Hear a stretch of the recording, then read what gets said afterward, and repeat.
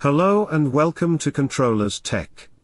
In today's video, we will learn how to blink your first LED on an STM32 development board.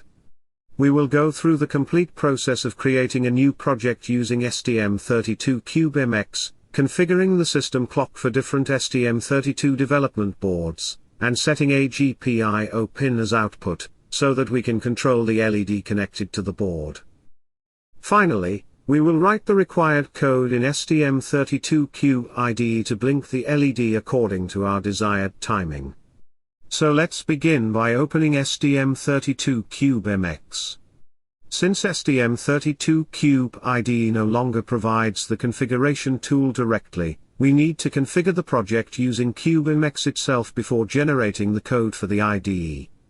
You have the option to either select a development board or directly choose the MCU. Selecting the MCU is generally a better approach, as it allows us to configure all the pins and peripherals from scratch based on our own requirements. Now type the name of your microcontroller. I am using STM32F446RET6, which is the MCU available on the Nucleo F446 board. After selecting it, click on Start Project to open the configuration tool and begin the setup. This is the main layout of STM32 CubeMX. On the left side, we can see the list of different peripherals, timers, middleware, and other components, and on the right side, we have the graphical view of the STM32 MCU where we can configure the pins. We will start by configuring the clock for the project. Go to the RCC tab, and here we need to select the clock source that we want to use for our system. The HSE refers to the external high-speed crystal connected to the STM32 board, while the LSC refers to the low-speed external crystal. Before we configure these clock sources, let's first understand how these crystals are available on different types of STM32 development boards. Here I have an image of the Nucleo F103RB on the left side and the Nucleo F446RE on the right side. The top half of the Nucleo board contains the ST-Link programmer, which is used to program and debug the board. If you observe carefully, there is an 8 MHz crystal connected to the ST-Link section itself. The same crystal is also present on the Nucleo F446 board, which makes this part similar on both boards. Now, on the Nucleo F103RB board, there is an additional external crystal connected directly to the main MCU, but this crystal is not present on the F446 board. Apart from the main crystal, there is also a low-speed external crystal, usually of 32 kHz, which is used to clock the RTC peripheral of the MCU. This low-speed crystal is available on both boards. So both of these boards have a very similar layout, but the main HSE external crystal connected to the MCU is missing on the F446 board. Even though the main crystal is not present on the MCU side, we still have a crystal connected to the ST-Link section of the board. This crystal can be used to provide the clock to the main system, which we will configure shortly. Here is the image of the popular blue pill F103C8 board. This board has an external 8 MHz crystal connected to the MCU, and along with that, it also includes a low-speed 32 kHz crystal. So the main high-speed external crystal is available on this board. Next, this is the image of the Discovery F407 board. Here you can see the ST-Link section of the board, which again has its own 8 MHz crystal, and the main MCU also includes another 8 MHz crystal, that can be used as the external high-speed crystal oscillator for the system clock. Let's now take a look at the Nucleo 144-pin board. This one is slightly more complex, as it contains multiple crystals on the board. On the top half, we again have the ST-Link section, and you can see the crystal marked as X1, which is dedicated only to the ST-Link. If you move further down, you will find another crystal marked as X3, which is present on the MCU section, and there is also a crystal marked as X2, which is not connected by default.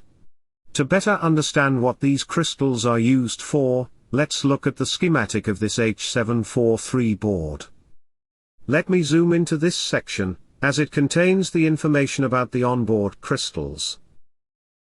Here you can see that X3 is a 32 kHz crystal, which can be used for clocking the RTC or other timekeeping peripherals. X2, on the other hand, is not connected by default, but the board provides space to connect a 25 MHz crystal if required. Now let's take a look at X1. Scroll down in the schematic and you should be able to find X1, which is the crystal used by the SD-Link section, and this one is also a 25 MHz crystal. So now we have seen how the crystals are arranged on different STM32 development boards. Here is the schematic of the F446RE board. If you open the SD-Link section in this schematic, you can see that there is an 8 MHz crystal connected to the SD-Link of the Nucleo F446. If your board does have an external crystal connected directly to the MCU, then you can select HSE as crystal or ceramic resonator. But as we saw earlier in the case of the F446, the main crystal is not available on the MCU side. However, since we can still use the oscillator from the SD-Link section, we will select the bypass clock source option. In bypass mode, the MCU does not drive an external crystal. Instead, it directly uses the clock signal supplied from the SD-Link section of the board. Now this is the main clock configuration tree, and we will begin configuring it from the left side. First, select the high-speed external clock as the clock source. Next, enter the frequency of the crystal, which is 8 MHz in our case. Then choose the PLL clock as the system clock source, and finally enter the desired system clock frequency. In this case, I want the system to run at the maximum frequency of 180 MHz, so enter this value and press enter. Once you do this, CubeMX will automatically generate the required configuration to provide the system with the selected clock speed. There are several other clock settings available here, which we will explore later as we move forward in this series. Now let's go back to the Pinout and Configuration tab. Now go to SysDebug, and enable Serial Wire Debug. This will configure the microcontroller to use the SWD interface for programming and debugging, allowing you to flash the code and monitor the program during execution. Since the clock has been configured, the next step is to set up the pin. The Nucleo F446 board includes one onboard LED, and we can refer to the schematic to identify the pin it is connected to. As you can see, a green LED is connected to pin PA5 of the board, and the other end of the LED is connected to ground. So we can use pin PA5 to control this LED. Let's go back to CubeMX and configure this pin as an output. Since the LED is an output device, it must be controlled using a GPIO pin configured in output mode. This is all the configuration that we need for now. Now let's move to the Project Manager tab. Provide a suitable name for the project and make sure that the project folder location is correct. After that, go to the IDE selection and choose STM32CubeIDE. Once everything is set, click on Generate Code to create the project. After the project is generated, you can directly open it by clicking on Open Project, but this option works only on Windows systems. If you are using Linux or Mac, you will need to manually import the project from STM32CubeIDE. This is the generated project structure. Here we have the core folder as the main directory, and inside it, there is the source folder which contains all the source files, and the include folder which contains all the header files. In most STM32 projects, we will mainly work with these two folders. Now open STM32CubeIDE and click on Import STM32 project. Then click on Directory and locate the folder where your project was generated. This is my project folder, so I will select it and click on Open to import it into the IDE. Once you see the project listed, click on Finish to load it into the workspace. As you can see, the project has now been loaded into CubeIDE. Let's open the main file so that we can write our code. Inside the main file, you will notice several comment sections labeled as User Code Begin. These sections are provided so that you can safely write your custom code inside them.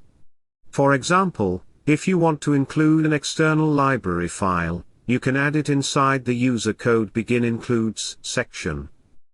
If you write your custom code outside these sections and generate the project again from CubeMX, that code will be removed. However, anything written inside the user code sections will remain unchanged even after regenerating the project. So make sure that all your custom code is written only within the user code sections. Now we want to toggle the LED connected to pin PA5 continuously, so we will write our code inside the while loop. Here again, we have a user code section available, so I will write the code just after that. To get function suggestions while typing, you can press Ctrl+space, and the IDE will show related functions based on what you are writing. For example, here we can use the toggle pin function to change the LED state after a certain delay. The LED is connected to pin PA5, and we will toggle it every 1 second. The function HAL delay takes the time parameter in milliseconds. This amount of code is enough to toggle the LED every 1 second. Let's first build this project to check if there are any errors. You can click on the hammer icon to build the project. Since there are no errors or warnings shown, we can now flash it to the board using the play button. This is actually the run button, which downloads the compiled project to the connected STM32 board. Once the project is downloaded, you should be able to see that the LED on the Nucleo board is blinking every 1 second. Now let's assume that I want the LED to blink every 500 milliseconds instead of 1 second. We just need to change the delay value here to 500, build the project again, and then flash it to the board in the same way as before. Now you can see that the LED is blinking every 500 milliseconds. Let's consider another case where I do not want the LED to turn on and off for the same duration, and instead I want to control the on time and off time separately. In this situation, rather than using the toggle pin function, we can use the write pin function. The HAL GPIO write pin function allows us to explicitly set the pin state either to high or low. To set the pin to high, we can use GPIO pin set. After that, provide a delay for the duration you want the pin to remain in the high state. Next, we will reset the pin to low and provide a separate delay for the off duration. This way, the pin will remain high for 500 milliseconds and low for 2 seconds. Now let's build and flash this project to the board once again. As you can see, the LED now turns on for 500 milliseconds and stays off for 2 seconds. This allows us to control the individual on and off durations independently. So this is how you can create a project in STM32 CubeIDE and flash it to your STM32 development board. Today, we will learn how to perform basic debugging in STM32 CubeIDE. Debugging is an important skill because it helps us identify and fix errors or unexpected behavior that may occur while the program is running. I will continue using the same project that we created in the previous video of this series. As you can see, the project is already opened and loaded in STM32 CubeIDE. To begin, I am going to create a global variable called main_count. A global variable can be accessed from anywhere within the same file, so in this case, we can use it anywhere inside the main.c file without any restriction. Next, I am creating another function. Inside this function, I am declaring a local static variable. This variable will be limited to this function only, meaning it cannot be accessed outside of it. Each time this function is called, this local variable will increase by 1, allowing us to observe how it behaves during execution. Now, inside the while loop, we were blinking the LED in the previous project. In this updated version, I will increment the global variable 2 times, once immediately after turning the LED on, and another time after turning the LED off. This will help us track how many times the loop executes. Finally, I will call the function that we just created so that the local variable inside that function can also be incremented once during each loop cycle. Let's build the project now. The build process completes successfully, and there are no errors in the project. So basically, we now have a simple structure where we are using both a global variable and a local variable. The global variable is incremented inside the while loop, while the local variable is incremented inside the function in which it is declared. This setup will help us clearly understand how each type of variable behaves during debugging. To start debugging the project, click on the bug icon at the top. Since the debug configuration was already created when we worked on the previous project, STM32 CubeIDE will directly launch the debugger. If it had not been created earlier, the IDE would first generate a new debug configuration and then start the debugger automatically.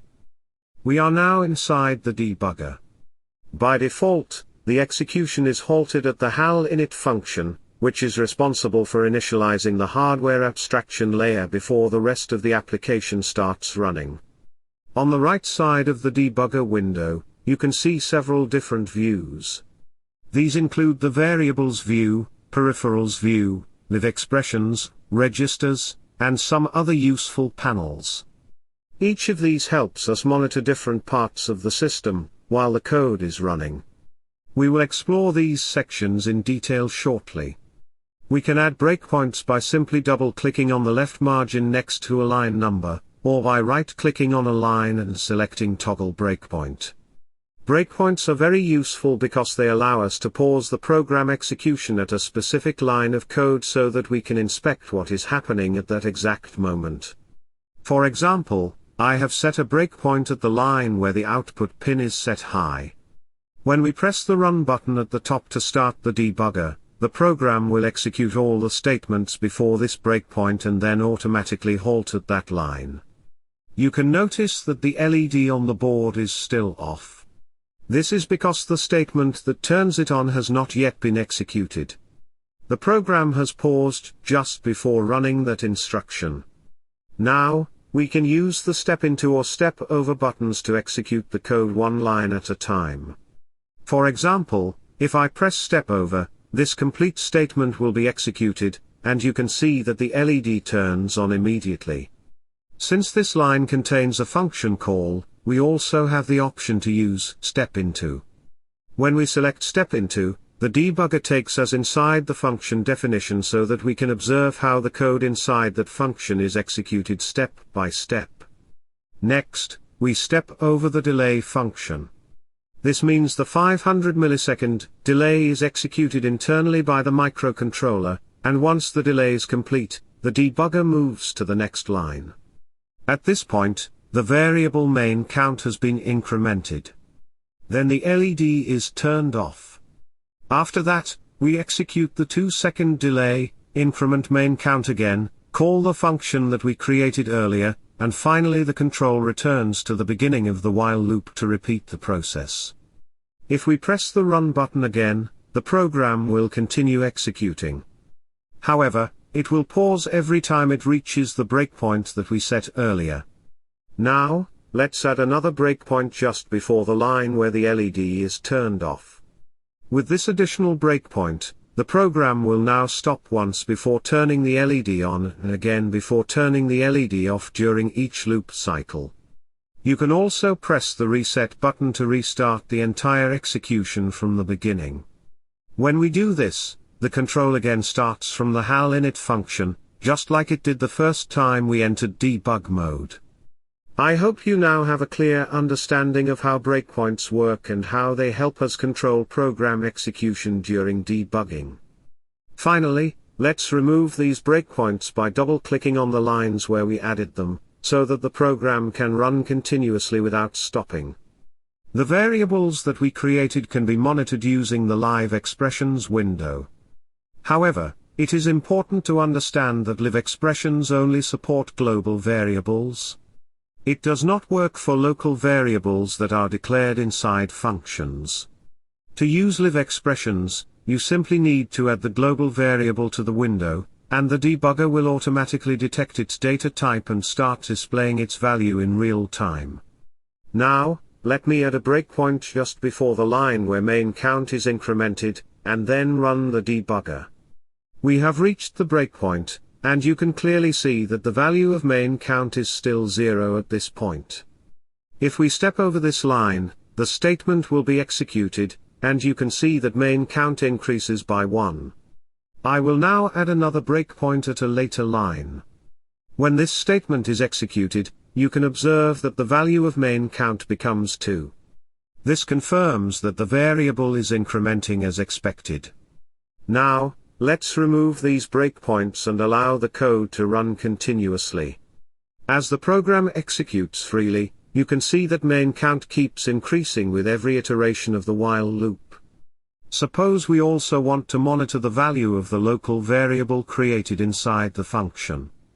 If we try to add this local variable to the Live Expressions window, the debugger will fail to evaluate it. The reason is straightforward. The local variable exists only within the scope of its function, so it cannot be accessed globally. However, we can still view the local variable in the Variables tab, but only when the program execution is currently inside that function. Let me add a breakpoint inside the function itself. When the execution stops at this breakpoint, you will notice that the local variable automatically appears in the Variables tab, and at this moment its value is 7. This value is approximately half of main count, which is exactly what we expect. The reason is that main count is incremented twice during each iteration of the while loop, whereas the local variable inside the function is incremented only once per loop cycle. As soon as the execution exits the function, the Variables tab will no longer display the local variable because it is now out of scope and no longer accessible. We can also try to monitor the local variable using the Expressions tab by manually adding it. While the execution is inside the function, its value updates correctly. However, once the program moves outside the function, the variable becomes inaccessible in the Expressions tab as well. So to summarize, global variables can be monitored easily using the Live Expressions window, while local variables can only be viewed in the Variables or Expressions tab, and only when the program execution is within their valid scope. Now, we have already seen how to use the step over option to execute statements one by one. This time, let's use step into on the HAL GPIO write pin function. When we step into this function, the debugger takes us to its actual definition inside the HAL GPIO library. This allows us to go deeper and see exactly how this function is implemented. From here, we can execute each statement one at a time and clearly understand what is happening internally. For example, when the GPIO pin is set, the corresponding value is written to the BSRR register. Similarly, when the pin is reset, another operation is performed on the BSRR register to clear the pin. This is how the microcontroller directly controls the pin state at the register level. We can also observe these internal changes by opening the Special Function Register tab in the debugger. This tab allows us to monitor the actual hardware registers of the STM32 microcontroller in real time. Inside the SFR tab, since we are working with GPIO-A, we need to locate the GPIO registers and expand them. As we are changing the state of an output pin, the effect will be visible in the output data register. Expand the ODR register as well, and then observe the bit corresponding to PA5. When we set the pin, the ODR5 bit changes to 1. This means PA5 is high, and the LED connected to that pin turns on. When we reset the pin, the ODR5 bit changes back to 0. This means PA5 is low, and the LED turns off. You can learn more about these registers by referring to the official reference manual of your STM32 microcontroller. Understanding these registers is very helpful during debugging, as it allows you to verify whether the hardware is behaving exactly as your code expects. So, I hope you now have a clear understanding of how to debug an STM32 microcontroller project. We have covered some basic but very important debugging techniques, which are more than enough for handling small and medium-level projects. Today in this video, I am going to show you guys how to use live expressions, SWV trace, and printf debugging in CubeIDE using, of course, STM32. I am using STM32F446RE controller. Although, it should work with others too, if you follow the procedure properly. So, let's start the IDE, and create our project in CubeMX. Select the microcontroller here. I am going to name it as printf debug trace. Click Finish and wait for the project to open. First thing I am going to do is set the clock to the external crystal. This is it pretty much. We don't need any additional setup here.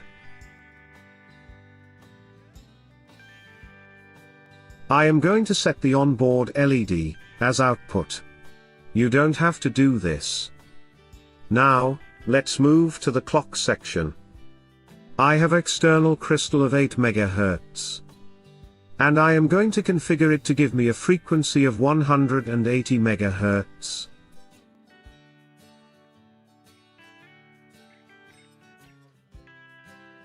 You can configure to any clock you want.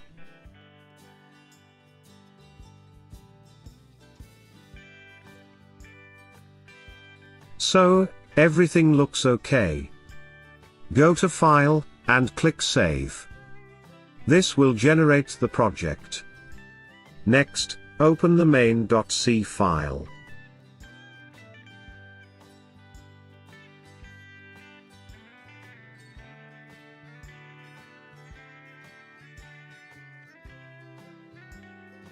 Here, first of all, we need to include stdio.h header file for the printf to work.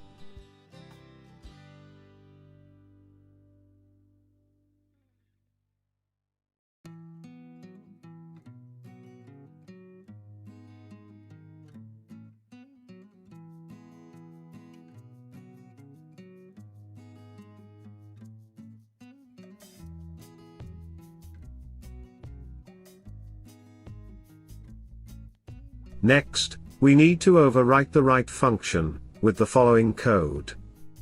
Printf rely on write function.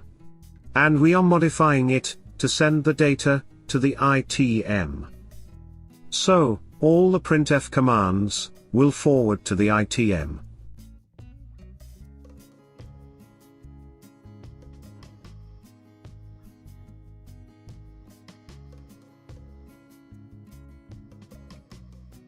I am declaring a variable called count, which I will increment, and then trace it on SWV trace. Let's write the main function now.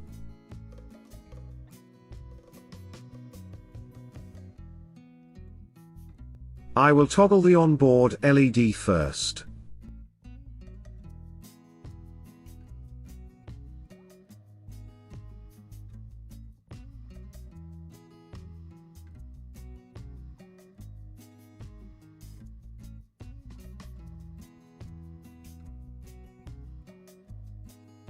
Then increment the count variable.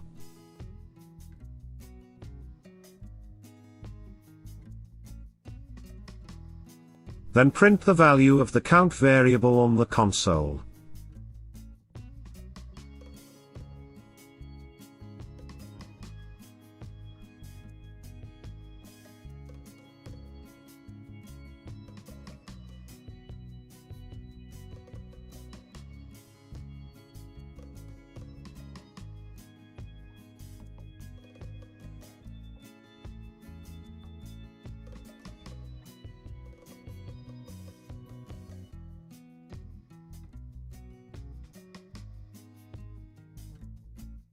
and give a small delay for all these functions.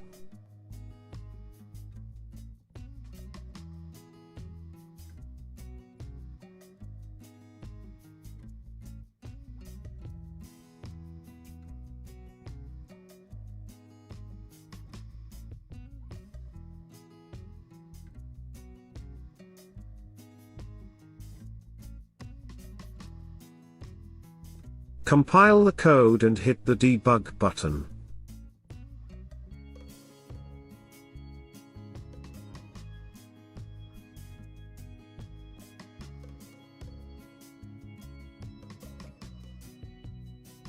Choose STM32 application.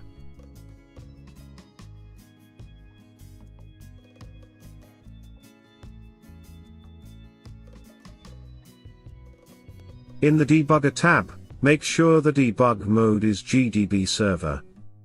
Scroll down, and enable Serial Wire Viewer. In the core clock, type in your HCLK frequency. Mine is set to 180 MHz, that I set up in the clock configuration. Also make sure that the live expressions is enabled.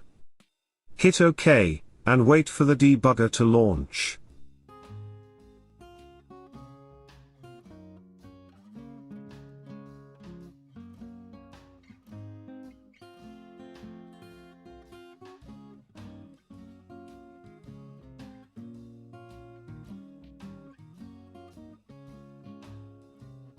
In the debugger, we need to enable the monitoring first. Go to the window, Show View, and enable the SWV Trace, and SWV ITM Console.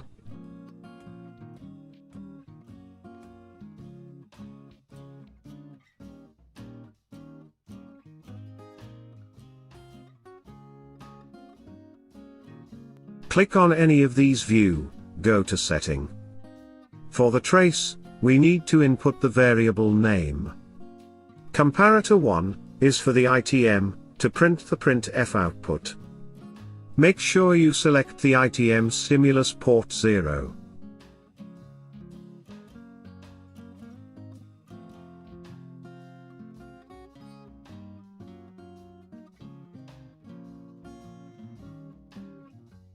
Press the red button to enable the record.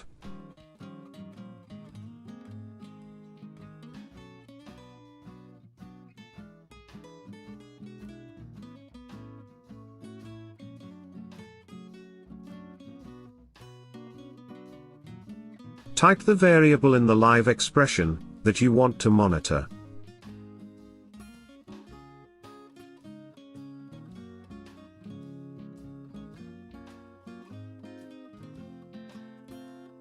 And finally, start the debug.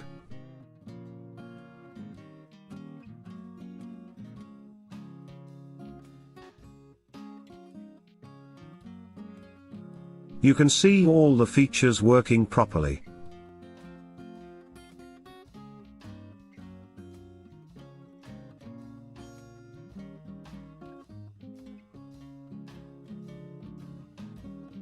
The delay I declared was very less. Let me just increase that to 1 second.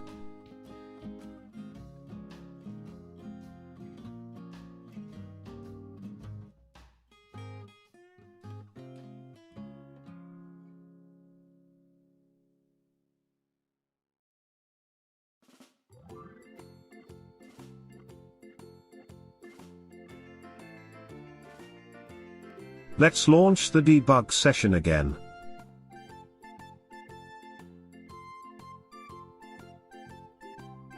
This time, I will not select the trace. So, we will only monitor the printf output.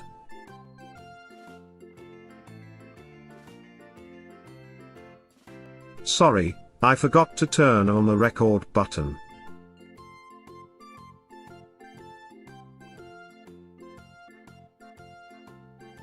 We can see the printf output now. And there is no trace, as expected.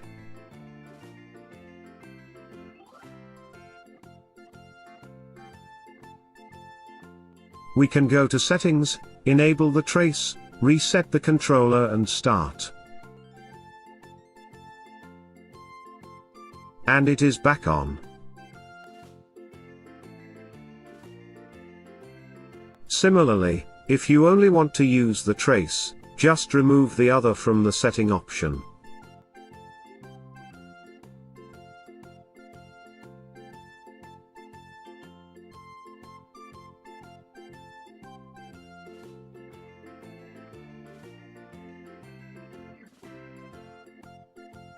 And you can see that only trace is enabled now.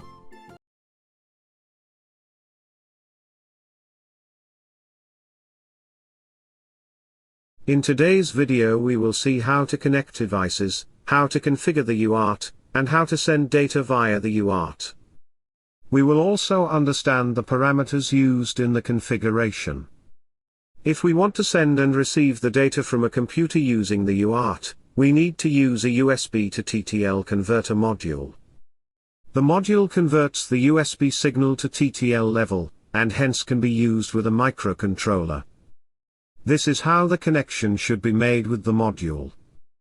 Here for demonstration, I am using the ST7732 USB to UART module. The TX pin from the MCU connects to the RX pin of the module, and the RX pin from the MCU connects to the TX pin of the module. The UART connection is always made in the cross, connecting the TX pin with the RX and RX pin with the TX. This is how the connection should be made with another device. As I mentioned, the TX pin of the first device connects with the RX pin of the second device, and vice versa. If you own a Nucleo or a Discovery board from ST, you might not need the additional module to communicate with the computer. Some of these devices have the feature called Virtual COM port, where the USB used for the SD-Link can also be used to communicate with the computer. Here is the schematics for the Nucleo F446RE development board from ST. Scroll down to the SD-Link section. Generally ST uses the F103C8 MCU for the SD-Link. The SD-Link TX pin is connected to the pin PA2 of the SD-Link, and the SD-Link RX is connected to the pin PA3 of the SD-Link. These SD-Link pins are connected to the Nucleo board in a cross connection, and the SD-Link USB can act as the virtual COM port. Actually this one is not that well documented, we will see another schematics in a while. As I mentioned, some of the Discovery and Nucleo boards do support the virtual COM port, but not all of them support it. Here is another schematic of the STM32 F4 Discovery board. Here in the SD-Link section, you can see that there are no TX and RX pins connected to the SD-Link. Which simply means that the UART virtual COM port is not available with this Discovery board. But this certainly does not mean that all Discovery boards do not support the virtual COM port. Here I have another schematic of the STM32 F412 Discovery board. And in the SD-Link section you can see the virtual COM port. This one is relatively a new development board from ST and it is documented pretty well. The UART2 TX pin is connected to the SD-Link RX, and the UART2 RX is connected to the SD-Link TX. To transfer the data via the virtual COM port, we need to use the UART2. Here in the MCU section you can see the UART2 pins are actually the pins PA2 and PA3. I am using the Nucleo F446RE development board, and it does support the virtual COM port. I am going to use this serial software to communicate with the board. Here you can see right now there are only 2 ports available. Now I am connecting the Nucleo board to the computer. Here it popped up as a storage device. And here you can see an extra port available. This is the virtual COM port created by the Nucleo board, and we can use this port to send data to the board via the UART. So if you own a Nucleo or Discovery board, it might or might not support the virtual COM port. You can check the schematic of the board in the ST's website itself. After opening the board's page, go to the CAD Resource tab. Here you can see the schematic for the respective board. So I guess this is enough information on the connection between the computer and the board. Let's start the CubeIDE and create a new project. As I mentioned, I am using the Nucleo F446RE development board. Give some name to the project, and click Finish. Let's start with the clock setup. Here I am enabling the high-speed external crystal to provide the clock to the MCU. The board has 8 MHz crystal on it, and we will run the system at maximum 180 MHz. Go to Sys, Debug, and enable serial wire. Now go to the Connectivity tab, and here you can see a lot of UART instances are available on this board. Note that some of them are named as UART, and the rest are named as USART. UART stands for Universal Asynchronous Receiver and Transmitter, whereas the USART is Universal Synchronous Asynchronous Receiver and Transmitter. Basically, the UART is only capable of asynchronous transmission, whereas the USART supports both synchronous and asynchronous. Other than asynchronous mode, the UART also supports half-duplex mode, the multiprocessor communication, the IRDA, and LIN protocols. All these modes and protocols do not require the synchronizing clock.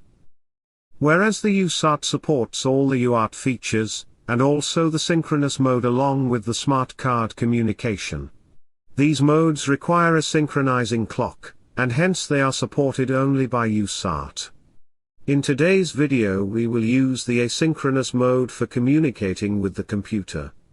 I am using USART 2 because it is connected to the virtual COM port, and hence I do not need to connect any additional hardware to transfer the data. Let's check the parameter settings now. The baud rate of the transmitter and receiver must be the same in order to receive the correct data transmitted. Here I am keeping it at 115200, and later we will set the same rate for the receiver also. The word length includes the data bits, and the parity bit. The parity bit can be used to check for the errors while transmission. Here the picture shows a general UART frame. We have the details for different word lengths. The UART frame consists of the start bit, followed by the 8 data bits, which may or may not include the parity, and finally the stop bit. We can use half stop bits, or 1, or 1.5, or even 2 stop bits. We can use different word lengths depending on the requirement of the transmission. I am going to use the 8-bit word length. There will be no parity bit, and the stop bit will be 1. Note here that we don't have all the options shown in the picture. This may vary depending on the microcontroller you are using. The data direction will be receive and transmit, as we want to do both. Now comes the oversampling. Oversampling is used to increase the receiver's tolerance for the clock deviation. Basically, if there is some deviation during the transmission, which may arise due to some fluctuation in the baud rate, the oversampling is used to get the correct data. Oversampling of 16 means that each serial bit is sampled 16 times, and hence increases the accuracy. But it also reduces the maximum baud rate of the receiver as shown in this picture. So there is a trade-off between the maximum baud rate support, and the accuracy of the data received. I will leave it to 16, as I am not using a very high baud rate. You can see the pin PA2 is configured as the TX pin, and the pin PA3 is configured as the RX pin. If you are using a converter module, or another MCU as the receiver, you need to connect these pins in cross-connection. I am using the virtual COM port of the ST-Link, so these pins are already connected in cross to the respective pins of the ST-Link. That is all we need to configure. Let's generate the project now. Here is our main file. Let's define a data buffer that we will send via the UART.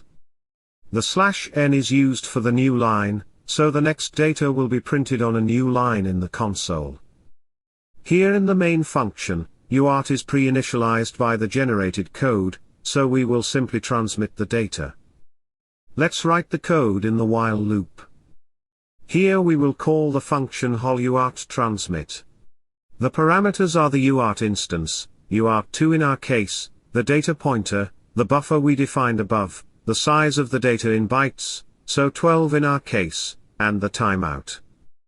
The function will time out in 1 second if the data is not transmitted. Let's give a delay of 1 second between each call to this function. Alright, we do not have any errors, so let's flash the program to the board. Let's open the serial terminal now. We need to use the same configuration that we used for the UART. So the baud rate will be 115200, there are 8 data bits with no parity, and 1 stop bit. Let's open the port now. Here you can see the data is being received in the console, and it is receiving every 1 second. This is exactly how we programmed it on the MCU. So our code is working fine so far. Let's try to send a number via the UART.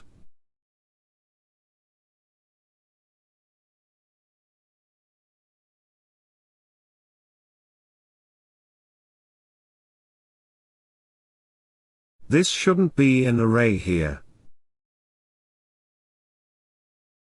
We need to pass the address here, and let's change the size to 2 bytes.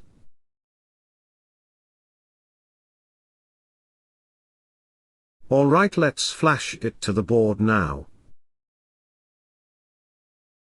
Here you can see that we are not quite receiving the number 123. Instead we are receiving the curly brackets. But in reality we are receiving the correct data. To understand it, let's check the ASCII table. Here you can see the character defined for the number 123 is the same as what we received via UART. The UART transfers the data in the ASCII format, so we need to pass the data to it in the similar form. If we want to transmit any number, it must be first converted to the ASCII character form.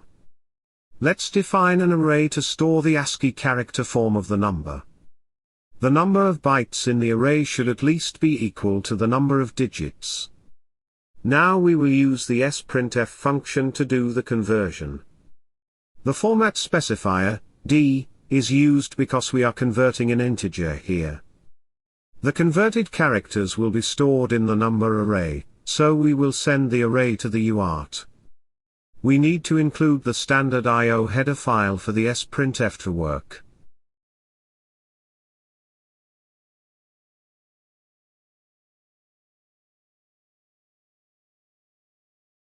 We still have a warning, and that is because the sprintf takes the character pointer as the parameter. You can typecase it here, but anyway it won't change anything. Alright, let's flash the program to the board. Now we are receiving the numbers on the console.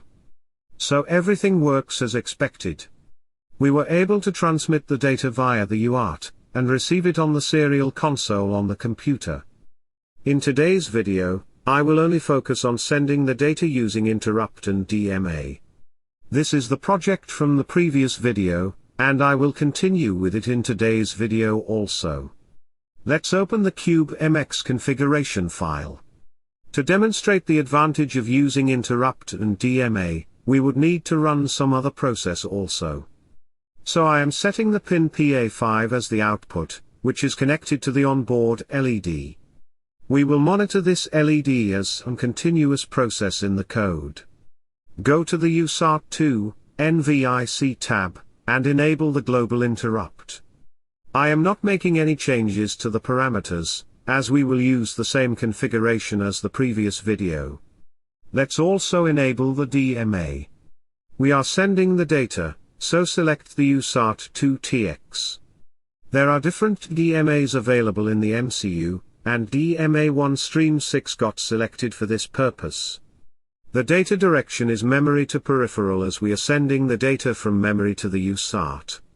The DMA can be used in the normal mode, or the circular mode. I will demonstrate both, but let's leave it to the normal mode for now. The data width is set to byte as we can transfer 1 byte at a time in the UART. After sending each data byte, the memory address will be incremented automatically, so leave this option checked. That is all the configuration we need. Click Save to generate the project. Alright, here you can see the UART2 DMA handler got defined. Now first we will see why we need to use the interrupt or DMA in the first place. Let's define an array of 10 kilobytes, which we will end via the UART. Now after everything is initialized, fill the array with some data.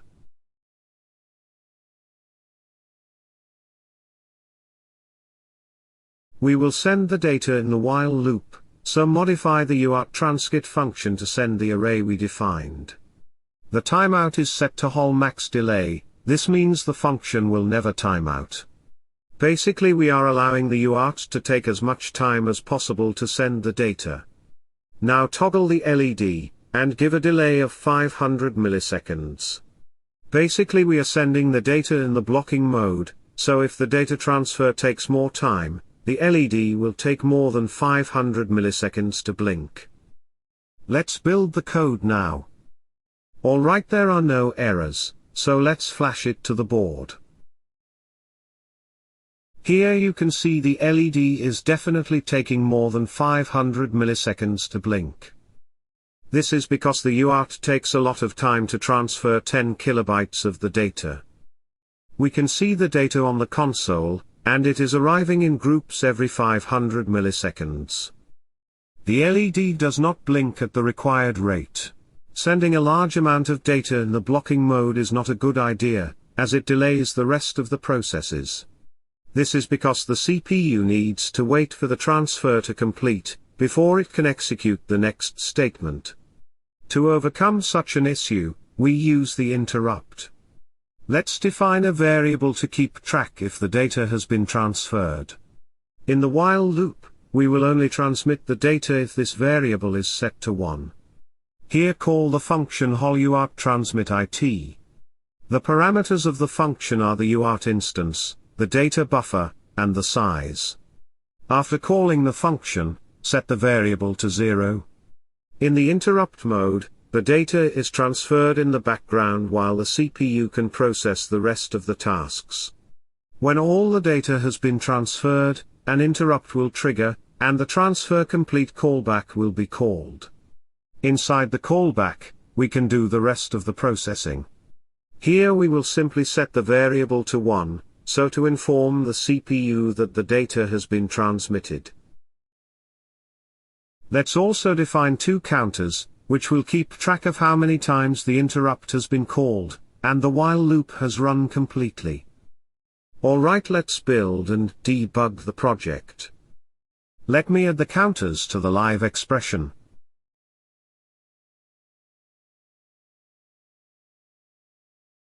Here you can see the interrupt counter is half of that of the while loop. The while loop is running independently irrespective of if the data has been transferred or not. You can see the LED is now blinking every 500 milliseconds. Here you can see the data received in the console, and the reception is now continuous compared to what we saw in the blocking mode. Basically it is taking around 1 second to transfer 10 kilobytes of data, and this is why the interrupt counter is half of the while loop. Let me change the blink delay to 1 second, and debug the project again. Now you see both the counters are incrementing at the same rate. The LED now blinks every 1 second. The data transfer is still continuous, and it does not take 1 second delay into consideration. This is because the data is transferred in the background, and by the time the CPU waits for the whole delay to finish, the data is transferred. Then the loop calls for the transfer again. So we were able to transfer the data using interrupt, and the CPU still managed the LED blinking at the defined rate. We can always use interrupt to transfer the data, but the transfer is still done by the CPU. So when transferring a large amount of data, it puts too much load on the CPU. This is where the DMA comes in. DMA stands for Direct Memory Access Controller, and it is used to provide high-speed data transfers between peripherals and memory, and between memory and memory. Data can be quickly moved by the DMA without any CPU action. This keeps CPU resources free for other operations. We will use the function UART transmit DMA to send the data via the DMA. The parameters are the same as the interrupt function. Once the data has been transferred, the UART transmit complete callback will be called, and here we will set the variable to 1. We basically use the same setup that we used for the interrupt. Let's build and debug the project now. Here you can see the counters are incrementing just as they were during the interrupt. The LED is blinking every 1 second, so the process is running fine. We are receiving data continuously, just as we were using the interrupt. I don't have the means to show the CPU load, but it is reduced while using the DMA. Now while configuring the DMA we came across the DMA modes, the normal mode and the circular mode. Right now the DMA is configured in the normal mode, and in this mode the DMA does not reload the address after the transfer is complete. Basically it transfers the data once, and after the data has been transferred, the DMA stops. Let me show this by calling the transfer function outside the while loop. Let's build and debug the project. Here you can see the interrupt counter only incremented once, and the while loop continues to run. This is because the DMA transferred the data once, so the interrupt is only triggered once. Here you can see the serial console received 10 kilobytes of data, and that's it. Now let's keep the same code, go to the CubeMX configuration, and change the DMA mode to circular. Let's build and debug the project again.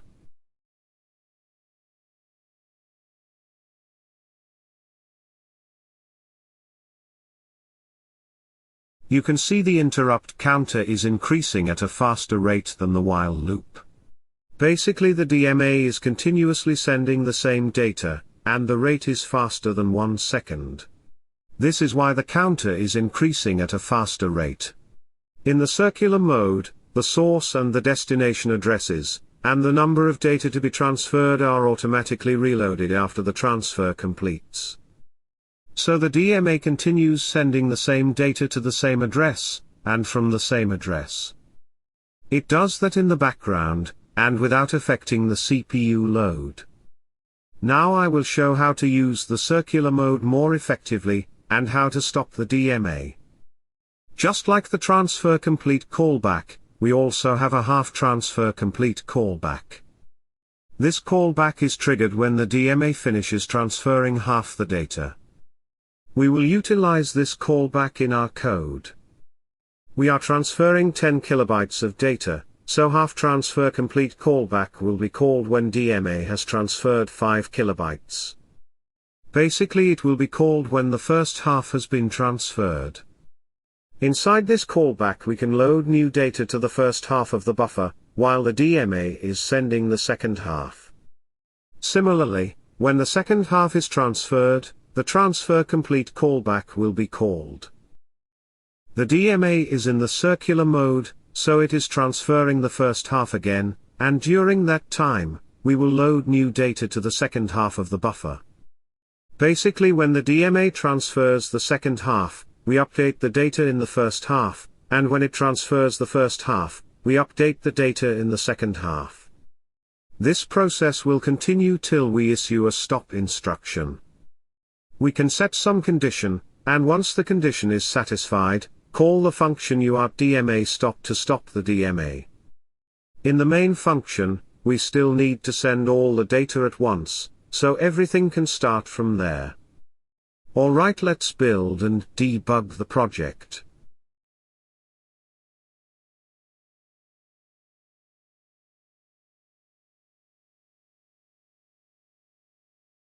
You can see the new data is being received by the console. And the DMA stops in the end. The interrupt counter has been stopped while the loop counter continues to count. The data was loaded as we programmed it to do.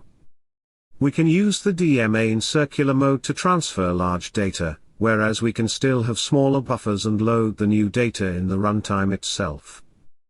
This is it for the video. I hope you understood the use of interrupt and DMA while transferring the data via the UART. You should use the different modes as per the data requirement. Use blocking mode for small data, interrupt for more data, and use DMA when you have a lot of data to be transferred. In today's video we will see how to receive the data in the blocking mode, and using the interrupt. We will also see what are the advantages and disadvantages of using the same. Then we will cover the receiving using the DMA in the next video. I will continue using the project from the previous video, and here it is. We need to make some changes in the CubeMX, so let's open the IOC file. Let's disable the DMA as we are not using it to transfer the data today. We will leave the interrupt enabled as we will use the interrupt to receive the data. The rest of the setup will remain as it is, so click Save to update the project. Let me delete the extra code from the previous video. Let's define a new buffer Rx data where we will store the data received by the UART. In the while loop we will leave the LED blinking as we are going to monitor it also.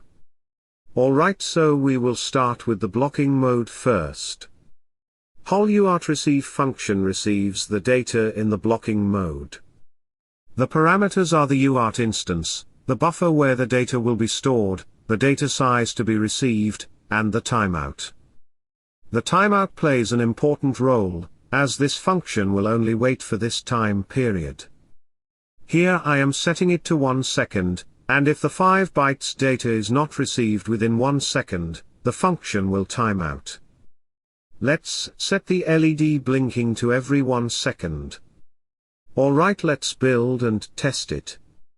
I will use the same serial monitor to send the data from the computer. We are using the same configuration, so let's connect to the virtual COM port. Let me add the buffer to the live expression.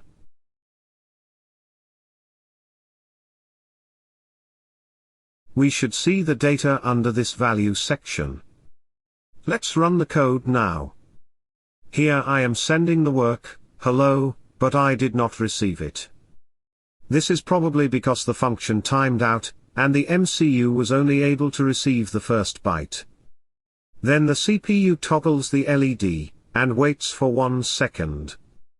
If the data is sent within this time, it will be lost. Basically the data needs to arrive at exactly the same time when the control enters the UART receive function, and the required data needs to arrive within the timeout.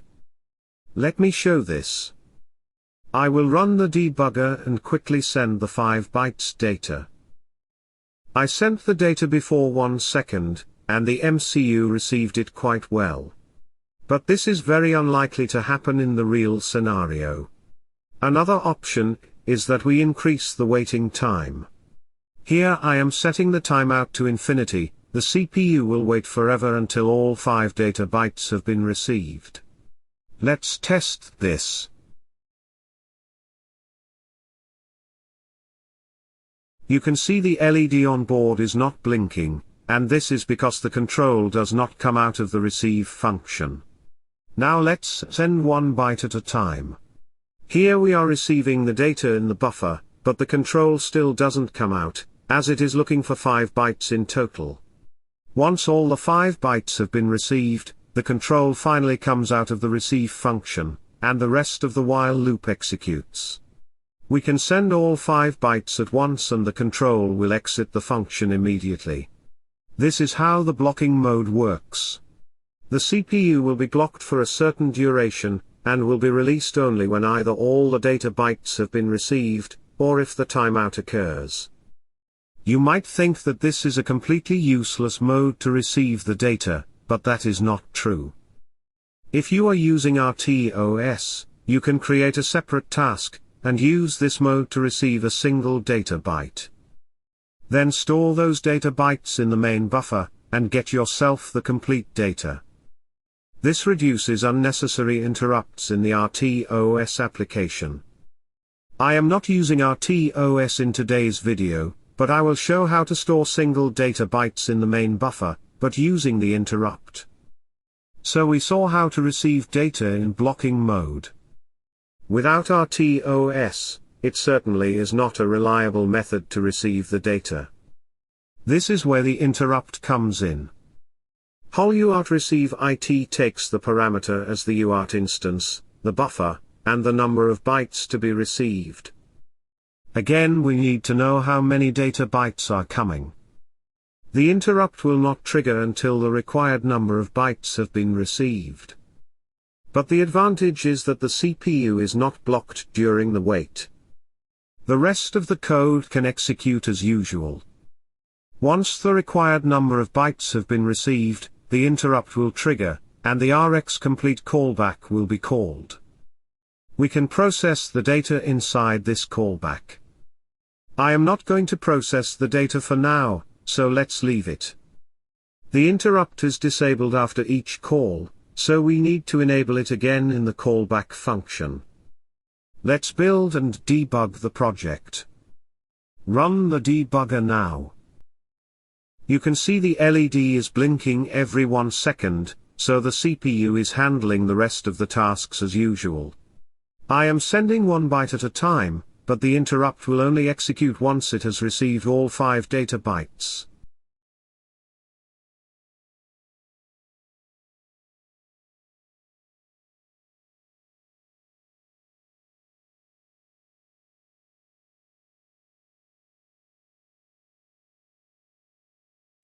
This is the 5th byte, and here you can see the breakpoint got hit in the callback function.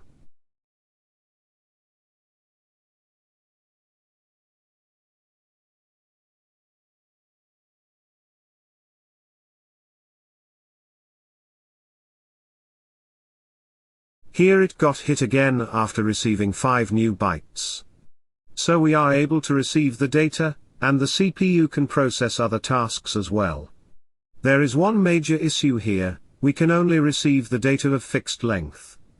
This won't work well for the data of random sizes. So we will modify this code a little. Let's define another array of 1 or 2 bytes. Now we will receive only 1 data byte via the UART. Once the UART received 1 byte, the callback will be called, and here we will store this byte in our main buffer. Let's define an index variable to keep track of how many bytes have been received in total. The index will also be used to store the new data at a new position in the buffer. Inside the callback, store the received data byte in the RX data array. Now increment the index variable, and if its value is 20 or more, reset it to 0. This is because our RX data array can only store 20 bytes at max. Include the string header file for the memcopy function to work. Alright, let's build and debug the project. Now we can send as many data bytes as we want. The new data will always be stored at a new position in the RX buffer.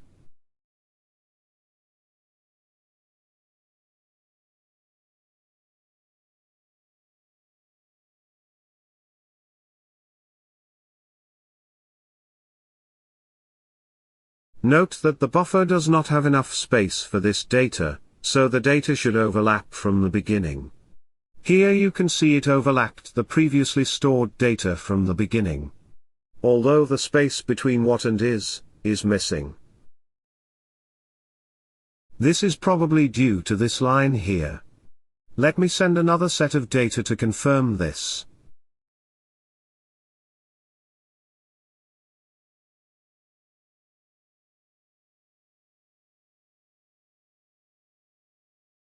The last byte, 4, is missing.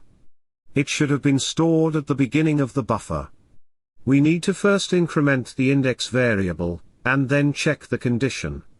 Let's build and debug again. Alright, let's test it now.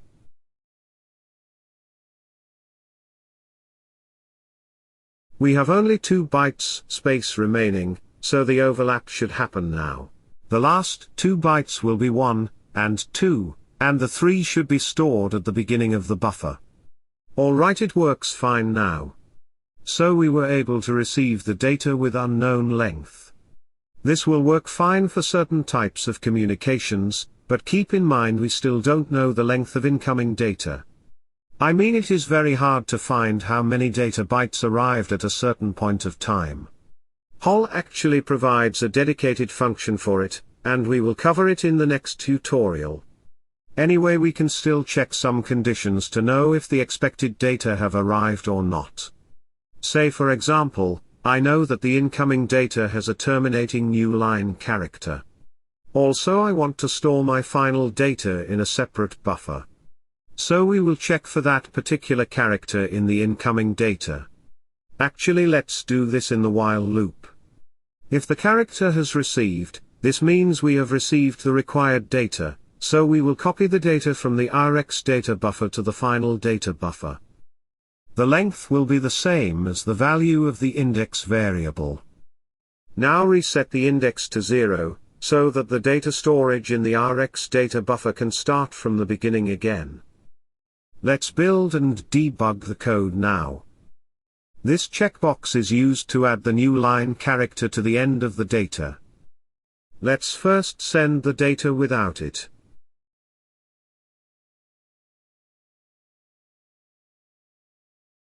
So we are receiving the data in the RX data buffer.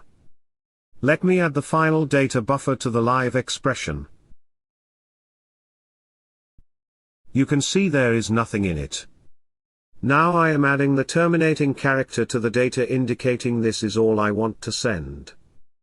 And here you can see, all the data from the start has been stored in the final data buffer. See, I hope you understood how this works. There are limitless possibilities here, and you can write the code according to what you expect to receive. This method still has some drawbacks, as things might get complicated when you are receiving a large amount of data at a very high rate. Remember that the interrupt is being triggered for each byte, and by the time the interrupt is served, the callback is called, and the interrupt is called again, we might lose 1 or 2 data bytes.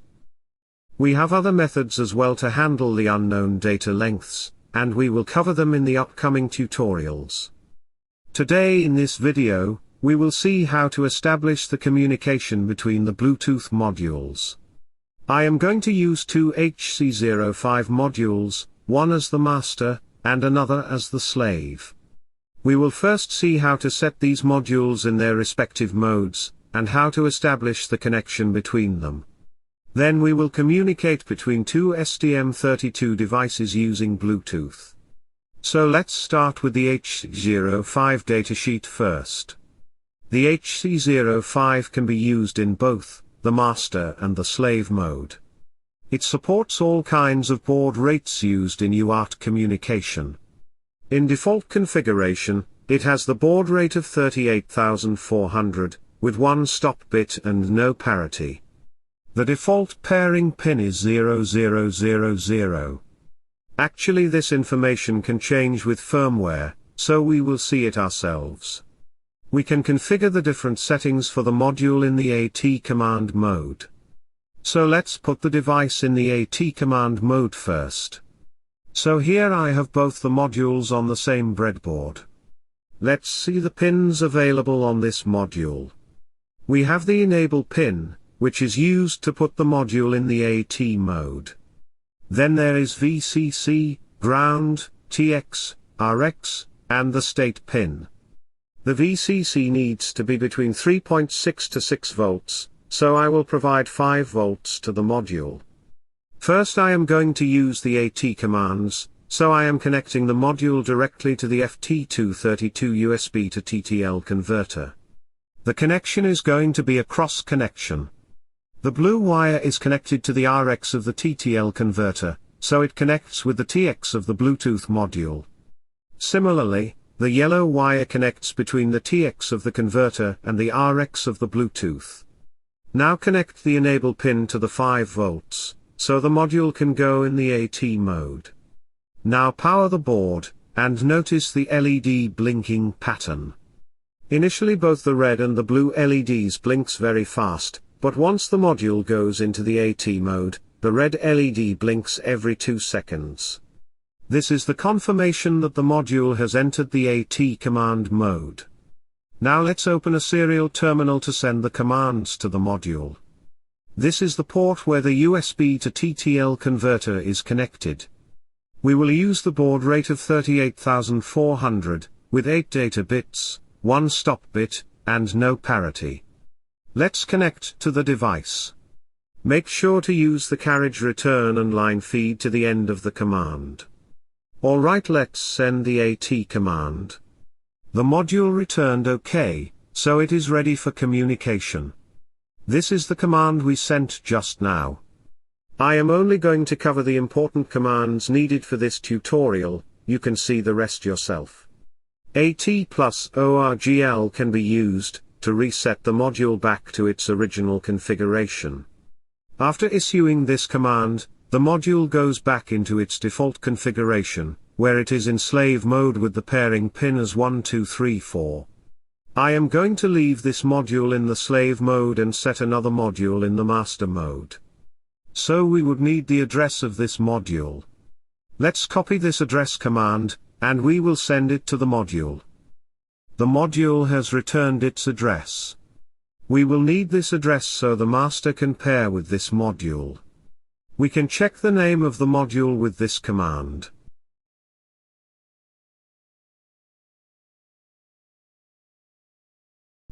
Here the module has returned its name, HC05. We can also rename the module to something else. Make sure there is no space when you are typing a command. Once the module accepts the command, it returns OK.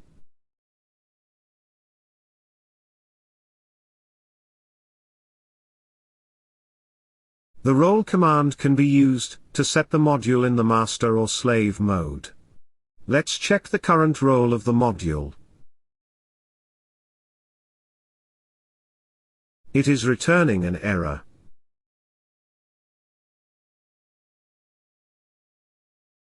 Let me type the command myself. Alright, the roll is set to 0, which is the slave mode. We want this module in the slave mode, so let's leave it to this. The password command can be used to check the pairing pin.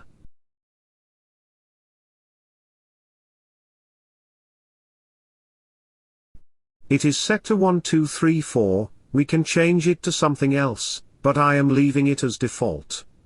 The UART command is used to configure the module's UART settings. The first parameter is the baud rate, then the stop bit, and at last the parity. Currently the module is configured to use the baud rate of 9600, with no stop bit and no parity. I have no idea how it goes with 0 stop bits, but anyway we will configure it ourselves. We will set it to use the baud rate of 11500, with 1 stop bit, and no parity. Alright, the module confirmed the settings we used. We will also configure the STM32 in a similar way. We don't need to worry about other commands, this is enough to set the module in the slave mode. Make sure to keep the address, as we are going to need it for the master. Alright, let's connect another module now. I am connecting the second module in a similar way.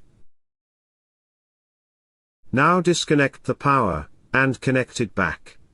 You can see the second module has gone into the AT mode. Let's continue with the serial terminal. Let's confirm the AT command. Alright, the module is responding fine. Let's change its name to HC05 Master.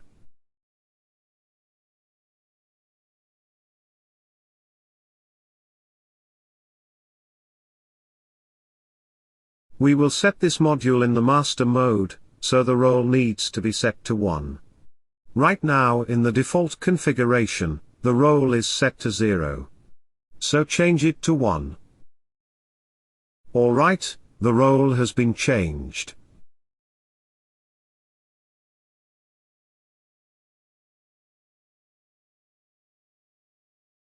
Now we need to connect to the slave module. First we will set the connect mode to 0, so that this module can only connect to the fixed address. And now we will bind the module to the slave address. We already have the slave address, so copy it. Now replace the colons with a comma.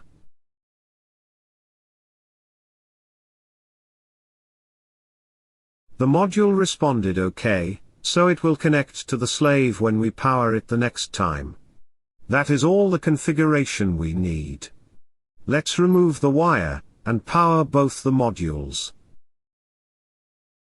The LED blinks fast when the module is not connected to anything.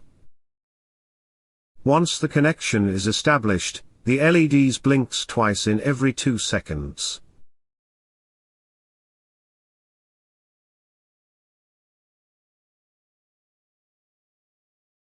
To make sure that the connection is established, I am going to send the test data to one module, and receive it from another module.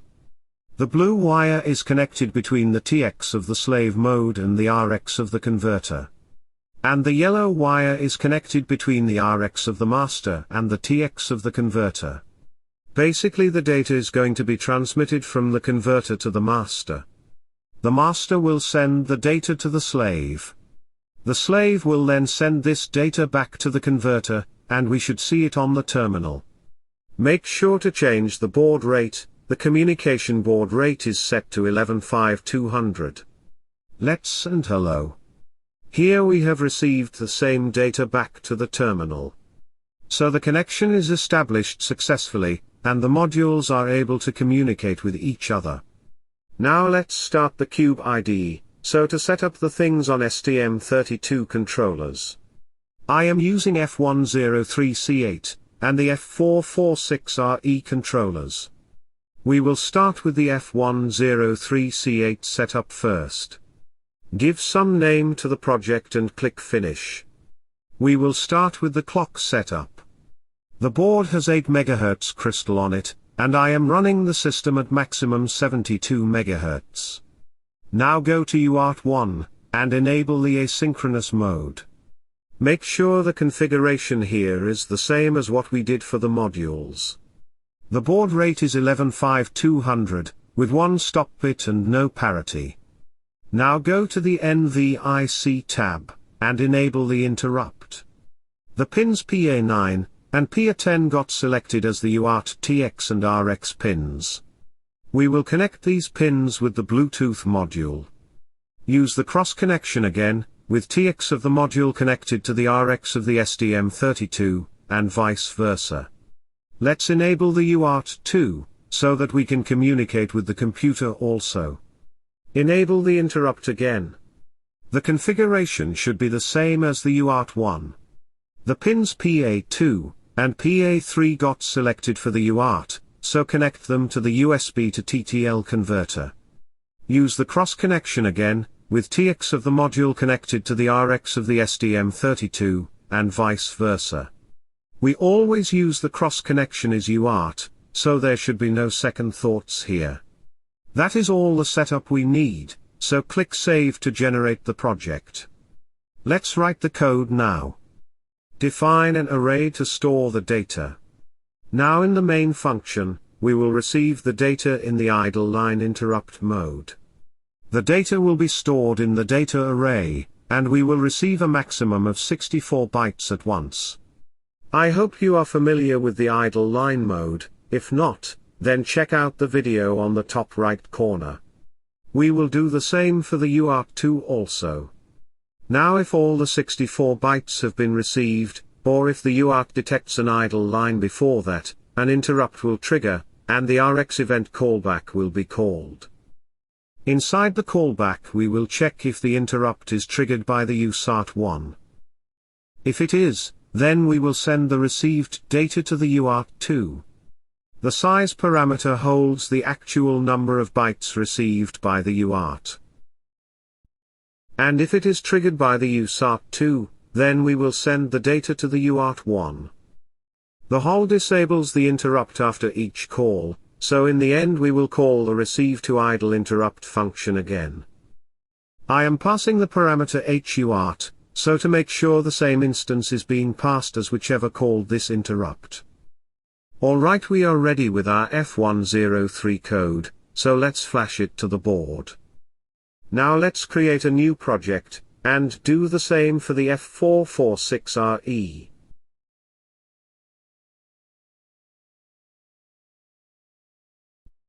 Here I am using the UART4 to connect to the module. This is because the pins are easily available for UART4. We will connect another Bluetooth module to these pins. Again, use the cross connection to connect the TX and RX pins. The configuration should be the same as the others. Enable the interrupt for the UART4. I am going to use the UART2 to connect the F446 to the computer. The UART2 routes the data through the SD link, so it doesn't need any additional hardware. That is it for the F446. Let's generate the project now.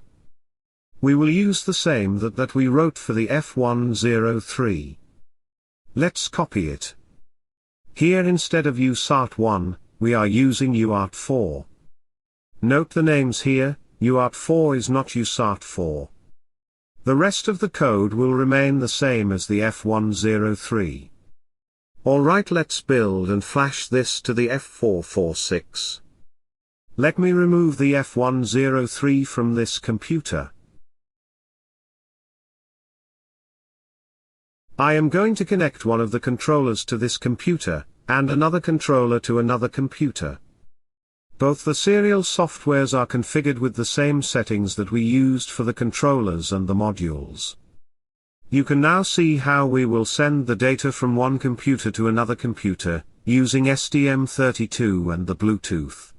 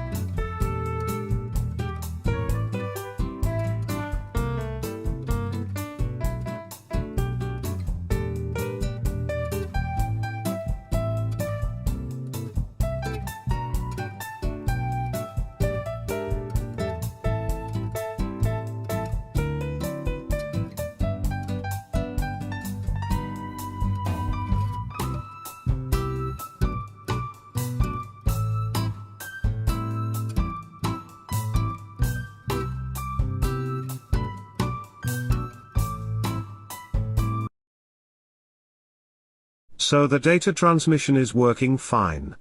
Today we will see how to configure the ADC, and how to use the polling mode to read the single channel of the ADC peripheral. I will use the STM32H750 development board throughout this series, but we will also see the configuration available in the F4 series and STM32F103 series MCUs. The STM32H750 and H743 development boards are available on the controller's tech store, so you guys can purchase these boards from there. Let's start the CubeIDE and create a new project. I am using STM32H750VBT6. Give some name to the project, and click Finish. Let's see the schematics of this board before proceeding forward. Here you can see that there is an external 25 MHz crystal available on the board. We will use this crystal to provide the clock to the board. Let's open the RCC configuration, and enable the high-speed external crystal. We will configure the clock in a while. Let's enable the ADC first. The channels 0 to 2 are not available, and we have channel 3 as the first channel here. The ADC can be selected in either differential mode, or the single-ended mode. We will cover the differential mode later in the series, so for now let's select the single-ended mode. Single-ended mode is basically the usual ADC we have available on other STM32 boards as well. Let's configure the clock now. This board has 25 MHz crystal, so set the value 25 here. I will use the PLL to run the system at maximum possible 480 MHz. Let's see the configuration available on the other STM32 MCUs. Here I am creating a dummy project on CubeMX. We will see the configuration for the F446RE. Let's enable channel 0 of the ADC. Here we do not have the option to choose the differential or single-ended mode. The ADC by default is using the single-ended mode, and we can't use different modes with this MCU. We will see the rest of the configuration in a while. Let's go back to our project. Here you can see the ADC clock is at 75 MHz right now. The ADC peripheral is using the clock from PLL2P, so we can modify it here to vary the clock fed to the ADC. You can even change the ADC clock source, but I will leave it to the default one. Now let's take a look at the F446 clock diagram. Here we don't have a separate clock data for the ADC. To know the ADC clock, we need to check the datasheet of the MCU. Here look for the block diagram, which basically contains the clock configuration. As you can see, the ADC1 is connected to the APB2 bus. If you look in the clock configuration, the APB2 clock is at 16 MHz right now. This makes the ADC clock also at the same frequency. Let's come back to our project now. We have enabled the ADC1 channel 3, and hence the pin PA6 is selected as the ADC pin. We will connect the potentiometer output to this pin. Let's configure the ADC now. The mode is set to independent mode, because this ADC is working independently right now. We can use the combined mode by enabling another ADC as well, but that will be covered in the future videos. The ADC has the configurable resolution, which can be set between 8 bits to 16 bits. The resolution configuration is also available on the F446, and here we have the options to choose between 6 bits to 12 bits. But all the STM32 MCUs do not have the option to choose the ADC resolution. Let's quickly see the configuration for the STM32F103C8. Let's enable the ADC1 channel 0. You can see we do not have the option to choose the ADC resolution. In such cases, you can refer to the reference manual of the MCU you are using. Here if we check the ADC section, it is clearly mentioned that the MCU supports 12-bit resolution only. Basically we can't choose the resolution, it is fixed. In today's video, I am choosing the 16-bit resolution for the ADC, and hence the ADC data will vary between 0 to 65535. Next is the scan conversion mode, which is used while using the multiple channels. We are using a single channel only, so let's leave it disabled. The continuous conversion mode enables the ADC to start another conversion as soon as the first conversion is over. Let's keep it disabled, so that we can see the difference. The discontinuous conversion mode is just the opposite of the continuous conversion mode. The end of conversion sets the flag when either a single conversion is completed, or a sequence of conversions is complete. For a single channel, we will leave it to single conversion only. I will leave the rest of these to default, we will see their usage in the future videos. The channel configuration can be found under the rank section. The channel is set to channel 3, as we have enabled only that. The sampling time is basically how long the ADC will take to sample and convert the data. We will cover the ADC sampling and conversion time in a separate video. Let's set it to maximum for now. That is all the configuration we need. Let's check the configuration available in the F103C8. Here we have the data alignment, which is set to right align. Since the ADC has the resolution of 12 bits, the data can be only stored in the 16-bit variable. This data alignment basically sets whether to align the 12-bit data to the right of the array, or to the left of the array. Then we have the scan conversion, continuous conversion, and discontinuous modes as usual. Under the rank section, we have the same option to choose the sampling time. Now let's quickly see the configuration for the F446RE. Here we have the clock prescaler, which can be used to further divide the APB clock, so to reduce the clock fed to the ADC. For example, the APB2 clock is at 16 MHz right now, and if we use the prescaler of 8, the ADC clock will be reduced to 2 MHz.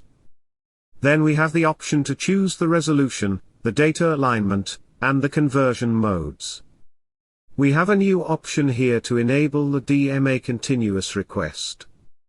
This is basically used when you want the DMA to continuously receive the data from the ADC peripheral. This option is not available in the F103C8 MCU, so there you can simply enable the DMA, and it will automatically fetch the data continuously. Here under the rank section, we again have the same options to choose the sampling time etc. We also have the option to choose the prescaler in the H750 MCU. For example, the ADC clock is at 15 MHz right now, and if we use the prescaler of 10, the ADC clock will reduce to 1.5 MHz. Alright, that is all we need for now. Click Save to generate the project. Here is the picture showing the connection between the potentiometer and the board. The VCC from the potentiometer is connected to the 3.3 volts, ground is connected to the ground, and the data pin is connected to the pin PA6. Alright, we will start with the polling mode to get the ADC data. Let's define a 16-bit variable to store the ADC data. We want to get the results continuously, so we will write the code in the while loop. First start the ADC. Then poll for the conversion to complete. We will wait 100 milliseconds for the ADC to sample and convert the result. Then read the ADC value and store it in the variable we defined. Finally stop the ADC. Let's give a delay of 500 milliseconds between each call. We will also increment the count variable, so to make sure if everything is working alright inside the while loop. Alright, that is all we need to read the single channel ADC using the poll for conversion method. Let's build the project, and debug it to see the variable value. Let's add ADC value, and the count variables to live expression. You can see the variation in the ADC value, the fluctuations in the ADC values are normal. The count variable is incrementing every 500 milliseconds, so our while loop is working normally. Now let's slide the potentiometer to the other end. You can see the ADC value is incrementing as well. Now we are somewhere near the middle, and the ADC value is around 39,000. Let's keep sliding it towards the other end. Now we have reached the other end, the resistance of the potentiometer is maximum at this point, so is the ADC value. Since the resolution is set to 16 bits, the maximum value is 65,535, and it is what we got here. So the ADC value is varying as we slide the potentiometer, but we are not quite getting the value 0. At the lowest point, the ADC value is 1700. This is fine for now, as we can still refer to this as our lowest value. Some of the STM32 MCUs support the ADC calibration. We will talk about it in the future videos. Now let's assume that we want to map this ADC value to some specific range. We can use this map function, which I took from the Arduino source code. Call the map function after the ADC value has been captured. The output will be stored in the value variable. We want to map the ADC value. The minimum input value is 1000, the maximum value is 65,535, and we want to map it between 0 to 100. Actually, the minimum input value should have been 0, but since we are only able to achieve 1700 with our ADC, I am setting it to 1000. Anyway, let's build and debug this project again. We will add the value variable to the live expression. You can see that the value variable is incrementing as I am moving the slider. It is towards the middle now, and the value is at 58. And when we move it towards the end, the value has reached 100. It is the maximum output value we set in the map function. So we can use the map function to get the output in terms of voltage, or in percentage resistance. So the poll method to read the ADC data is working fine. In this polling method, the CPU is blocked for the ADC operation and we cannot perform any other task during that time. This is where the interrupt comes in. We will cover the interrupt and DMA in the next video. I hope you understood how to configure the ADC to use the polling method. The polling method does block the CPU, but this is good enough if you do not have any time-sensitive requirement from the ADC. We can use this method in combination with the RTOS to read the ADC values every few milliseconds. Today we will cover the interrupt mode, and the DMA mode to read the data continuously in the background, basically without affecting the other tasks performed by the CPU. We will continue the project where we left in the previous tutorial. Let's open the CubeMX to modify the project. Go to the ADC1, NVIC tab, and enable the interrupt for the ADC. Note that the continuous conversion mode is still disabled. We will first see how the ADC behaves with this being disabled, and then we will enable it later in the code itself. That is all I am changing, the rest of the configuration is same as the previous video.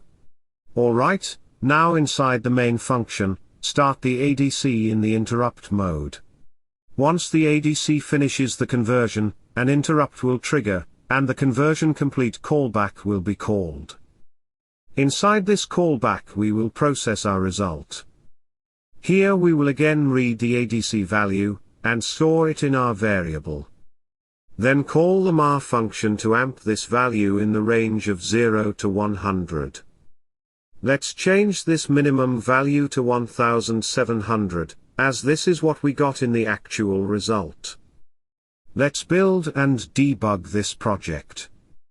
Keep in mind that the continuous conversion mode is still disabled right now. We will first see how the ADC behaves with it being disabled. I am setting one breakpoint inside this callback function. Alright, we have hit the breakpoint. This means the ADC has finished the conversion, and that is why the callback is called. We will read the value and map it in our specified range. Now resume the debugger. We do not hit the breakpoint again. This means that the ADC is not converting the results anymore. You can see the count value is increasing, so the while loop is working normally as it should. This is happening because we have not enabled the continuous conversion mode. We can still make it work by calling the ADC start function again inside the interrupt callback. Let's test this part.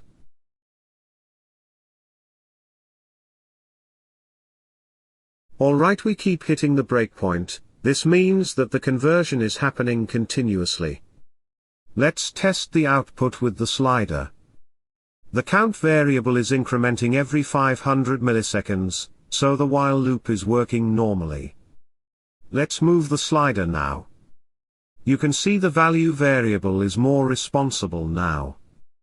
The value is increasing as we are moving the slider towards the other end. The interrupt is working fine, but this is not the way to do it. We do not need to start the ADC each time the callback is called.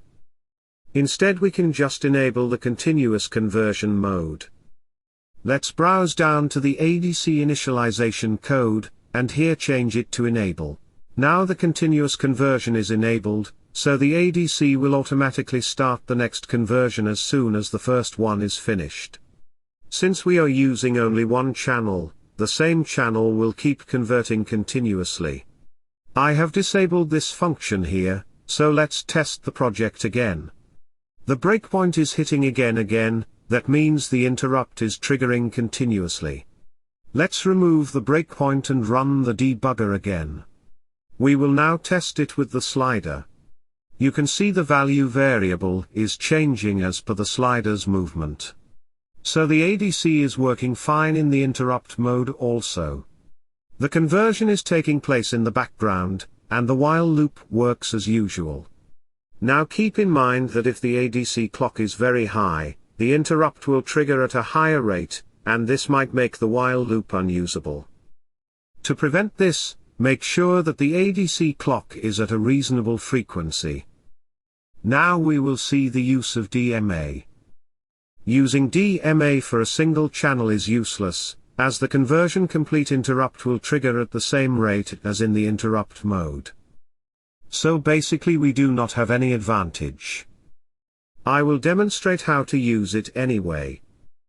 We need to enable the DMA, so open the CubeMX again. Now go to the DMA settings, and add the DMA. We want to enable the DMA for ADC1, the direction is from peripheral to memory, and the DMA priority is low. Select the DMA mode to circular, and make sure the data width is half word if you have selected the resolution higher than 8 bits. The circular mode allows the DMA to continuously request the data, whereas in the normal mode, the DMA will request the data only once and we need to start the DMA again for another request. We also need to change the data management mode also. Here we have the option for one-shot DMA mode, which is used when we want to receive the data using DMA only once. Whereas in the circular mode the DMA will continuously request the data from the ADC. The circular mode is used along with the DMA circular mode.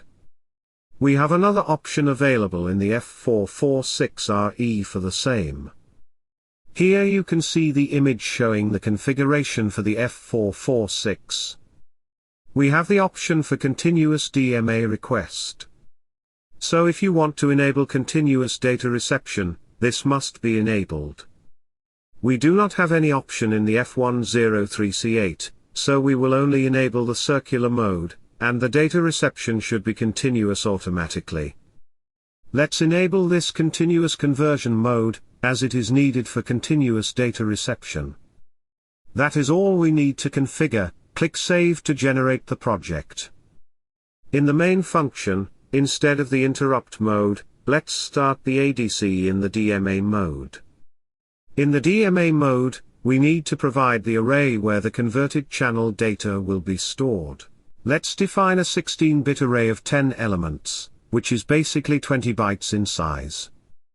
Since we are using a single channel, we will request the data for one element. Once the data is transferred by the DMA, it will trigger the conversion complete interrupt, just like the interrupt mode did. We can also request the data for all the 10 elements. In case of a single channel, the DMA will receive the data for 10 elements from the same channel, and it will then trigger a single interrupt for all 10 elements. We don't need the getValue function, as the converted data is already stored in the array. The received data is stored in the 0th element of the array, so we will use it to map the value within our specified range. We have got a warning here, and that is because the array is defined as 16 bits, while the function expects a 32-bit variable. Let's typecast it to the 32-bit pointer. Alright, let's debug this project. You can see the 0th element of the ADC value is varying, as the DMA is continuously updating the data in it. The count variable is incrementing every 500 milliseconds, so the while loop is working fine as well. Now we will move the slider. The value variable is updating as expected. The slider is on the extreme right, and the value is 100. Now the slider is on the extreme left, and the value is 0. So the DMA reception is working fine also. Let me quickly show what happens when we receive the data for all the 10 elements. We can take the average of all the 10 elements and then feed the result to the map function. But I will leave it as it is. You can see all the elements of the array vary in the similar manner.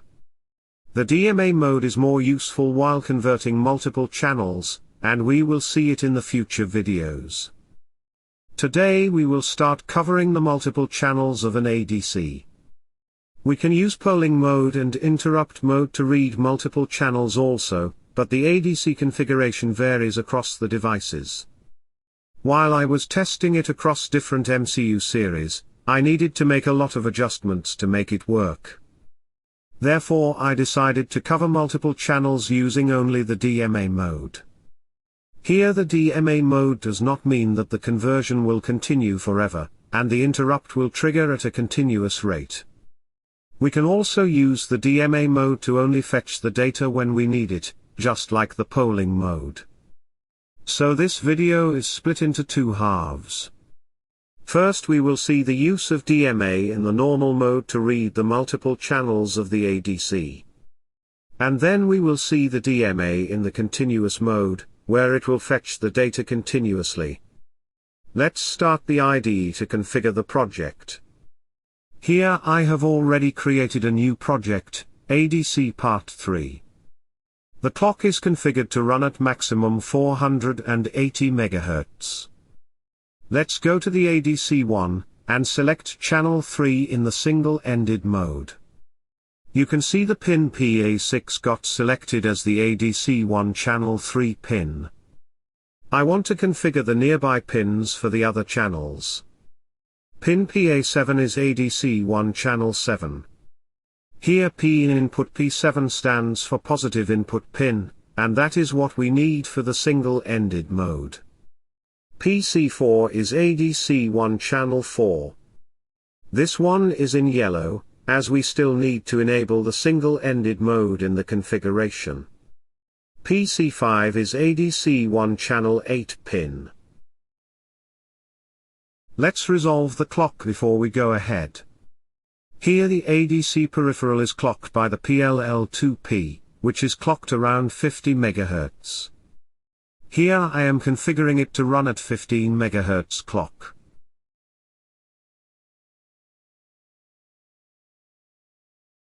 The ADC peripheral is also at 15 MHz, so I am using a prescaler of 10 to bring it down to 1.5 MHz.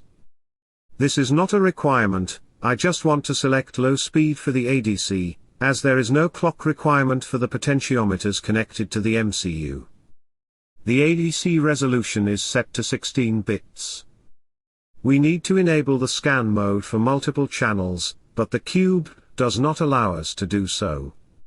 Let's scroll down to regular conversion mode. Here the number of conversions is still set to 1. Since we have 4 channels, let's set it to 4.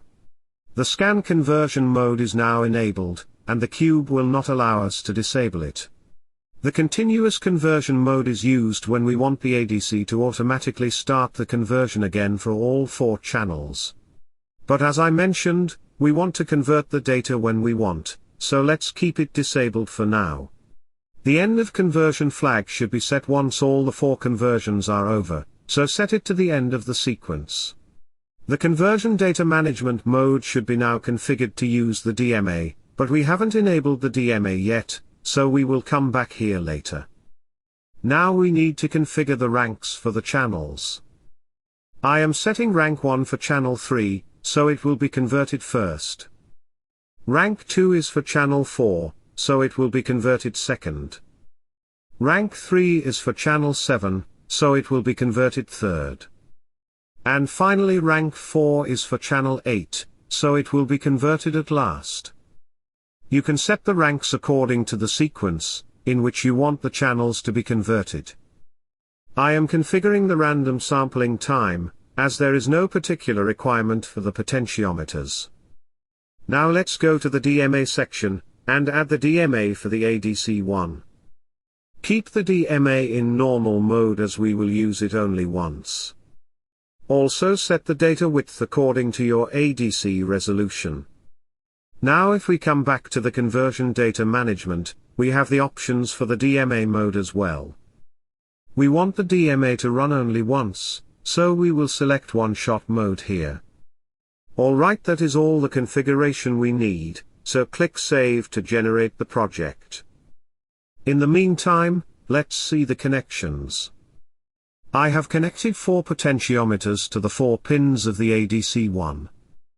The ADC pins are connected to the middle pins of the potentiometers. All the potentiometers are powered with 3.3 volts from the MCU, and the ground pins are connected to the ground to the MCU. Now before we start programming it, let's see the configurations for other MCUs as well. Here I have the configuration for the F446RE. I have selected 4 channels of the ADC1. F446 does allow us to enable the scan conversion mode, so we will enable it. The continuous conversion mode should be disabled, and the end of conversion should be set at the end of all conversions. Now we will set the number of conversions to 4. And then configure the ranks for all the channels, just like we did in the H750. Now go to the DMA section, and add the DMA for ADC1. Make sure that the mode is set to normal mode, and configure the data width as per your resolution. Also make sure that the DMA continuous request is disabled, otherwise the DMA will keep transmitting the data from the ADC. That is all we need to configure in F446. Now let's see the configuration for the F103C8. Let's go to ADC1, and enable the 4 channels. It also does not let us enable the scan conversion mode. Scroll down to the number of conversions, and set it to 4. Now the scan conversion is enabled. You can configure the ranks for the channels, just like other MCUs. Make sure that the continuous conversion mode is disabled. Now open the DMA section, and add the DMA for the ADC1. The DMA should be in the normal mode, and make sure that the data width is half word. The ADC in F103C8 has a resolution of 12 bits by default, so data width needs to be half word, that is 16 bits. Alright, let's write the code now. Let's define a 16 bits array of 4 elements. We will store the data for the 4 channels here.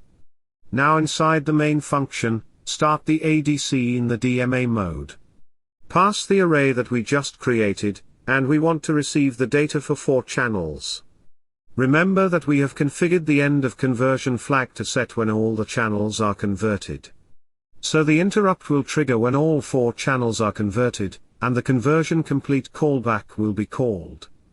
We can process the ADC data inside this callback, or we can also set another variable to indicate that the data has been received. Then inside the main function we will check if this variable is set, and then process the data here. Let's also increment the count variable every 500 milliseconds, to ensure that the rest of the while loop is working fine. Here I am calling the ADC DMA just once. Let's test this part first. The warning is for this array, as the function expects a 32-bit pointer here, but we will leave it as it is. Let's build and debug the project now. Let's set a breakpoint inside the callback function. Here you can see the breakpoint got the hit. That means the DMA has finished the data transfer of all the channels. You can even see the data for all the channels in the live expression. Now if we run the code again, this breakpoint will not hit. That is because the DMA is in the normal mode, and hence it only runs once. The count variable is incrementing every 500 milliseconds, so the while loop is working fine. Now we can start the ADC in DMA mode whenever we need to read the data from the potentiometers. The DMA will fetch the data from all the channels, and once done, it will stop automatically. We will test it by calling the DMA inside this loop, which runs every 500 milliseconds. Alright, let's debug the project again. The breakpoint is still set inside the callback function. We hit the breakpoint once. Now if we run the debugger again, we get another hit. The breakpoint is getting the hit every 500 milliseconds, that means the DMA is transferring data every 500 milliseconds. This is because we are repeatedly starting the ADC in DMA mode. Let's run the debugger without the breakpoint, and see if the data from all the potentiometers is being read. I am rotating the third potentiometer now, and you can see the third element of the array is increasing. I am fast forwarding the video. The value has reached the maximum 65,535, as the potentiometer is rotated to the extreme end. Now I am rotating it in the opposite direction, and the ADC value is now decreasing. I will leave it around 30,000. Now I am rotating the second potentiometer, and you can see the ADC value increasing. Similarly, if I rotate it in the other direction, the value starts decreasing. I will leave this one at around 20,000. Let's rotate the fourth one now. The ADC value is increasing, and it has reached the maximum. Now when we rotate it in the opposite direction, the value starts decreasing. I will leave this one at around 40,000. Finally, we will rotate the first potentiometer. The ADC value is changing fine, just as the potentiometer is rotating. Let's leave this to around 10,000. Alright, all the channels of the ADC are working fine. So we can use the DMA mode to read the data when we want. It does not need to fire the interrupt at a regular interval. You can write a condition, and call the DMA function inside it, so the conversion will only take place when the condition is met. Or you can even use it with the RTOS, where a separate task can be assigned to start the ADC in the DMA mode. Today in this video, we will interface the LCD 16x2 using I2C in STM32. I have PCF8574 attached to the back of the LCD, making it easy to use. In case you don't have the one which is attached at the back, you need to connect it to the LCD separately. This is how the pins are arranged in the PCF8574. You need to connect the pin 1 to the pin 1 of the LCD, and pin 16 to that of the LCD. This is how finally the connection will look like.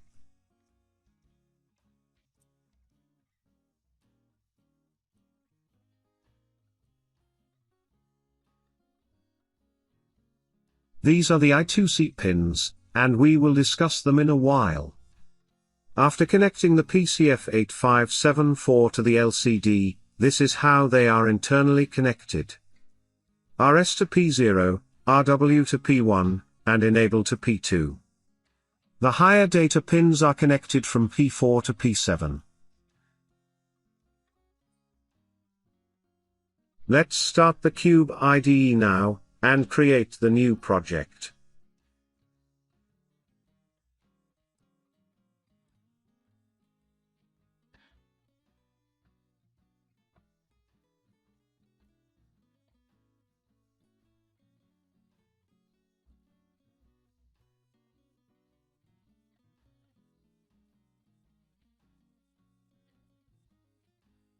I am using STM32F103 controller. Give the name to the project and click Finish.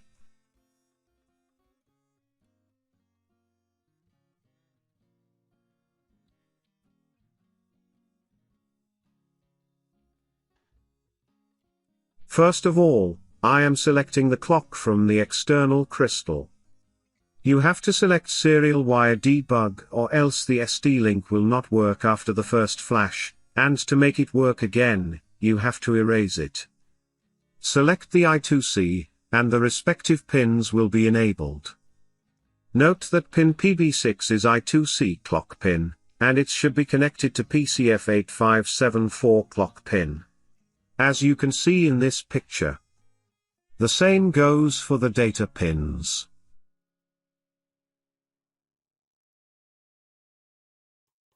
Let's go to the clock setup now. Here I am using the external crystal to generate the clock of 72 MHz. Click Save to generate the project.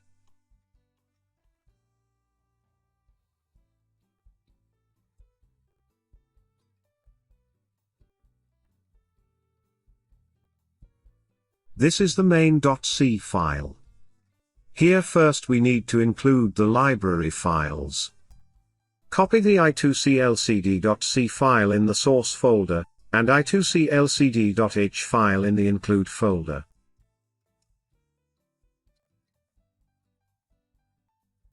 Let's take a look at the I2C LCD.c file.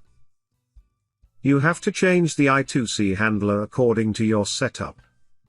The default I2C address is defined as 0x4e, this is by default set for PCF8574. Let's take a look at the datasheet of the PCF8574. As mentioned here, the addressing of this completely depends on A0, A1, and A2 pins. By default these pins are high, and therefore the address is 0x4e. I will advise that you take a look at the datasheet of the I2C extender that you are using. These 4 bits are fixed, and the rest 3 are changeable. Along with these 7 bits, the read and write bit must also be sent. So, STM32 uses different addressing pattern than Arduino does. Basically, in STM32 you have to send all 8 bits of the address at once. The 8th bit will be 0 in case of write, and 1 in case of read. LCD send command is used to send the command to the display. As we are using LCD in 4-bit mode, we have to send our 8-bit command in 2 halves.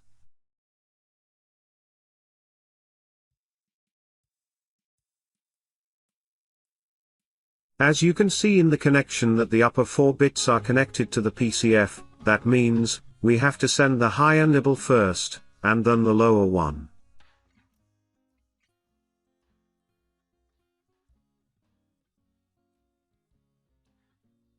LCD send data sends the data to the display in the same manner. This is the function to clear the display. Basically, I am just writing blank everywhere on the display.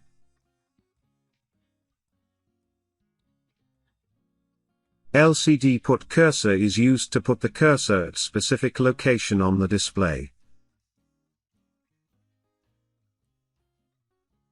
The parameter row can either be 0 or 1, and column can vary between 0 to 15.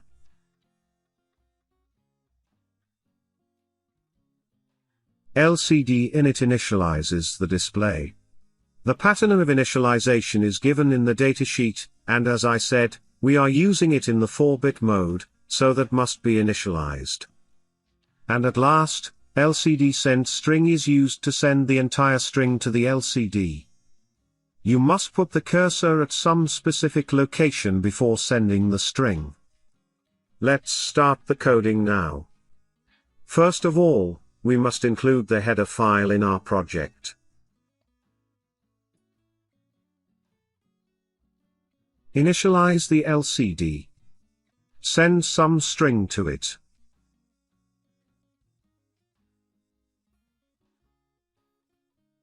Wait for 1 second. Clear the display. Put the cursor at first row and 0 column.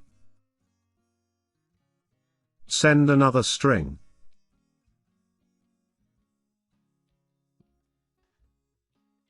Remove this clear part. Let's build the code. So no errors, that's good. Start the debugging.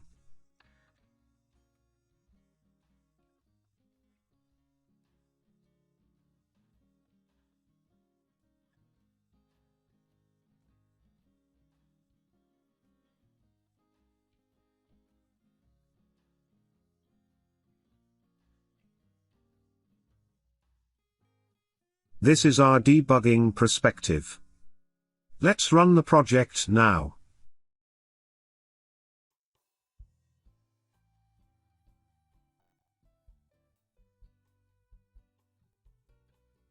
As you can see, both the strings are printed at their respective locations.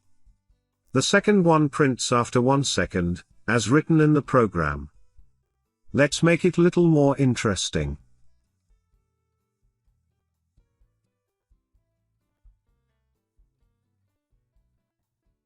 I am defining the variables row and column first.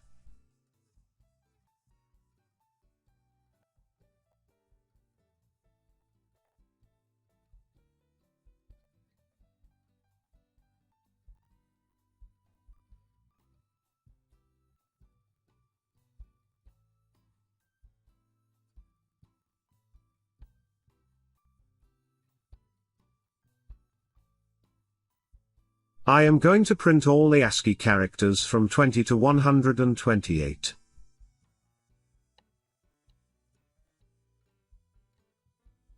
The column is going to increment after each print. This is not necessary, as the column will increment automatically anyway, but we need this for the next step, and that's why I am writing this. If column is more than 15, the row will increment and column becomes 0. If the row is more than 1, row becomes 0. And I am giving some delay between each printing.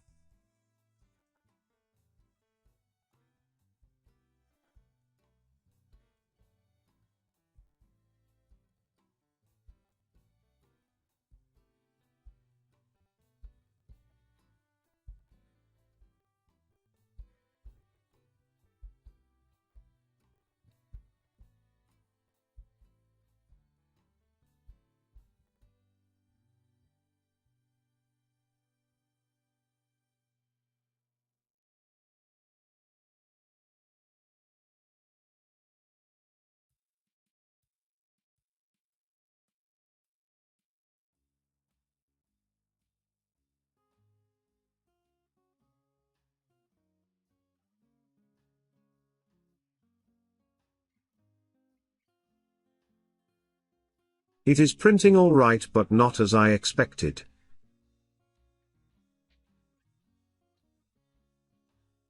Let's make some changes in the code.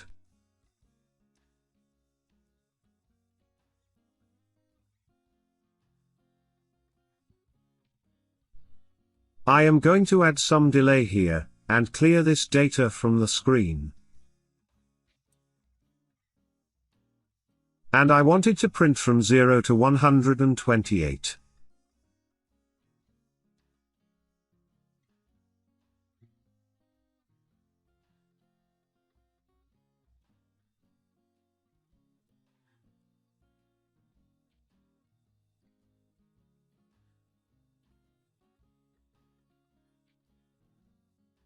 As you can see now, it's much better. To display any number on the LCD, you need to change it to the respective ASCII character first.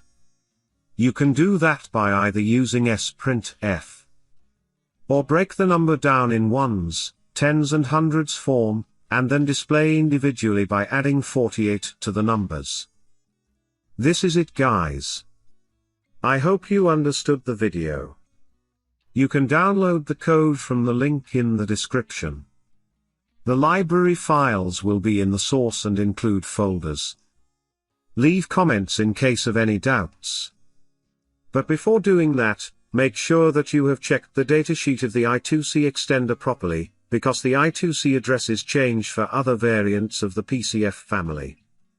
Do not use the I2C address that you found from Arduino.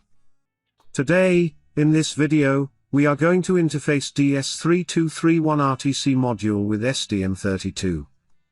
As mentioned in the datasheet, you can use 2.3 to 5.5 volts to power the module.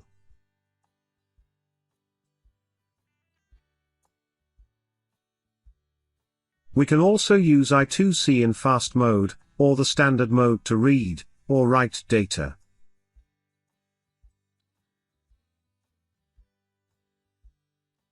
And then we have these registers that we are going to write to and read the time from. So, let's start with the CubeIDE.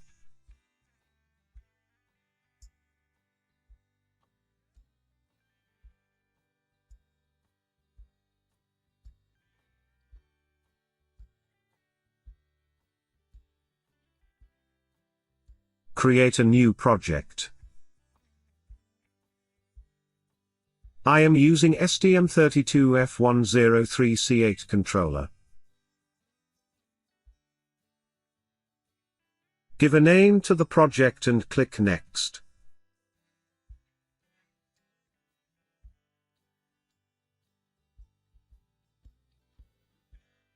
Just want to show you the firmware version at the time of making this video. Click Finish and the CubeMX will open. So first things first. I am enabling the clock from the external crystal. Next, enable the I2C, and clock and data pins will be selected.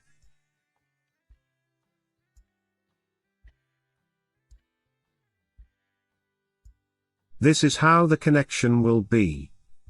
DS3231 is connected to the controller via I2C1. And PCF8574 is also connected to the same I2C bus, and then to the LCD. I want to run the clock at maximum. So just type in 72, and hit enter. Go to Sys, Debug, and select Serial Wire. Click Save, and the project will be generated.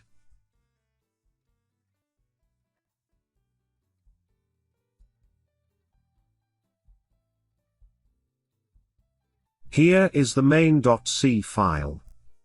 First of all, we need to include the LCD library, because I want to display the time and date on the LCD.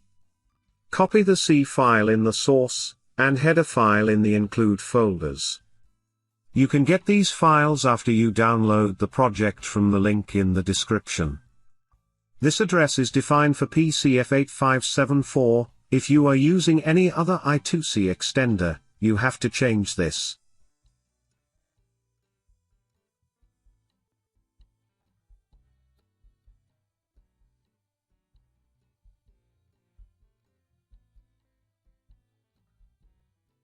Let's include the header file in our project.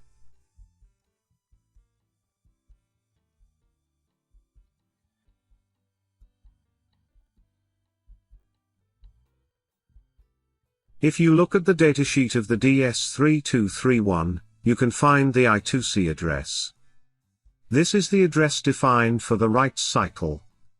In STM32, the address should be 8-bit long, which includes 7 bits of the address, and 1 bit for the write. This makes up the address of the DS3231 as 0x D0. Let's define that address. These are the functions to convert from BCD format to decimal format, and vice versa. The data written to the DS3231 must be in the binary coded decimal format, and that's why we need these functions. I am defining a structure to save the time and date that we are going to read from the module.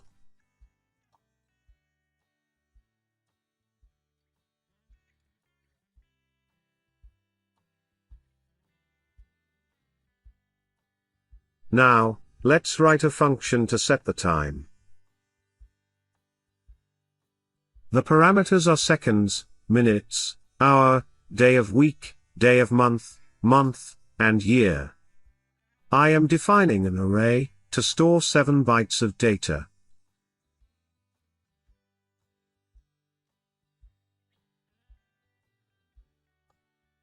The data written to the module must be in this order. First time, then day of week, and at last, date.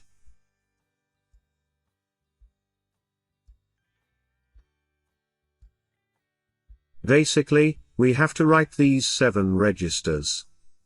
First we need to convert these values to the BCD format using decimal to BCD converter. The array that I created is going to store these BCD values for the respective register. Now we are going to write these values to the registers. We can do that by taking advantage of the fact that the address of the registers in the module will automatically increment with every write operation. So we just have to write 7 bytes to this first register. And the first 7 registers will be automatically written. I am using memory write function of HAL to write the data to the specific location in the memory. Device address, address of the register, size of address is 1 byte, the data that we want to write, size of data is 7 bytes, and timeout. Next, we need a function to read the time from the RTC. Again creating an array, to store the BCD values that we are going to receive from the RTC. I am using HAL I2C memread to read the data from the memory. Device address, address of the memory.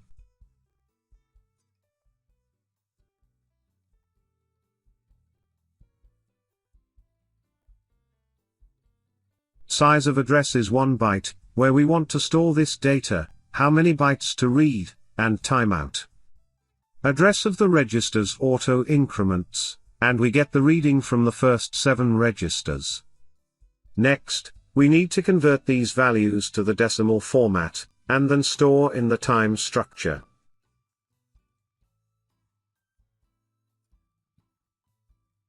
I am creating this buffer to store the equivalent characters, so that we can display the result on the LCD. In the main function, initialize the LCD. Then, inside the while loop, first we have to read the time, and then convert the numbers to the characters using sprintf function.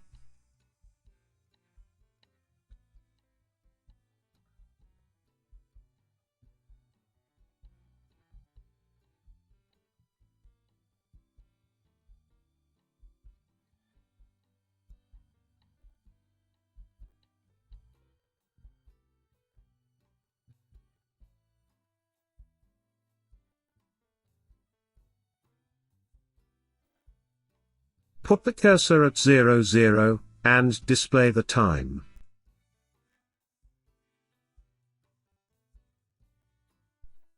Next, convert the date in the character format.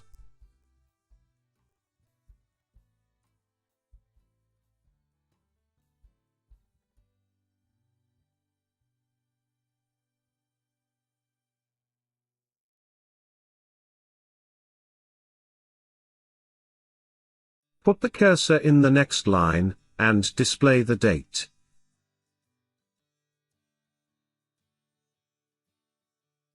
I am giving 500 milliseconds delay between each refresh.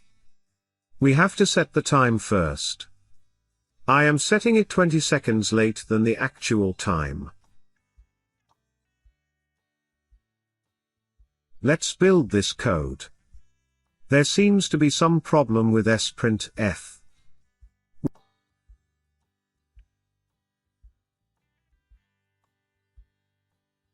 We have to include the stdio.h.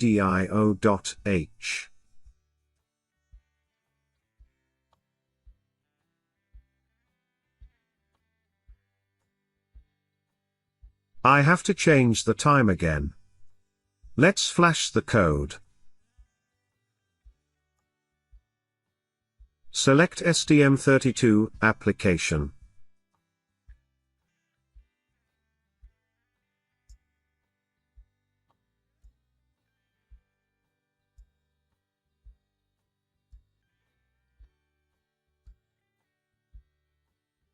Run it for a little amount of time.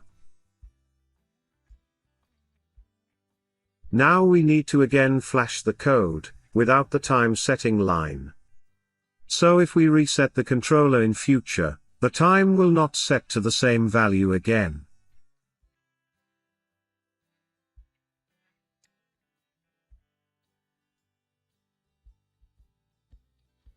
Now it's time to see the actual working. The time and date is working as it should. Even if I try to reset the controller, the time continues to work properly.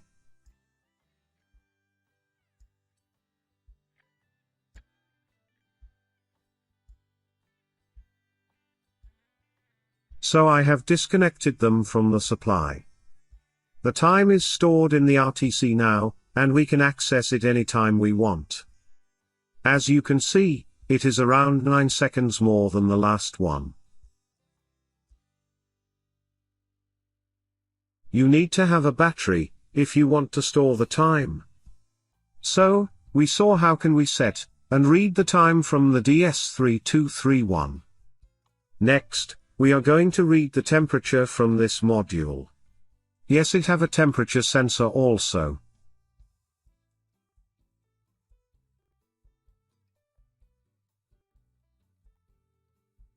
As mentioned in the datasheet, address is 11H, and 12H stores the temperature.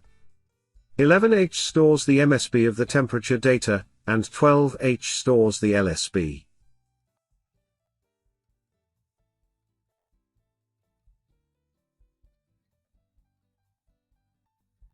getTemp function is being used to read the temperature. Basically, I am going to use HAL memory to read 2 bytes of data from 11H address.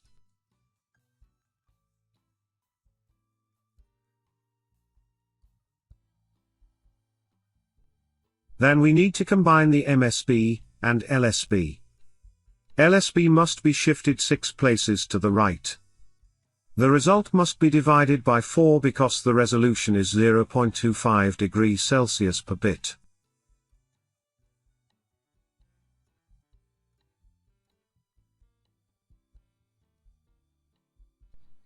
There is one important piece of information before we read the temperature.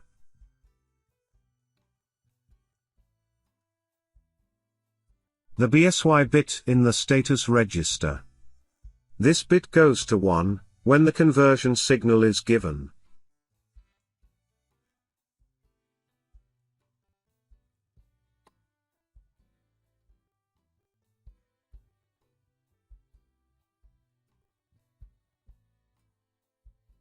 Other than this, we have convert temperature bit in the control register. Setting this bit to 1 will force the conversion. If we don't force the conversion, the temperature conversion would take place every 64 seconds by default.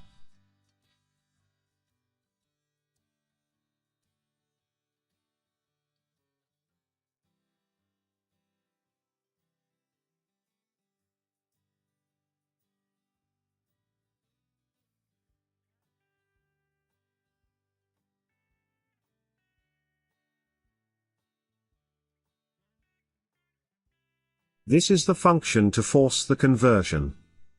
Here, first I am reading the status register.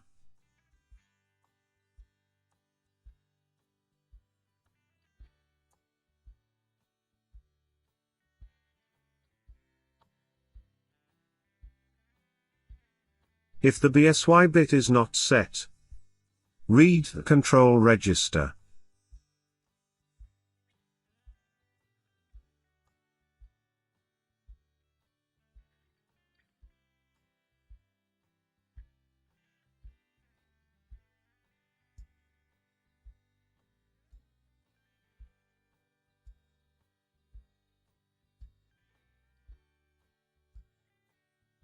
And write the modified value with the conversion bit as 1.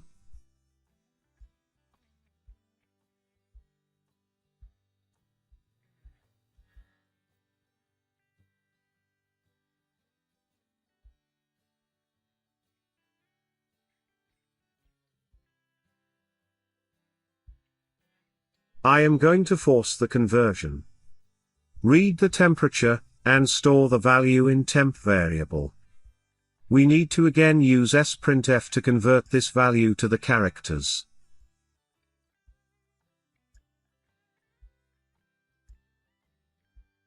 To convert the float type numbers, we need to change the setup a bit.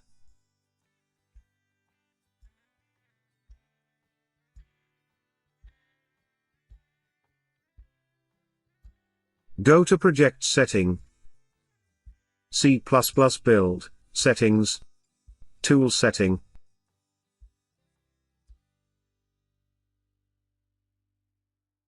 and enable the uprintf float feature.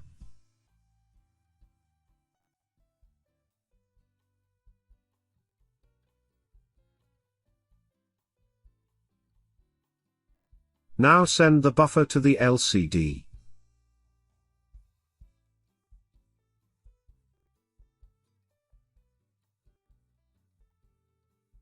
Let's run the code now.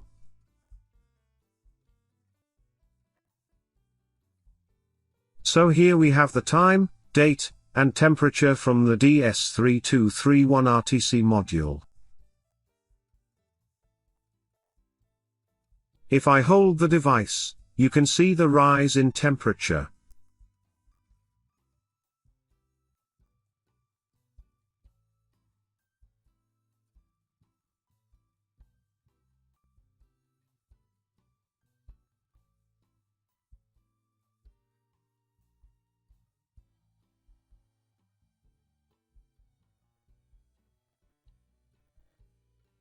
Again, if I disconnect, the things would still be working fine.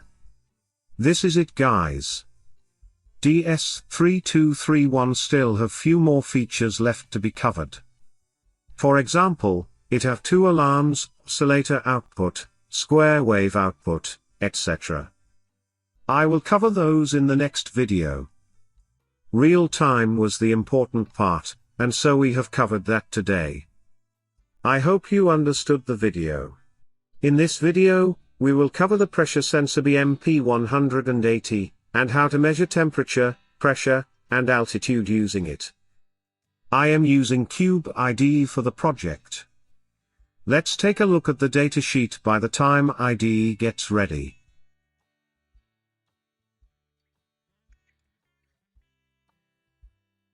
Here we have the measurement flow for the BMP180. It's better explained in the later part of this document. This is the table for the oversampling setting, also known as OSS. Here you can control what type of calculation you want. I will be using OSS 0 in my code, but you are free to choose other values too. Now this is the main algorithm for the measurement. We will come back to this. Let's create the project in CubeIDE. I am using STM32F4 Discovery board.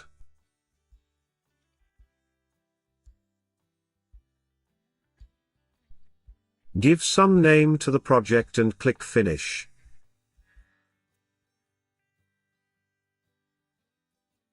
Here is our CubeMX.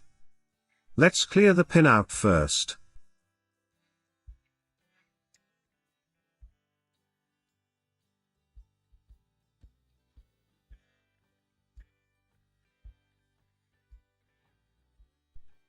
I am selecting external crystal for the main clock.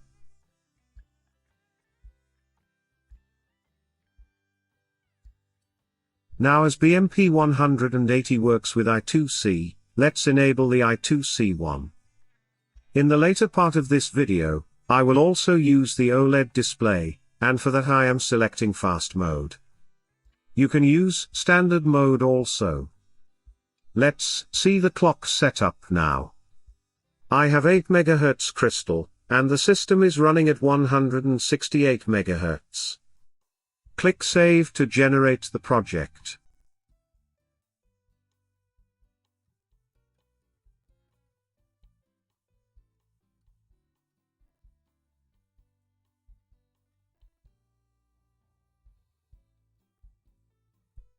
Here is our main file. Let's first include the library file for the BMP180. Put the C file in the source, and header file in the include directory.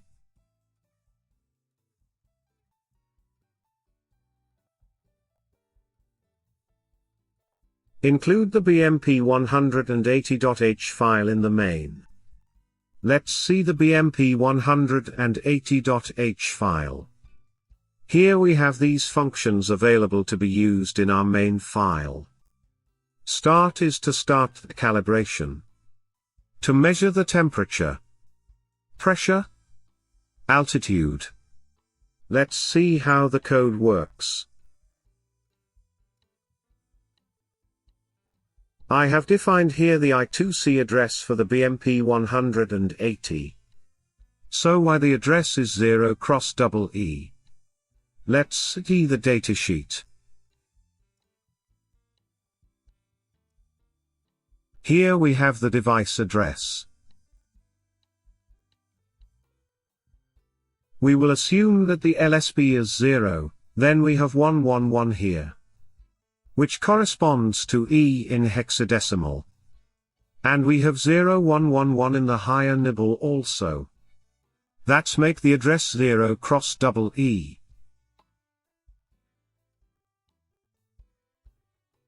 Next, I have defined some variables here. Let's see the first half of them.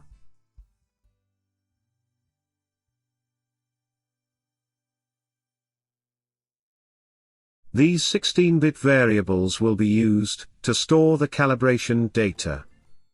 And here are the approximate values for these variables. The rest of them are also mentioned in the datasheet, so I have defined them too.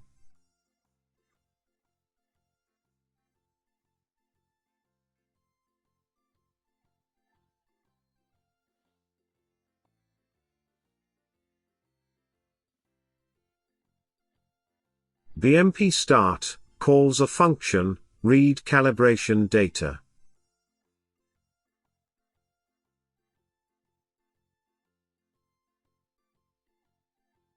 This function reads the calibration values from the EEPROM of the BMP180, as mentioned in the datasheet. This 0x AA is the start address for these registers.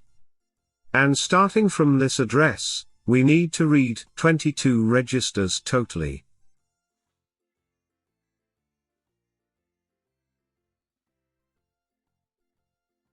I have used HAL I2C memory read function to read the memory address.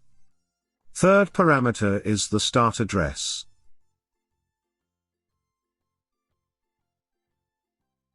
Size of the start address. And how many bytes to read. A C1 is a 16-bit variable, and the registers are only 8-bit in size. We need to combine two registers to make them 16-bit in size. And we need to do the same for all the calibration variables.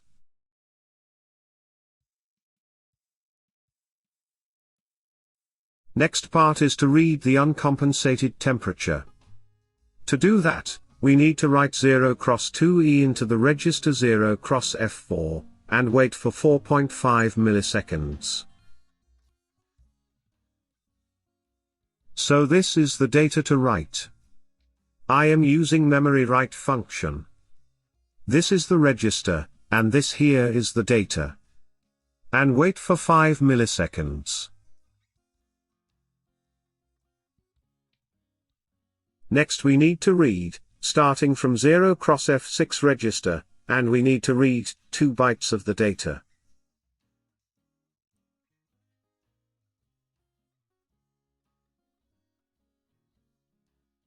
As the manual says, we need to read 0x F6 and F7 register for the MSB and LSB, and finally convert them to a single 16-bit value, to get the uncompensated temperature.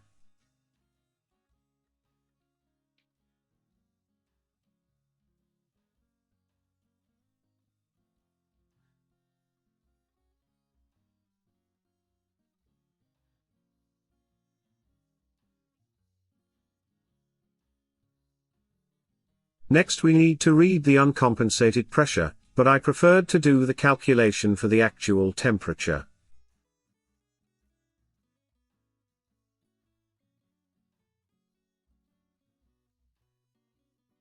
These calculations here are as mentioned in the datasheet. Now let's read the compensated pressure. To do so, we need to write 0x34, along with the OSS, in the register 0x F4. Here OSS stands for oversampling setting. It is explained in the table above.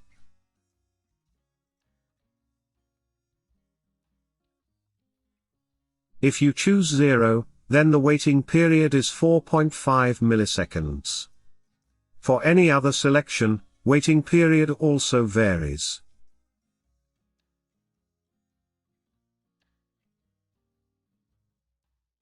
This is the data to be written, and we will write into this register.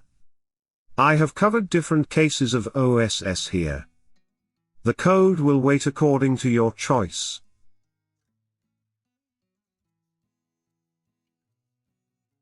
Then we need to read the 3 registers, starting from 0x F6. As mentioned in the datasheet, we need to arrange these register values to get the uncompensated pressure.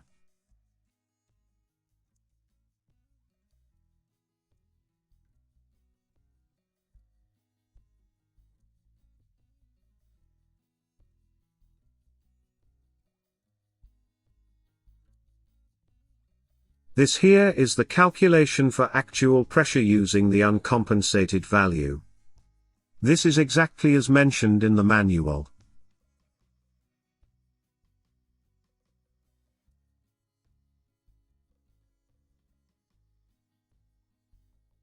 We can calculate altitude from sea level, using the pressure value.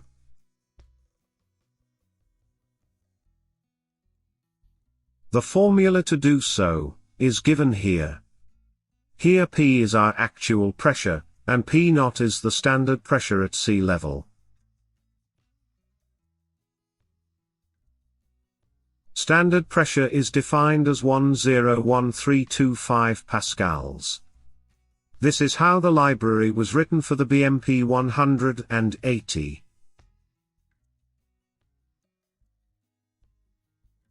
Now let's start our program. First of all, let's define the variables that we are going to store the values in. In the main function, start the BMP 180 to read the calibration data.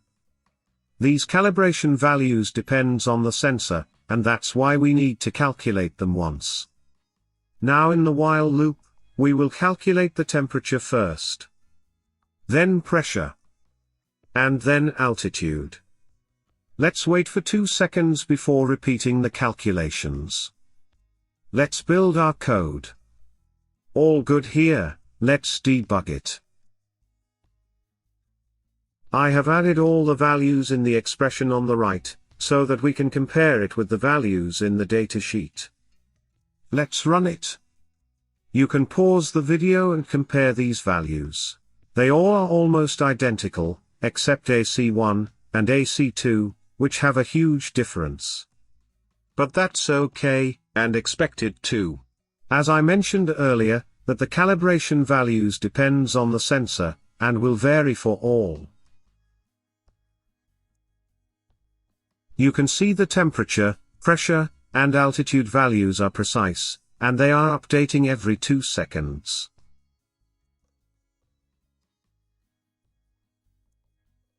As I said during the setup, that I will use OLED also.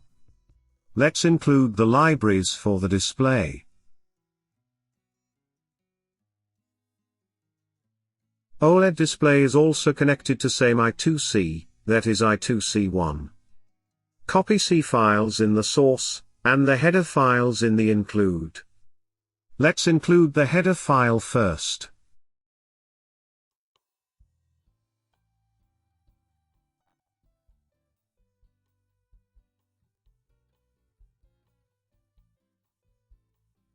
These are the arrays, where the characters corresponding to the float values will be stored.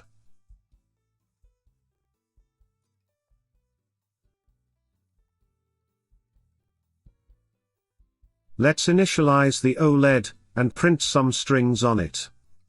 If you don't understand the OLED functions, check out the OLED video on the top right corner. Now after getting the values of temperature, pressure, and altitude, we will convert them to characters, and display them on the OLED display. This is to display temperature, pressure, and altitude. As you can see, we have some error here, because we are trying to convert the float into the character. The solution is also provided by the IDE.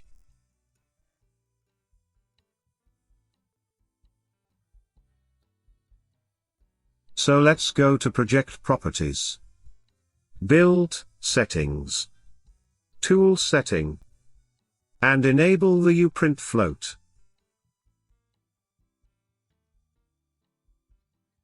We also need to include the stdio.h file, for the sprintf to work.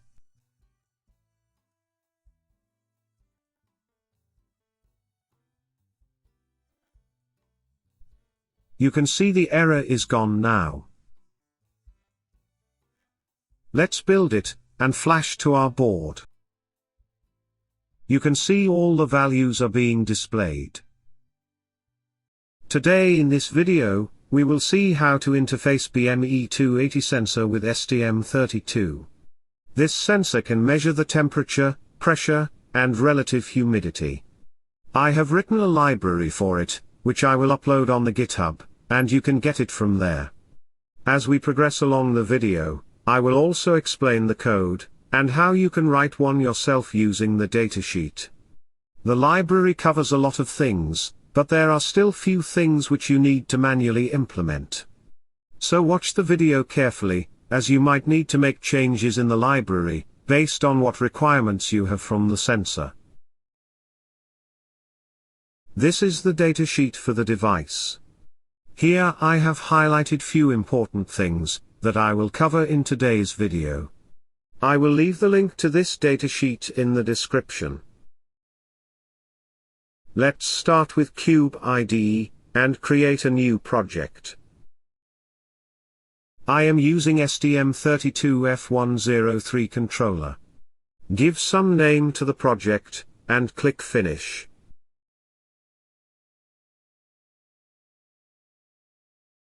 First of all, I am enabling the external crystal for the clock. The blue pill have 8 MHz crystal on board, and I want the system to run at maximum 72 MHz clock. Enable the serial wire debug. The sensor can use both the I2C and SPI for communication. You can use either of those, but I am going to go with the I2C. Enable the I2C interface, and leave everything to default. We have the 2 pins, for data and clock. Before going any further in the video, let's see the sensor and the connection with blue pill. Here is the BME280, and as you can see it have the pin out for both SPI and I2C. Here I am connecting it with the blue pill.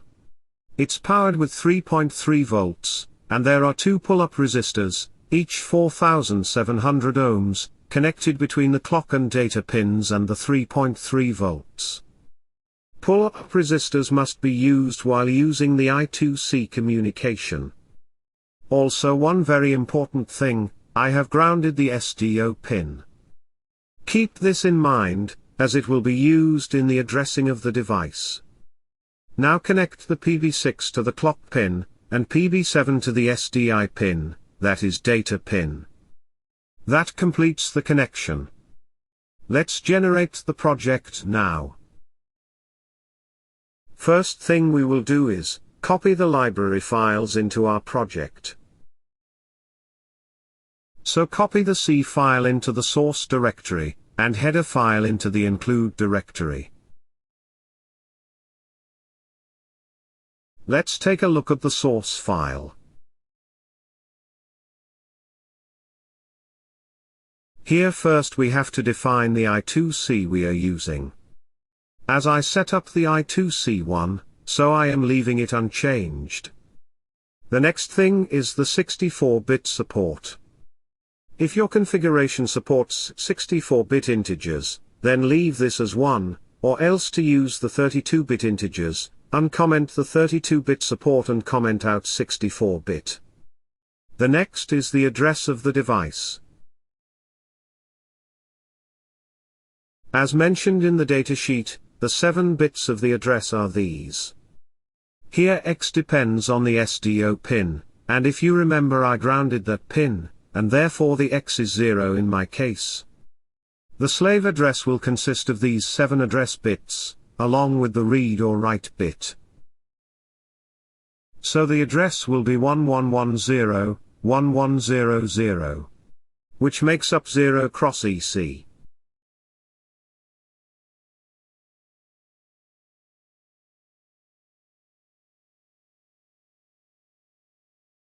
These variables will store the corresponding values, and they are externally defined here. So you should define them in the main file. The rest of the code should be unchanged for default configuration. Let me explain how this works. The sensor can work with 3 different modes. In sleep mode no measurements are performed. But the registers are accessible, and therefore you can wake the sensor and perform the measurement. Then comes the forced mode. Here the sensor performs a single measurement and goes into the sleep mode. For the next measurement, you need to wake the sensor again. I have added a function for this. You need to call this wake up function before doing the measurement. This is useful in situations like weather monitoring, where the data does not need to be read very frequently. Basically, it will measure all 3 parameters, and then go back to sleep mode. The next is the normal mode. Here the sensor does the measurement and goes into the standby. The data rate depends on the measurement time and standby time.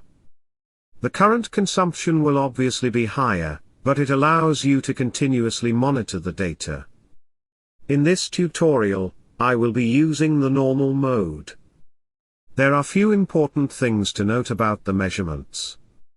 The humidity measurement have a fixed resolution of 16 bits.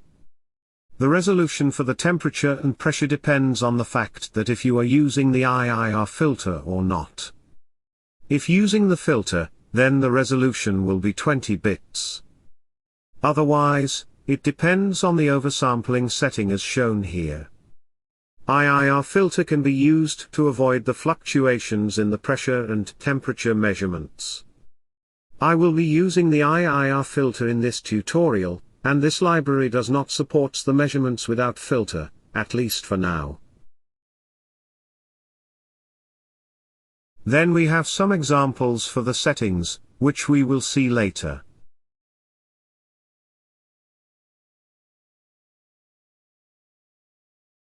Let's check the source file again. Here the first function is the trim read.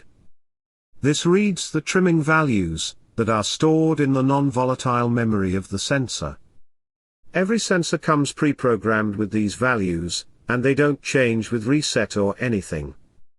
We need to read these values and then use them in the calculations ahead. As shown in the datasheet, we must read the values from these registers, and I am going to name them same as it's named here. Also note that some of these are unsigned, and others are signed values. So that's why I have defined them separately. Then we start reading from 0 by 88 address, and we burst read 25 registers. This means we read up to 0xA1, which is dig H1.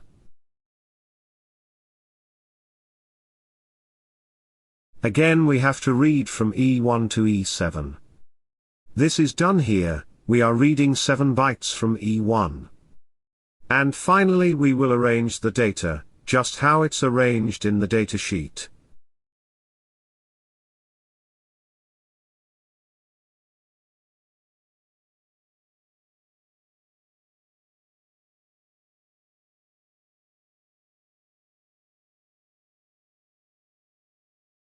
Then comes the configuration, which we will see later. Next is the reading of raw data. It's mentioned in the datasheet that we must burst read the data in order to avoid the possible mix-ups between the measurements. We will read the registers F7 to FE. This is done here, we are reading from this register. It is defined in the header file, and its address is F7. And we will read 8 bytes from here, which will include the registers up to FE. As I mentioned in the beginning, this library is using the filter, and this is why the pressure and temperature are 20 bits in resolution. We will calculate the raw values for all 3 parameters using the registers we just read. After this we have the compensation formulas on page 25 of the datasheet. These formulas uses the raw values for temperature, pressure and humidity, and gives us the refined results. We need to use them exactly in the same way.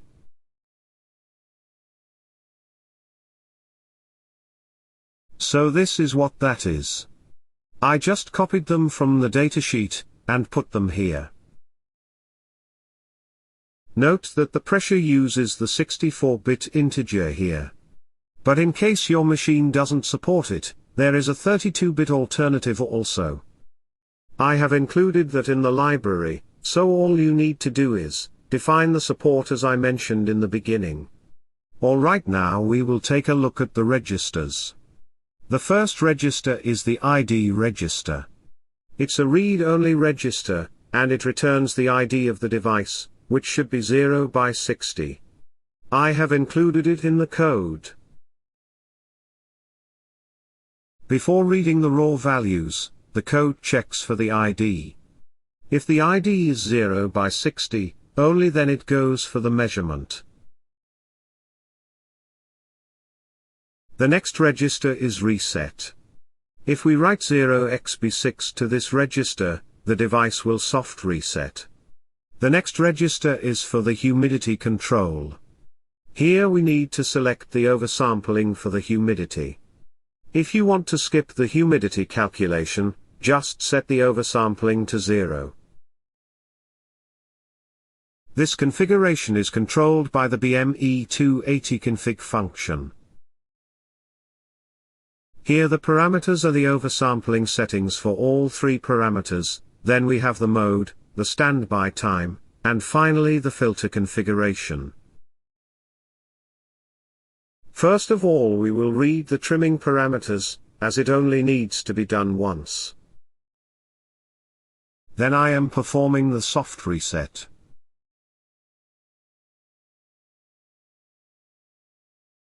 Then write the oversampling data for the humidity.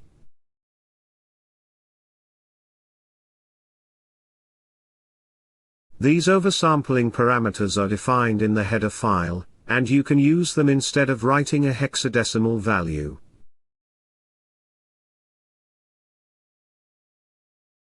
After writing the data, we will read the same register to make sure the changes were done in the register.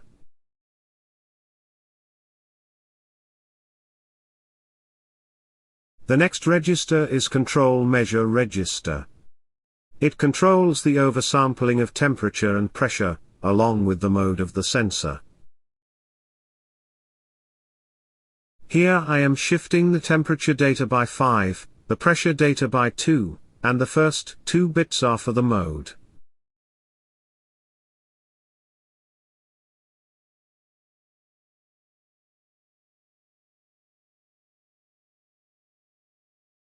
The next register is the config register.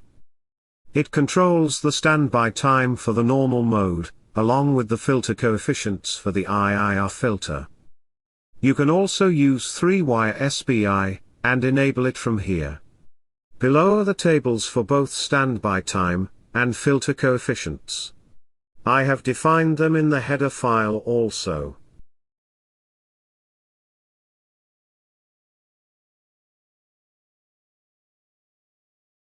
And at last we have the data registers, where we read the data from the pressure, temperature and humidity. As mentioned here, this is how the 20-bit data is arranged in these registers. This is enough explaining, I hope. Let's write the code now. I have defined these configurations as per my setup. I am using I2C one, and also my system supports 64-bit variables. Let's copy this. In the main file, we will include the BME280 header file. Now define the variables to store the data. Inside the main function, we will call the BME280 config function. There are some examples provided in the datasheet. For example, for weather monitoring, we can use the forced mode, with 1 sample per minute. The pressure, temperature, and humidity oversampling all should be set to 1. Similarly, there are other examples, but in this tutorial, I will use the indoor navigation. Here I will use the normal mode, with standby time of 0.5 milliseconds. The pressure oversampling is 16, and that for temperature is 2, and 1 for humidity. So let's set the temperature oversampling to 2, pressure to 16, and humidity to 1.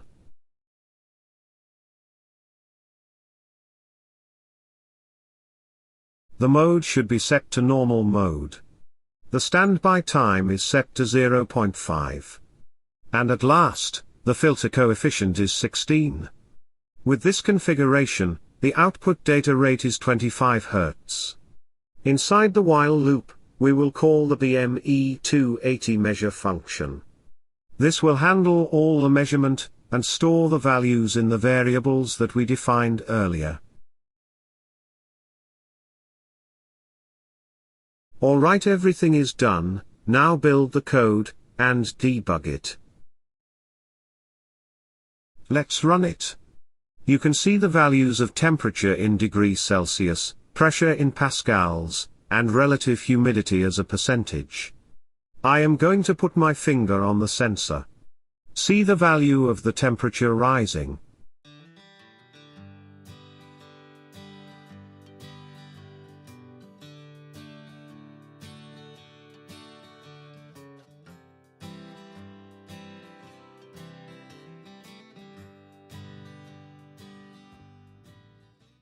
I kept the sensor in the refrigerator for a while, and see the temperature and humidity values. The temperature is rising, and humidity is decreasing. They both are slowly tending towards the room condition. Today in this video, we will see how to interface ST7735 TFT display with STM32. I am using a 1.8 inches TFT display, and I will use SPI to interface it. The libraries used in this project can be downloaded from the link in the description. Let's start by creating a project in CubeIDE. I am using Nucleo F446RE for this project. Here is our CubeMX. First of all, I am going to set up the clock, as the SPI will need it to set the baud rate. I have 8 MHz crystal, and I want the system to run at maximum possible clock.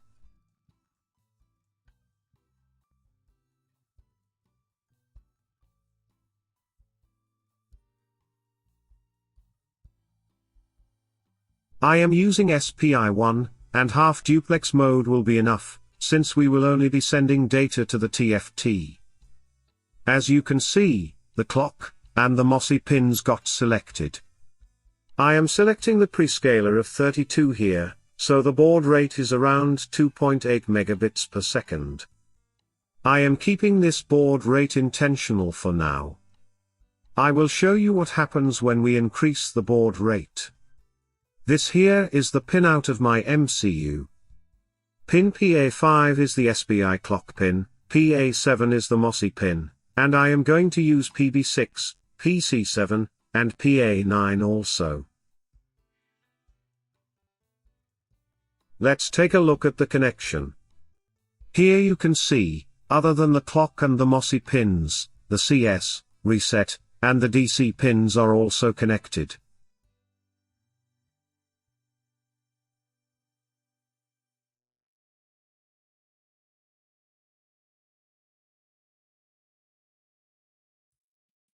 So I am going to select the PB6 pin for the chip select, C7 for the reset, and the A9 for the data or command pin.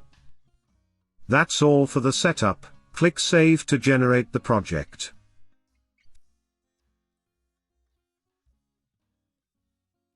Here is our main file. Let's include the libraries first. Copy the C files in the source directory, and header files in the include directory.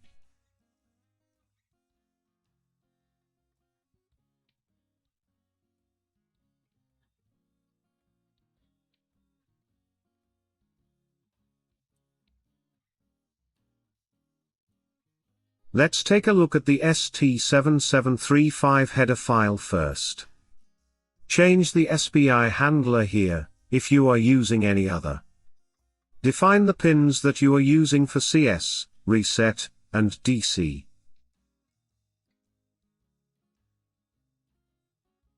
Now define the type of the display that you are using. And also define the new width, and the new height. That's all the changes you need to make.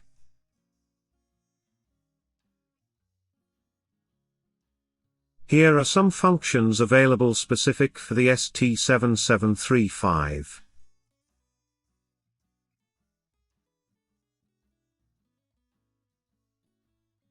And GFX functions have all the common functions that are used in the TFT.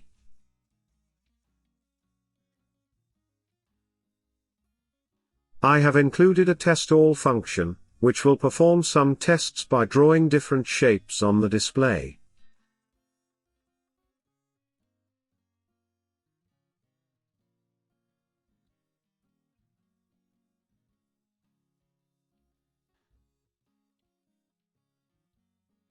Let's go back to our main file now.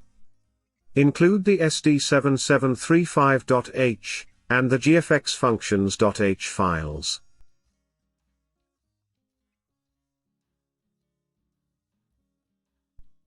Initialize the display first. This function takes the rotation as the parameter. I will keep the default orientation at first, so rotation will be 0. Now fill the screen with black color.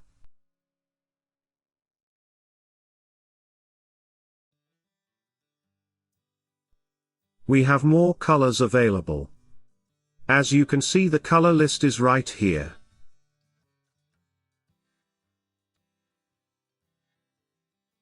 And now I am going to call the test all function to perform the tests. Let's build this now. We don't have any errors, let's flash it.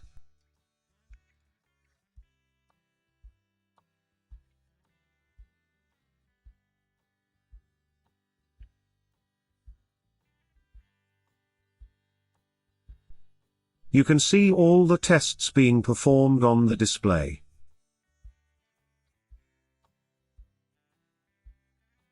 Now I talked about the SPI baud rate in the beginning, let's try changing it.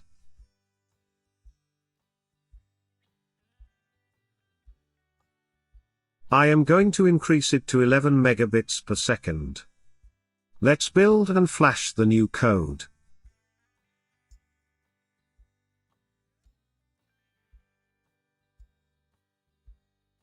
You can see, the display processing is faster now. So choose the baud rate according to your requirement.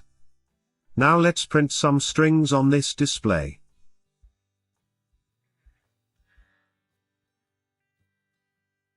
I am setting the rotation to 0, and I am going to print hello. There are some more fonts available in the fonts.c file.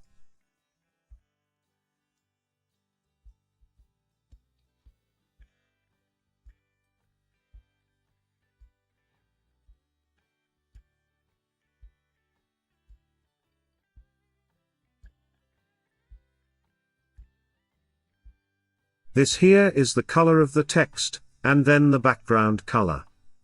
Then I am rotating the display, and printing world.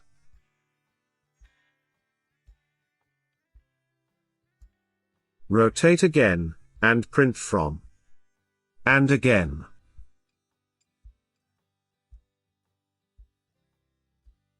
Let's build, and flash it.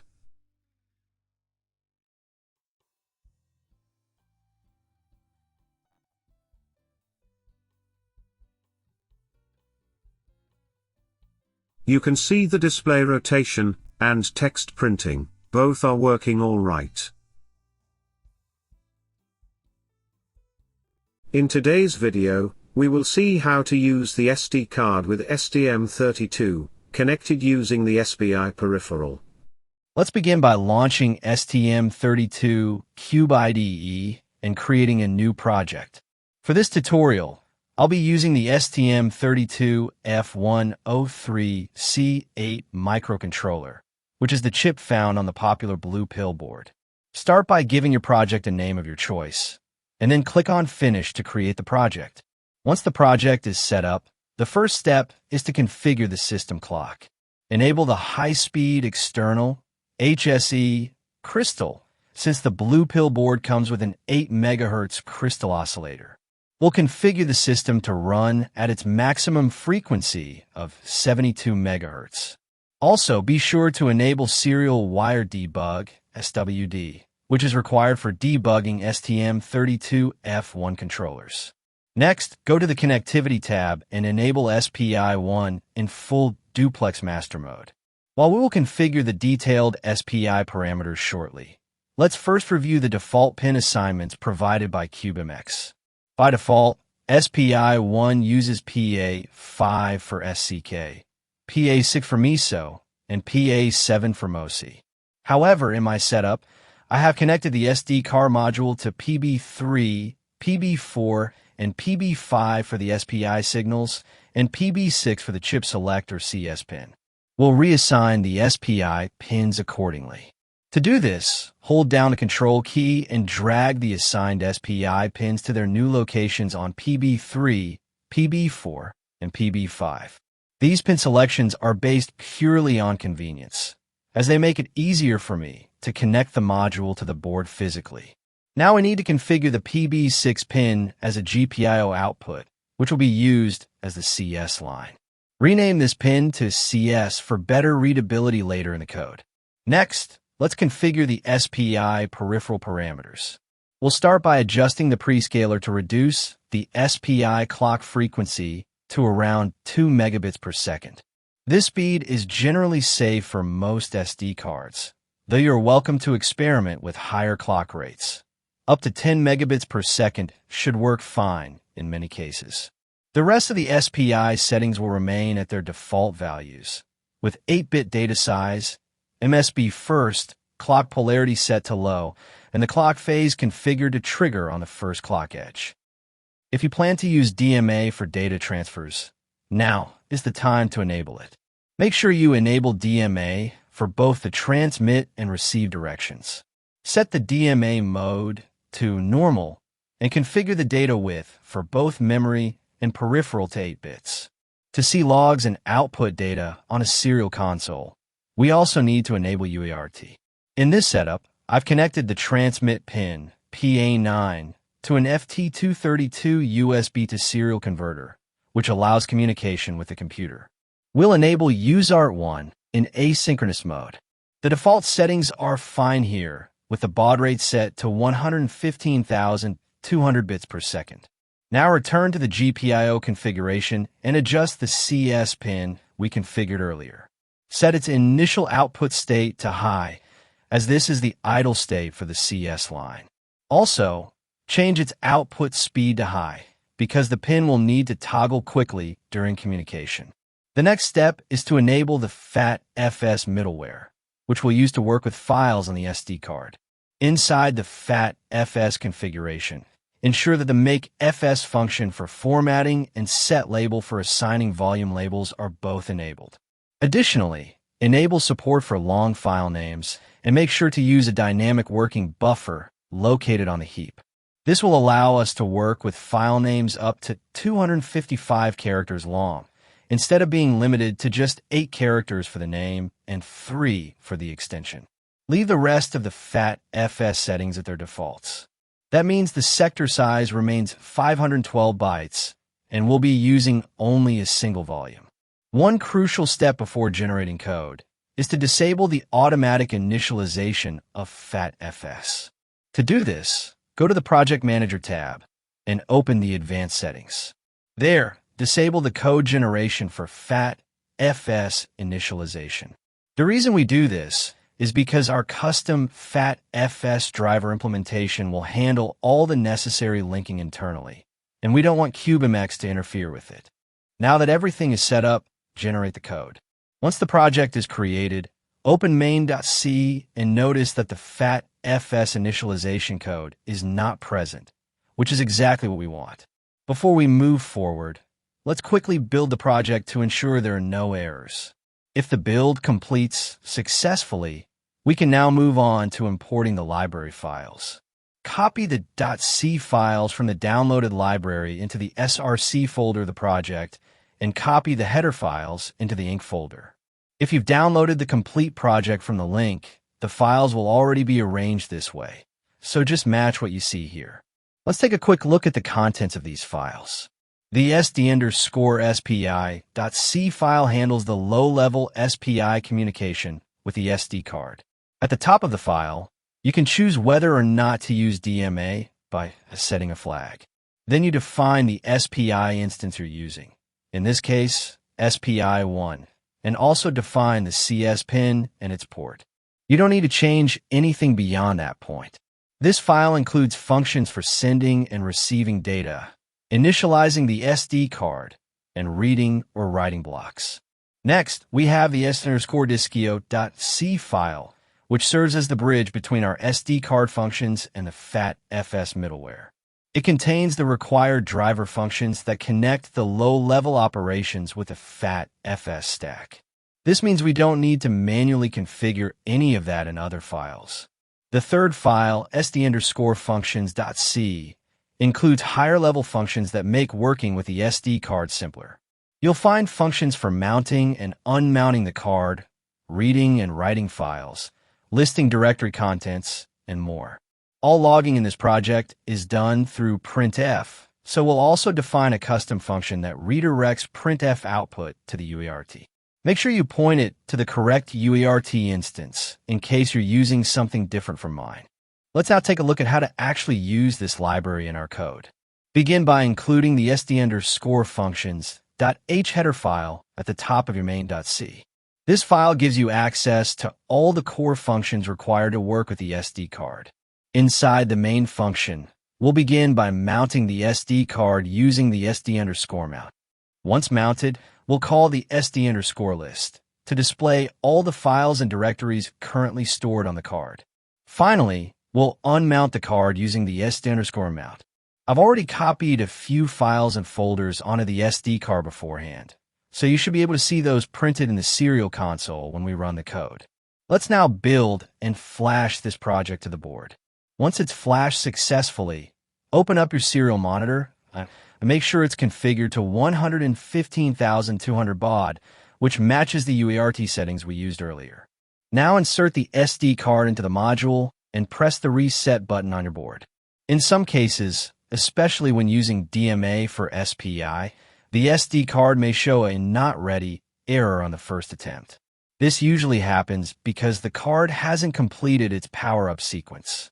If you see that error, just press the reset button again, and it should work on the next try. Once the SD card is successfully detected, you'll see a message in the console showing the card type. In this example, the card type is SDHC, and it has a total storage size of 16 gigabytes. Right after that, you'll see a list of all the files and folders located at the root level of the SD card. In my case, I got a file 1.txt and 2 folders named F1 and F2. Inside the F1 folder, there are additional subfolders named F1F1 and F1F2, and there are more files placed inside those as well. This confirms that our file listing function is working correctly and the FS integration is successful. Now that we verified that the SD card is detected and the files are listed properly, let's try reading a specific file. For this demonstration, I'll be reading a file named file5.txt. This file is located inside the F1/F1/F2 directory structure. To read this file, we first define a buffer that can hold more than 30 bytes of data, since the file size is exactly 30 bytes. We also declare a variable to store the number of bytes actually read.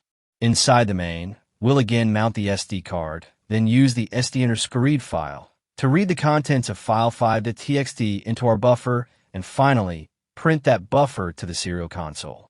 After that, we'll unmount the card. When you run this code, you'll see that the contents of the file are printed correctly on the console. This confirms that our file read operation is working as expected. Let's now try reading another file, file1.txt, which is placed directly in the root folder of the SD card. This file is larger. It contains 71 bytes of data. So we'll increase the size of our buffer to 80 bytes to safely store the entire file content. The procedure for reading the file remains exactly the same. Mount the card, read the file, print the content, and unmount the card. You'll now see the new file contents printed on the console, and the number of bytes read will match the file size. So both the reading operations for files inside folders and for files at the root are working perfectly fine using this library. Let's now move on to another important operation, writing data to a new file on the SD card. Just like with our previous operations, we'll start by mounting the SD card using the SD_mount. Once the card is mounted, we'll move forward to creating a new file named file6.txt. This file will be placed in the root directory of the SD card. The function st_write file requires two arguments: the name of the file to be created and the actual data that you want to write to the file. In our case, we're writing a simple text string, which is approximately 36 bytes long. After writing is complete, we'll call the st_read file to verify the result by reading the file back. We'll print the contents of this buffer to the console using printf.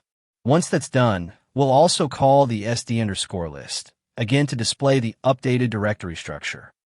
Let's now build the project and flash it to the STM32 board.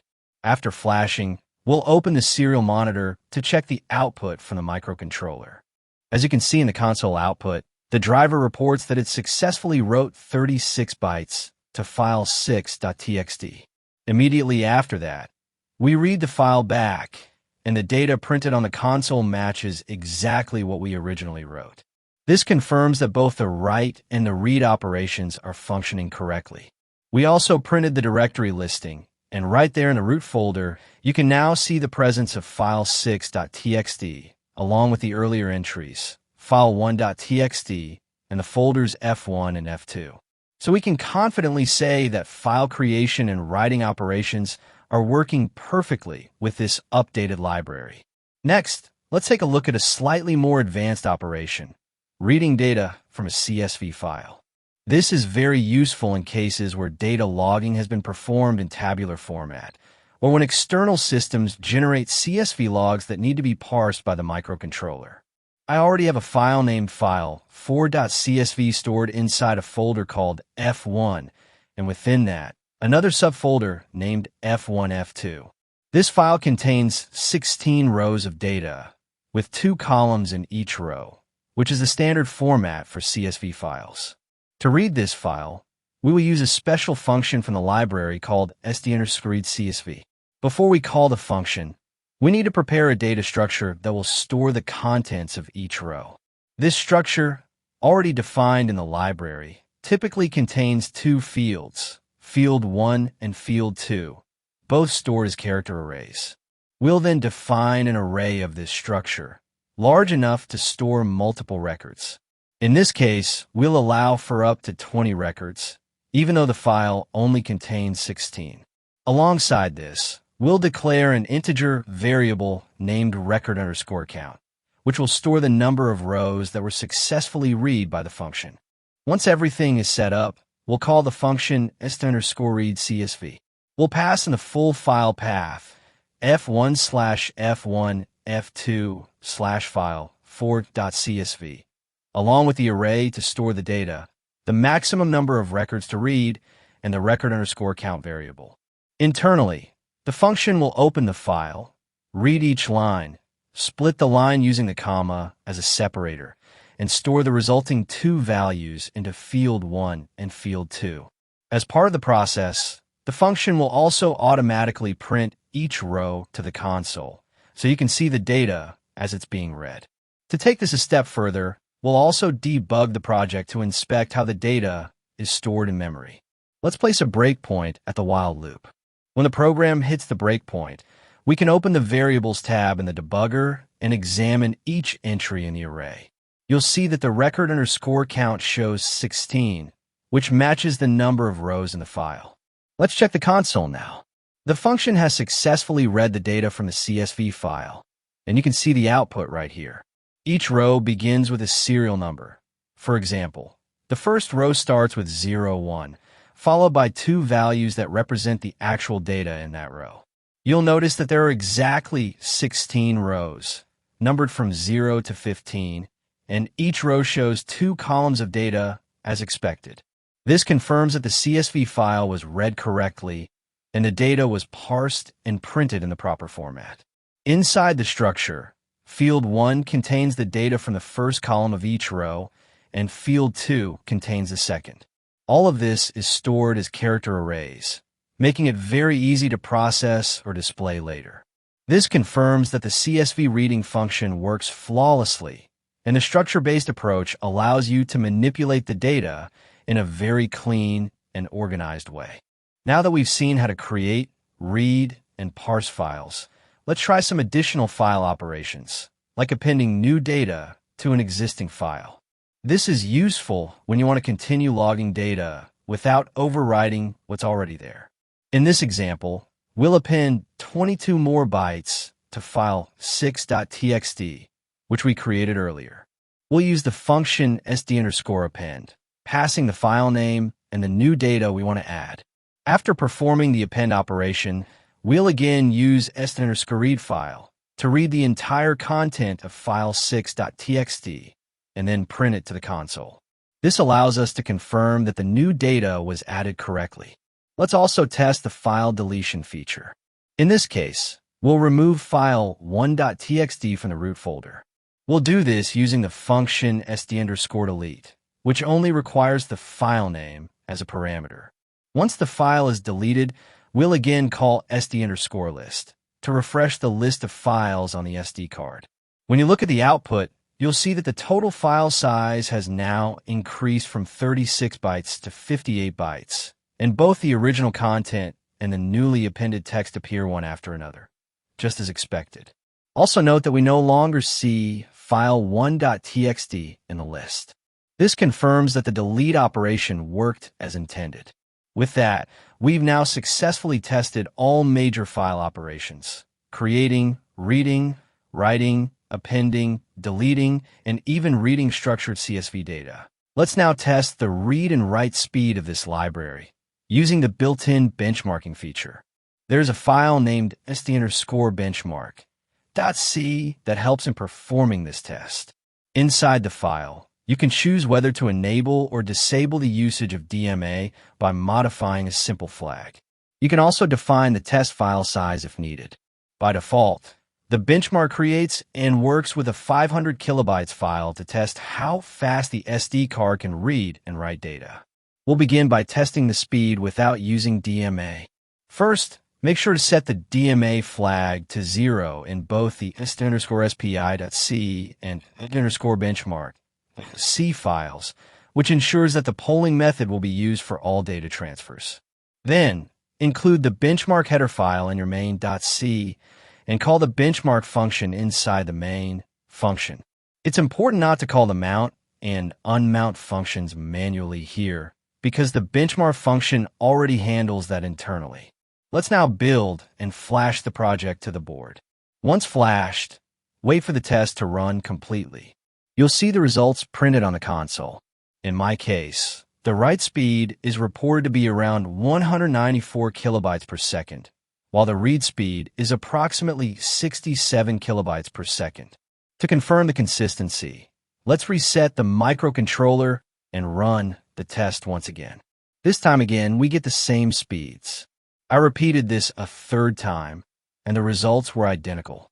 So, we can say with confidence that in polling mode, the SD card delivers around 194 kilobytes per second for writing and about 67 kilobytes per second for reading. Now let's perform the same benchmark test, but this time with DMA enabled. To do this, go back to the ST_SPI.C and ST_benchmark.C files and set the DMA flag to 1. This allows the library to use DMA for transferring data over SPI. Build the project again and flash it to the board. On my setup, I encountered a disk initialization error on the first boot. This can sometimes happen when using DMA, especially if the SD card was not ready or fully inserted. Simply reset the microcontroller and the test should start running. Now that the benchmark is started, we'll again wait for it to complete. Once finished, check the console for the new speed results. Interestingly, the write speed remains nearly the same, around 194 kilobytes per second, but the read speed increases drastically, going up to nearly 200 kilobytes per second. This is expected, as DMA makes data transfers much more efficient, especially for continuous read operations. To further validate the library's compatibility, I tested it with a different SD card, a 1 GB SDSC type microSD card. After inserting the card and running the benchmark, the console correctly identifies the card type as SDSC with a total size of 1 GB. However, the write speed on this card turned out to be much lower compared to the SDHC card. The read speed was still acceptable, but SDSC cards generally don't perform as well in terms of writing, especially with larger files or higher transfer rates. Still, the important point here is that the library successfully detects and supports SDSC cards, in addition to SDHC and SDXC cards we've already seen. Now that we've verified the core functionality, you can explore many more features that this library offers. For example, you could delete files, rename them, create new directories, and append data to existing files. Each of these operations is implemented through simple function calls in the code. I encourage you to try them out yourself after downloading and setting up the project. This concludes the demonstration for the SPI-based SD card interface using the updated library. But this is not the end of SD card tutorials. In the upcoming videos, I'll cover how to use the SDIO interface, which provides even faster data transfers and more efficient communication compared to SPI. After that, we'll also explore the STMMC interface, which is commonly used in STM32 devices that offer high-speed memory card support. Today, we will see how to use the pulse width modulation. This video will cover the PWM output, how to generate the PWM signal, how to change the duty cycle or frequency, and how to use DMA with PWM. So let's start by creating the project in CubeIDE. I am using F103C8 MCU. Give some name to the project, and click Finish. First thing we are going to do is set the clocks. This part seems to be confusing for few people, so pay attention. I am selecting the HSE, high-speed external crystal to provide the clock. Don't randomly use the values I use in the videos. You need to know the crystal frequency for your board. For example, you can see in this Nucleo board, here is the crystal, with 8 MHz frequency. In some Nucleo boards, this one is not present, but there is another one, shared between the ST-Link and the MCU. You can use this one also. Here is another board, which is comparatively newer, and this one have the 24 MHz crystal on board. There is another one right beside it, but it's 32 kHz, and it's used for the real-time clock operations. So HSE in this particular board is 24 MHz. Input the proper crystal value here. Now choose the PLL source as HSE. Choose the PCLK, and type in the frequency you want. Hit enter, and the clocks will be configured automatically. That's it about the clock configuration. Now let's do the rest of the setup. Select the serial wire debug.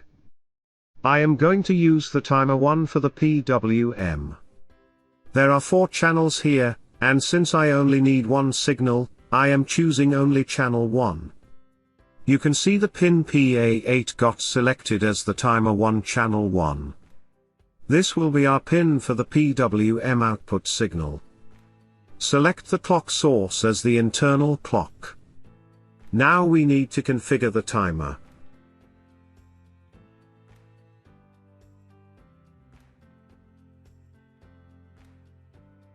Here are 3 formulas that you are going to need for the PWM.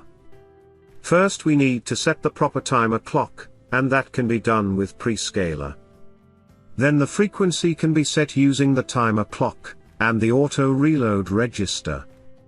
The width of the signal can be varied using the capture compare register, and the auto reload register. Let's start with the timer clock, and the prescaler. First of all we need to know where the respective timer is connected to. This information is provided in the datasheet of your MCU. Here is the clock diagram for F103, and it describes the connection between the peripherals and the buses. Here we are looking for the timer 1, and you can see that it is connected to the APB2. Now we will check the clock setup we did, and here you can see the APB2 timer clock is running at 72 MHz.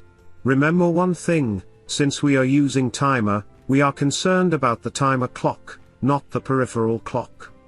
Since the timer 1 is connected to APB2, the timer 1 clock is also 72 MHz right now. So we need to bring this clock down to our workable range. And that's where the prescaler comes in. Timer clock is equal to ABP timer clock divided by the prescaler. APB timer clock is at 72 MHz, so if we use the prescaler of 72, the timer clock would come down to 1 MHz. The prescaler value must be 1 less than the actual value. This is explained in the prescaler register. As you can see, this 1 here gets added with the value we input, so make sure the value should be 1 less than the desired value. So if you keep the prescaler 0, it would mean the actual prescaler is 1.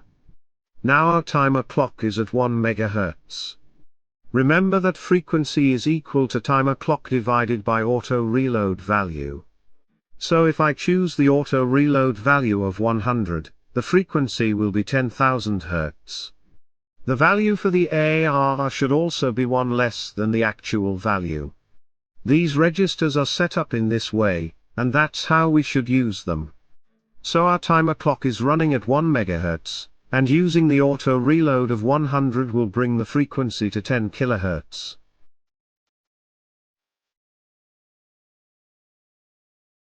That's all we need to set up here, and the rest we will take care in the code. Let's enable the DMA also.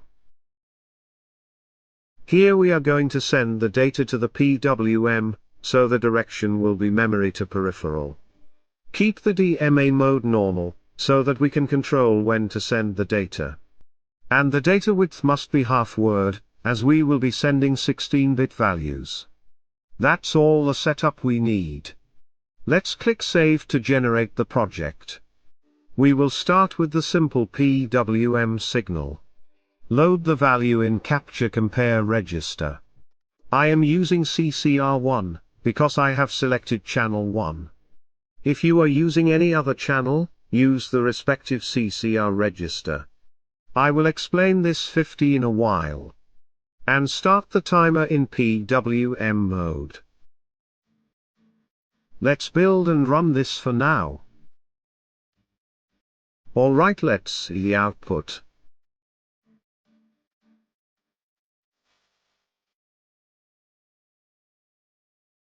You can see the frequency is 10 kHz, and the duty is 50%. Let's see some calculations. The frequency is equal to 10 kHz. And we know that the duty is equal to CCR divided by the auto reload value. I have used the CCR of 50, and the auto reload is 100, so the duty percentage is 50%. Let me explain you how this works. The timer clock is set at 1 MHz. So each count in the counter will take 1 microsecond. The auto reload is set at 100, so the total counts the counter can count are 100. After 100, the counter will overflow, and start from 0 again. Also remember that we have set the capture compare value to 50. So the pulse will remain high, until the counter reach this value 50. Once the counter hit this value, the pulse will go low for rest of the counts. So this make the pulse high for 50 microseconds, and low for 50 microseconds. Now let's change the CCR to 30.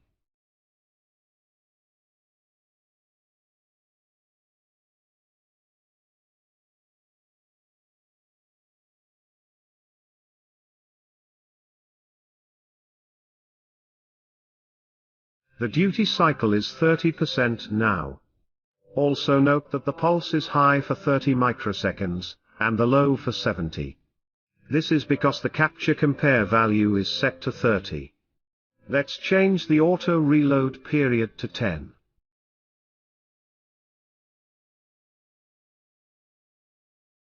Also change the CCR to 4.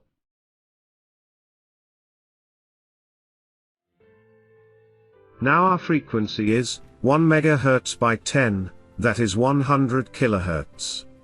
And duty cycle will be 40%. Let's test it.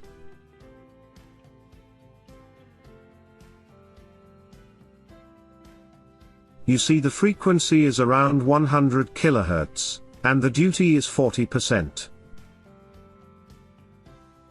So this is how we send the PWM signal. Now we will use the DMA with the PWM.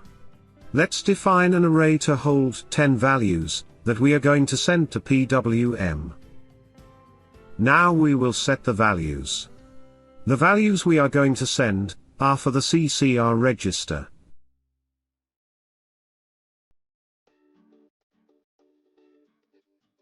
These values are the duty cycles, and they will change with every pulse. Start the timer in the PWM and DMA. The data is the PWM data, and the length is 10.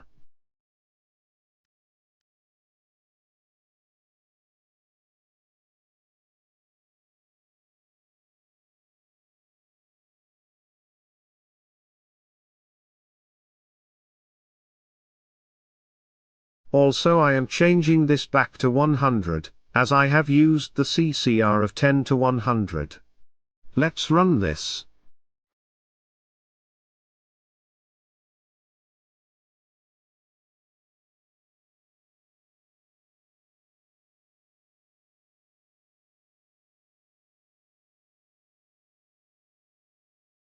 Here we have the pulse with different widths. It starts with 10% duty, and goes all the way to 100% duty cycle. Since we have used the normal mode, the DMA will only run once, and after the transfer is complete, it will stop. The DMA can be used in the situation, where the pulse needs to be changed very frequently. One of such examples are while using the addressable RGB LEDs. There is already a tutorial on it, you can find the link in the description. If you don't want to keep the pulse high in the end, you can send a 0 in the end, to indicate the end of transfer or something like that. So we saw how to use PWM output, how to change the duty cycle and frequency, and how to use the DMA with PWM. Today in this video, we will see how to interface addressable LEDs with the STM32. I am going to use WS2812 LEDs for demonstration. This video is divided into two halves. In the first half, I will show how to use pulse width modulation using the DMA. And in the second half, we will use that idea to interface the LED. The first part of the video is configuration, and it is common to both the halves. Let's start with the configuration then. I am using F446RE controller. Give some name to this project, and click Finish. Here is our CubeMX. First of all, I am setting the external crystal for the clock. Before going any forward, let's set up the clock. I have 8 MHz external crystal. I am using the 72 MHz clock. This is to make sure the blue pill users can use the same configuration too. You can use any other clock too, just pay attention to the configuration. Note here the APB1 timer clock is running at 72 MHz, and so is the APB2 clock. This means that all the timers are also going to be running at this frequency, since all of them are connected to either of these buses. Now I am going to use the timer 1 for the PWM. Select the PWM output mode. You can see the pin got selected here. Now comes the very important part. But before that, let's take a look at the device datasheet.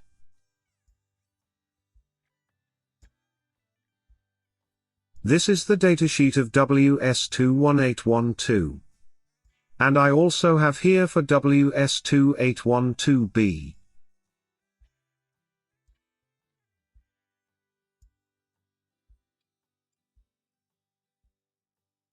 As you can see, the LED data is 24-bit wide. The higher 8 bits are the green color, then next 8 bits for the red color, and then the blue. We must send the bits in this order. We will talk about this in the second part of the video. This is the important part right now. Here is how we send a 0. T0 high is the time for which the pulse must be high. So basically, to send a 0, we must keep the pulse high for 0.35 microseconds, and then keep it low for 0.8 microseconds. It could be plus minus 150 nanoseconds. The total period for the pulse should be 1.25 microseconds.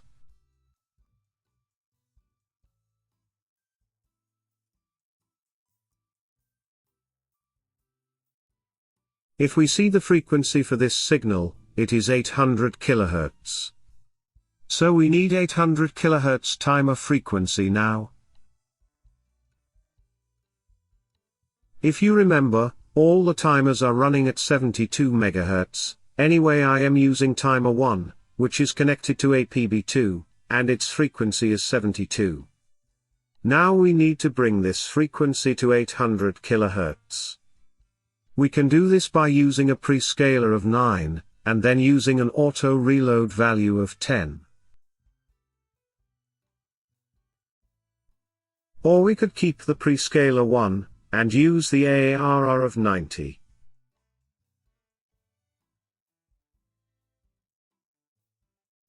I am gonna go with the second option. You will see in a minute why. By the way, the same setup is also valid for the WS2812B.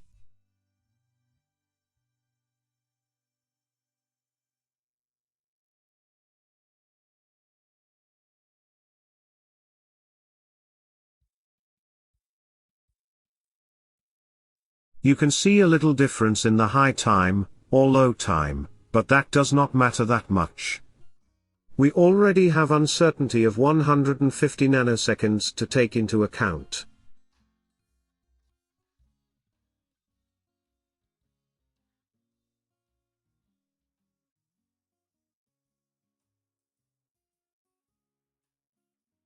So let's keep the prescaler 1, and set the auto reload register to 90.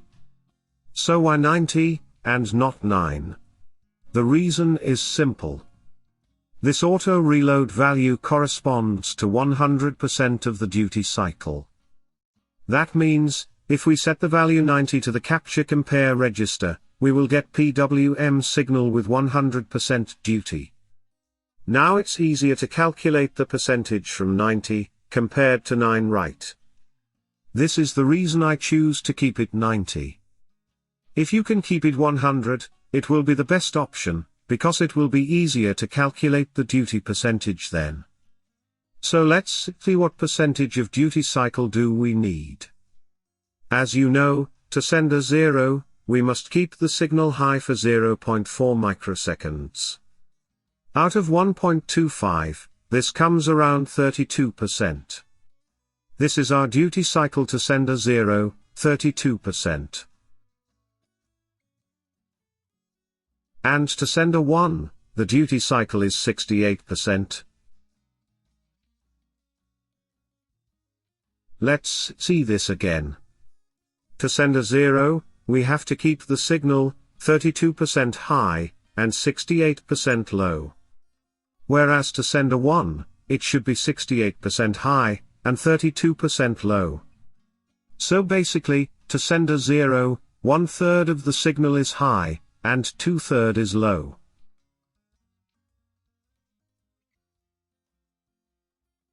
To send a 1, 2/3 of the signal is high, and 1/3 is low. Since our 100% duty is 90, we have to calculate the 1/3, and 2/3 from this 90. We will do that later in the code. Let's set up the DMA. Select the timer channel. We are sending the data from memory to the peripheral, so select the option. Keep the DMA to normal, it will be easier to stop it. I am keeping the data width to 16 bits. Click Save to generate the project now.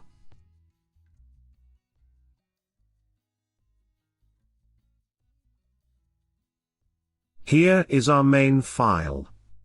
Let's create a function to send the data to the DMA. It will take the value of green, red, and blue as the arguments. You know the color codes. First we will create a 32-bit variable, which will store the 24-bit data for the colors.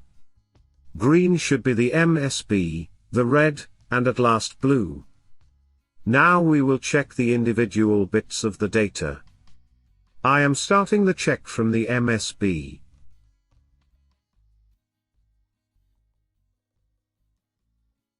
If the bit is 1, we will store 60 in that position.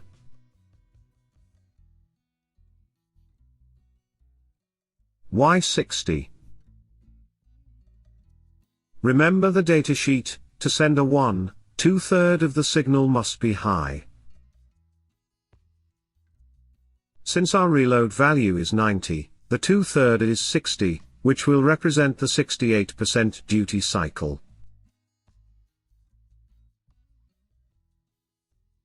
Else, if the bit is 0, we will store 30 in that position.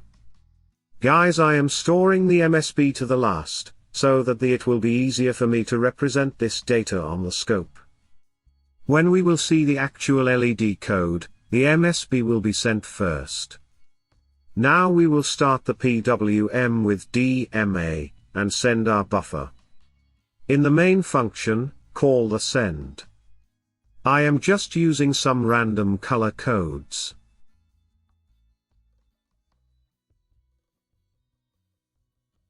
We got some errors. This should be data.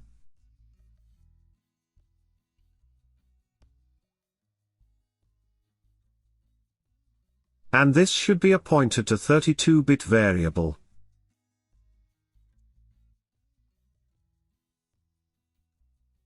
Okay, let's run it now.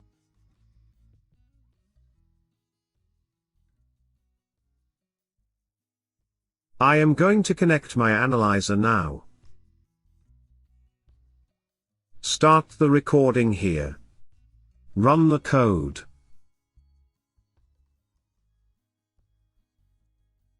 And that should be enough.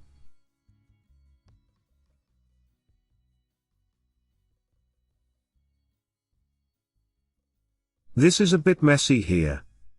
You see, DMA is keep sending the data, it doesn't stop. So we need to stop it. Let's look for the callback function. When the data transmission is finished, this pulse finish callback will be called.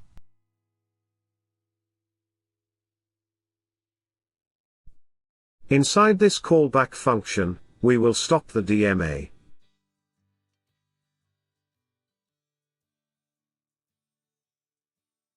Let's test this now.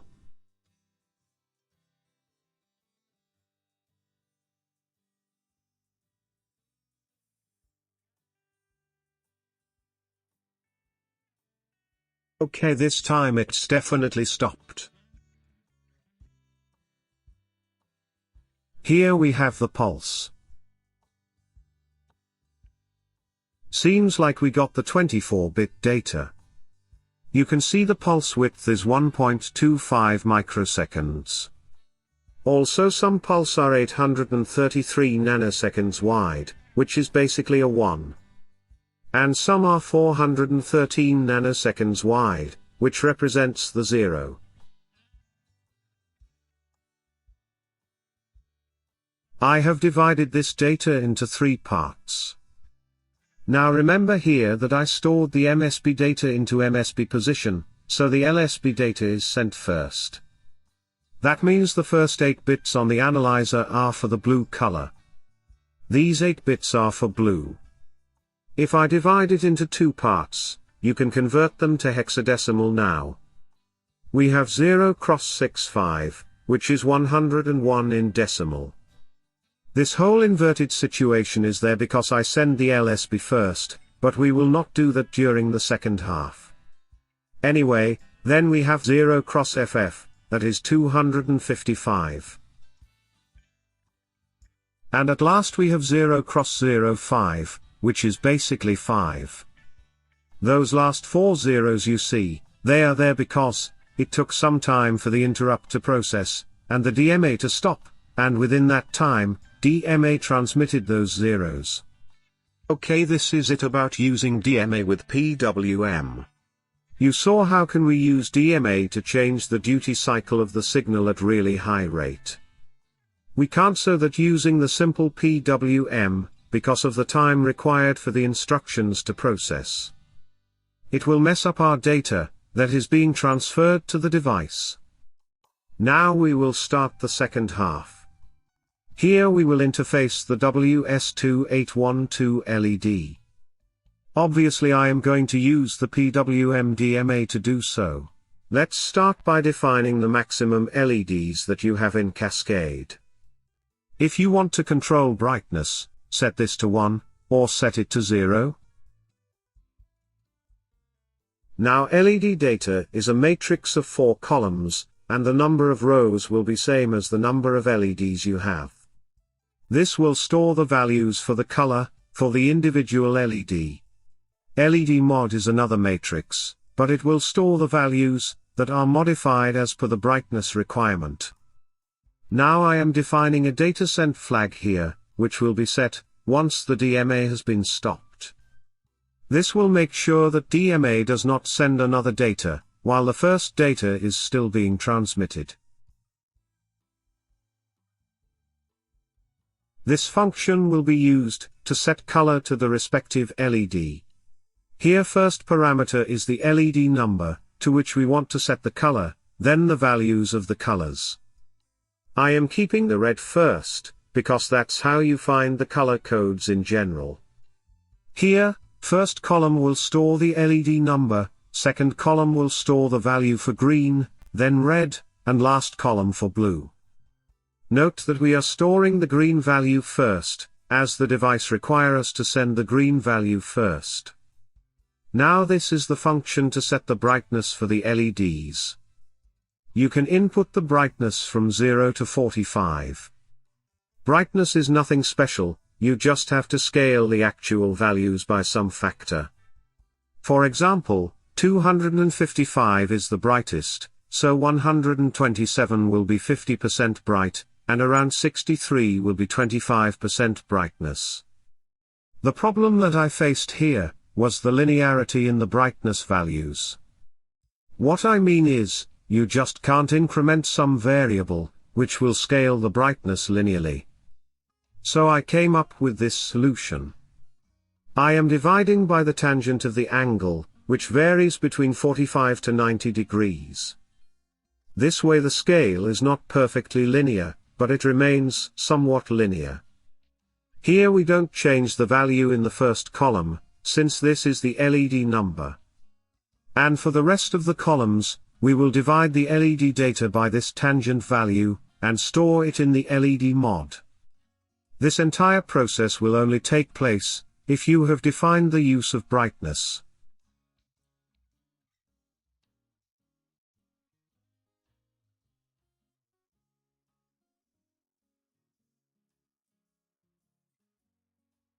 This is the function that we will use to send the values to the PWM DMA. Here I am defining a 32-bit variable that can store the 24-bit color data. We have to perform this operation for each LED individually. Remember, we stored the green code in the second column, red in the third, and blue in the fourth. We will shift the green code by 16 place, red by 8, and no shift for blue. Now we will check individual bit in the color variable. Starting from the MSB. If the bit is 1, we will store the value 60 in the LSB. Note here guys, the MSB is needed to be sent first, and that's why we are storing the MSB from the color to the LSB in the PWM data. I have already explained you the significance of this 60. It's 2/3 of the reload value. And if the bit is 0, we will write 30 in that position.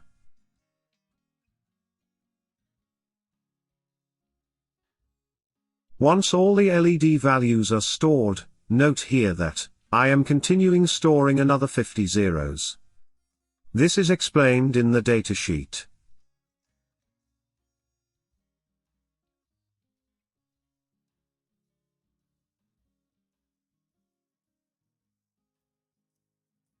As you can see, after sending one set of data for all the LEDs, we need to keep the line low for more than 50 microseconds.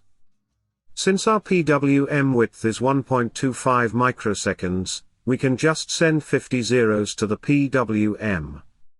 This will correspond to more than 50 microseconds delay for the driver. And by the way, you can see here, the data for all the LEDs must be sent together. The driver will use the first 24 bits for the first LED, and automatically shifts the rest of it to the second LED, which will be further shifted to third, then fourth, and so on. So that's why, after sending the data for all the LEDs at once, we must send a low for 50 microseconds, to indicate that there is another set of data coming next.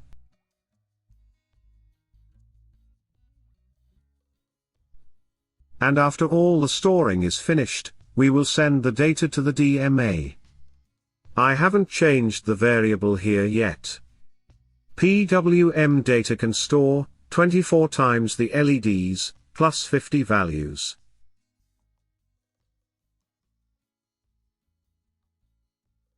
That extra 50 is used to store this reset code. Now after sending the data, we will wait for this flag to set. This will indicate that DMA has been stopped, and you can send another set of data now. These are all the functions needed. Now let's send some color data.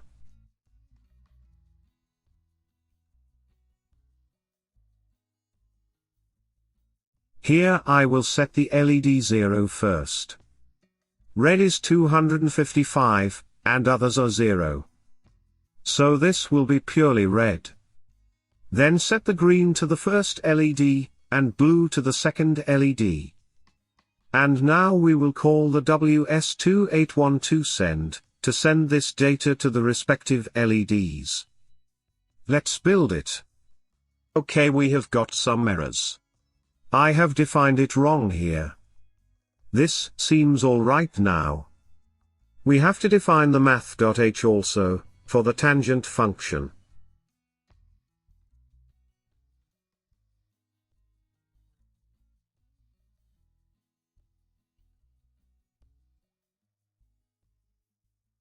Let's run it. Okay, it didn't work. I forgot to include the brightness value. Let's keep it full bright, that is 45.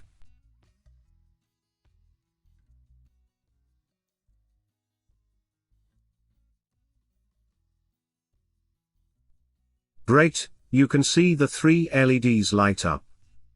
The first one is red, second is green, and the third is blue. You might not be able to see the difference in second and third LEDs. This is just due to camera quality. Trust me, the second is green, and the third is blue. Let me just comment out the blue color, and run this code again.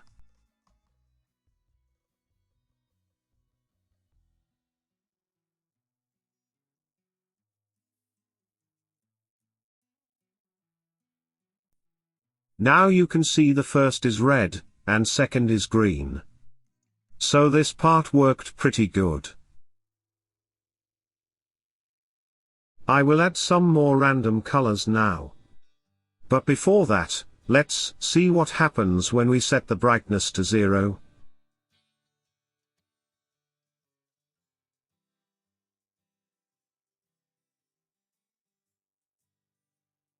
As expected, the LEDs are completely off. Good, then, I will continue adding more random colors. I don't exactly know what these colors are, by the way. Now all the LEDs are set. In the while loop, I will increase the brightness up to 45, and then decrease it down to 0. And let's add 50 milliseconds delay between each change.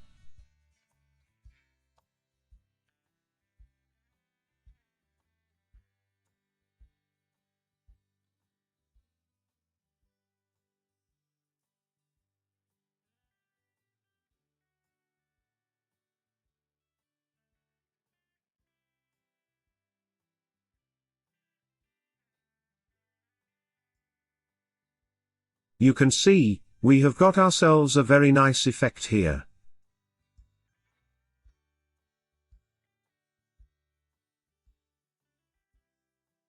So we can just take some random color, copy its RGB values, and set the values in the LED.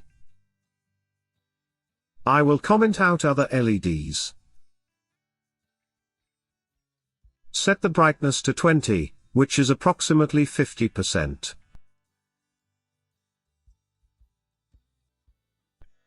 And you can see we got the color we wanted. The code works pretty straightforward here. Set the color, set the brightness, and send. This part here, I have shot after shooting the original video, so you might feel the cut. This is the code to generate the rainbow effect. Obviously I haven't written it, look at these numbers. So I will explain you how I got it working. You have to go to this link here. First of all, you need to add the LED strip. Click on the strip, and select the number of LEDs you have. Now click Add Effect.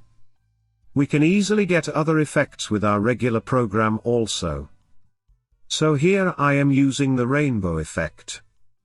Click on Animation, and then control the settings, whatever you need.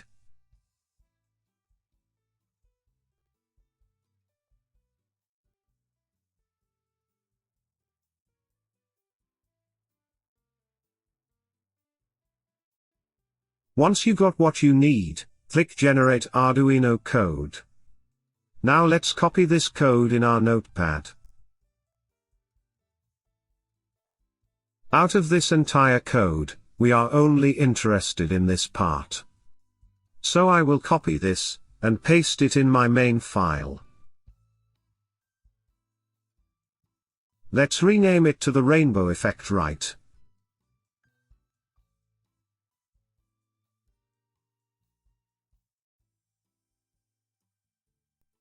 This function, set pixel color, we will replace it with the set LED. And after setting the LED, we will send it to the driver. Replace others also.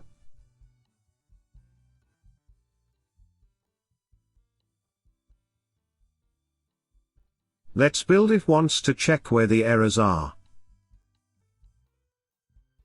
We don't need this line here, we will add the delay later.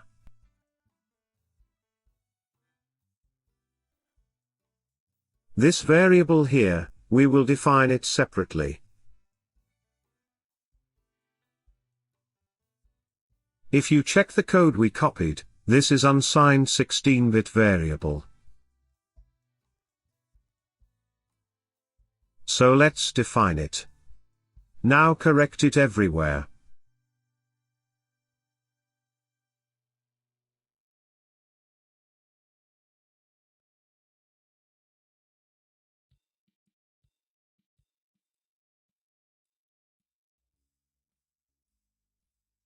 Resetting the strip is just like setting the variable to 0.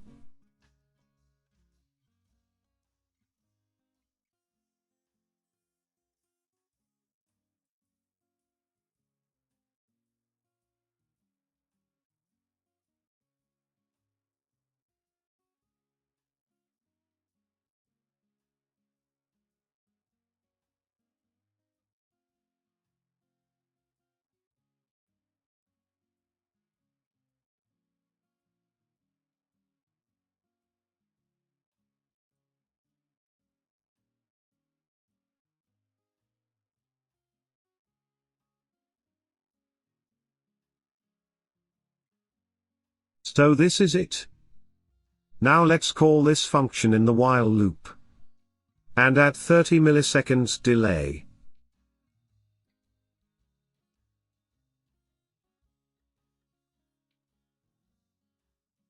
Run it now.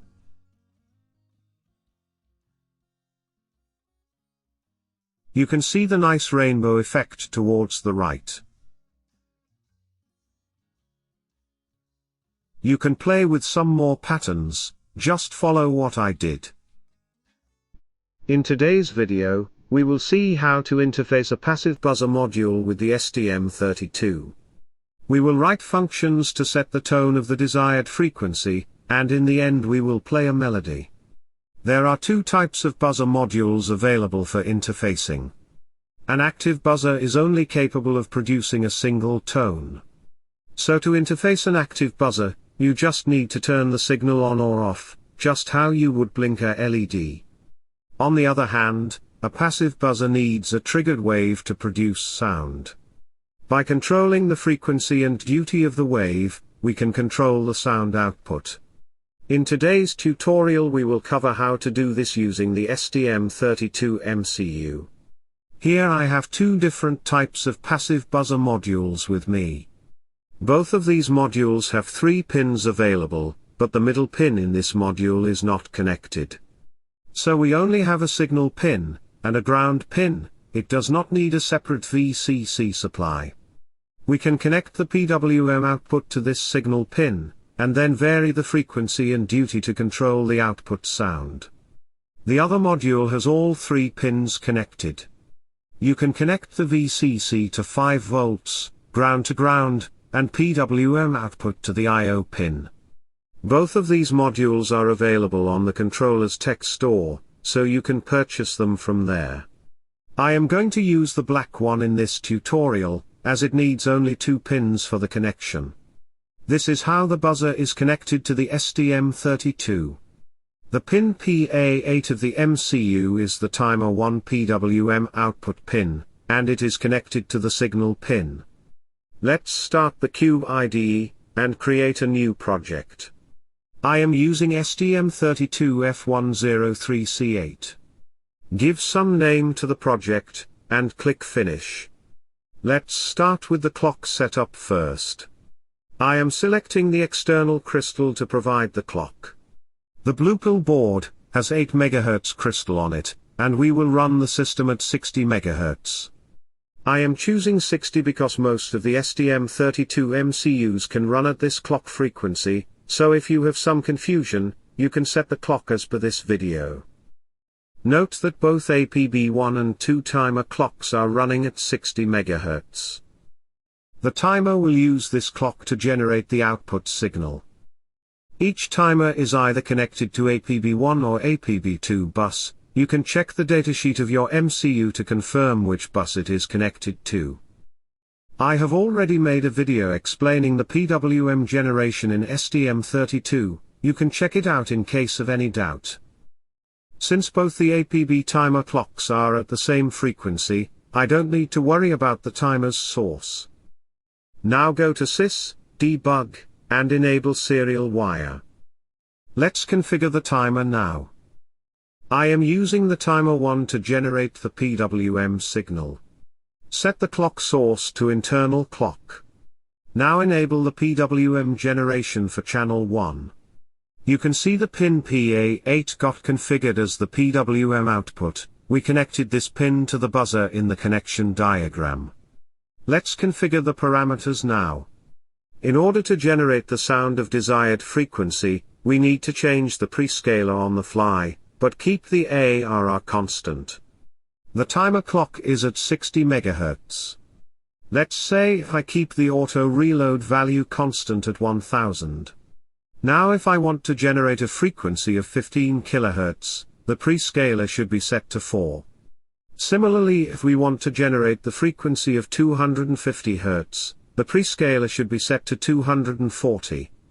We will write a formula in the main code to calculate the prescaler for desired frequency. So let's leave the prescaler to 0 for now, and set the auto reload value to 1000. We will not modify the duty cycle throughout this video, rather we will keep it at 50%. So set the pulse value to half of the auto reload value, so the duty can be 50%. That is all the configuration we need. Click Save to generate the project. Let's start with a simple test first. In the main function, we will start the timer in the PWM mode. The parameters of this function are the timer handler and the timer channel which you have selected in the CubeMX. In the CubeMX configuration, we set the prescaler to 0, so the timer will run at 60 kHz. So before starting the timer, we will set the prescaler to 240. This will generate a frequency of 250 Hz. Actually this value should be 239. Whenever you are setting the prescaler, the value should be 1 lower than the desired value. This is because the code at the register level adds a 1 to this value. I will fix this in the final code, and also mention it in the article. Alright, the code has been flashed successfully, and now you can hear the sound produced by the buzzer.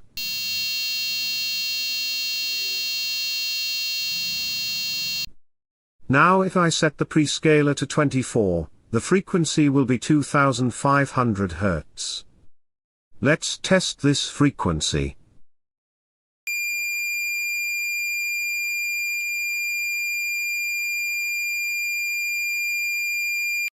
You can clearly hear the sound with a higher pitch than before. Let's change these frequencies in the while loop, so that we can hear the differences between them.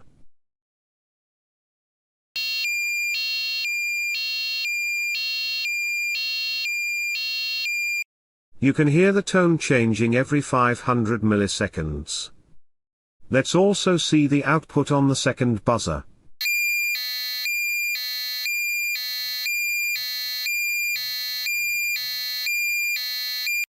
We pretty much got the same tones in this buzzer also. A note is produced by managing these frequencies and their timings. We will also do the same, and try to produce a random melody. We need a function to calculate the prescaler value for the desired frequency. Let's first define the timer frequency, you can change it as per your setup. The argument of the function prescaler for frequency is the desired frequency which you want to output. Inside this function we will use the same formula which we have used so far to calculate the prescaler. Return the calculated value. In case the frequency is 0, we don't want to pass the value to the formula, so we will simply return 0. Now inside the while loop, I am generating the output at different frequencies. There is a delay of 250 milliseconds between each tone. Let's build and flash the code to our board.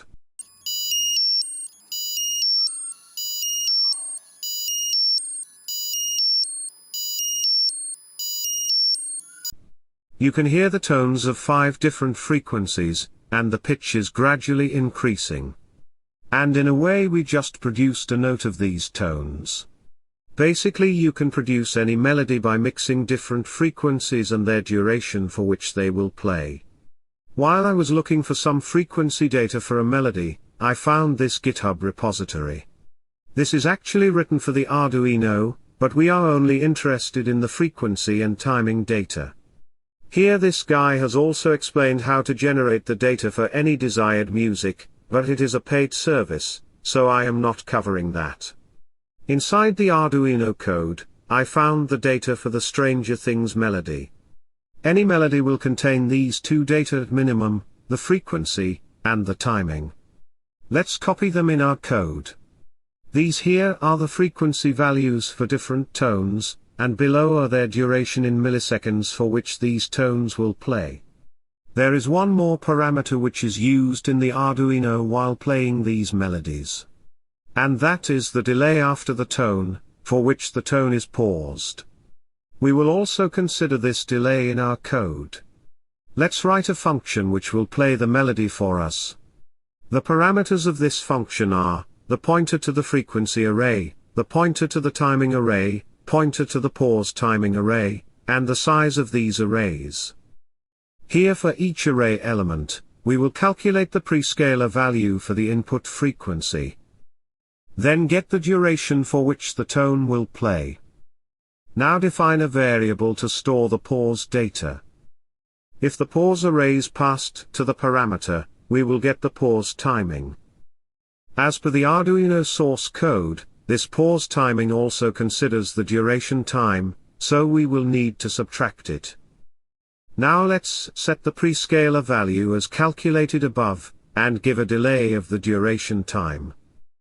But if we do want to pause the tone after this duration, we will not play any tone after this time, and it will continue to pause for the pause time calculated above. We will define this no-tone function. Inside this function we will set the prescaler to 0. This will actually generate the output frequency of 60 kHz, which we can't hear, so it will be treated as the pause. Let's call this function in the main function, and pass the parameters. There is no pause data here, so pass the null here. Also we need to calculate the size of the array.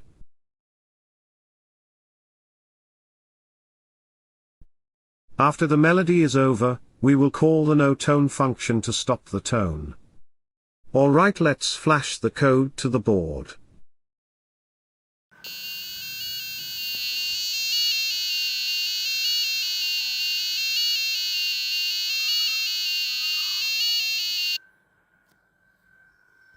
You can hear the Stranger Things melody being played by the buzzer. To demonstrate the use of the pause, let's set the pause time of 30 milliseconds after each tone.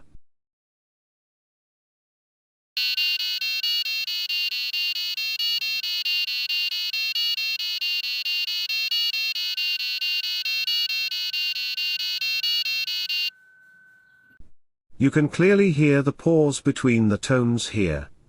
This is it for the video. So we were able to interface the passive buzzer module with the STM32. This video will cover the HCSA04 sensor, but this time we will use a different, but better approach towards it.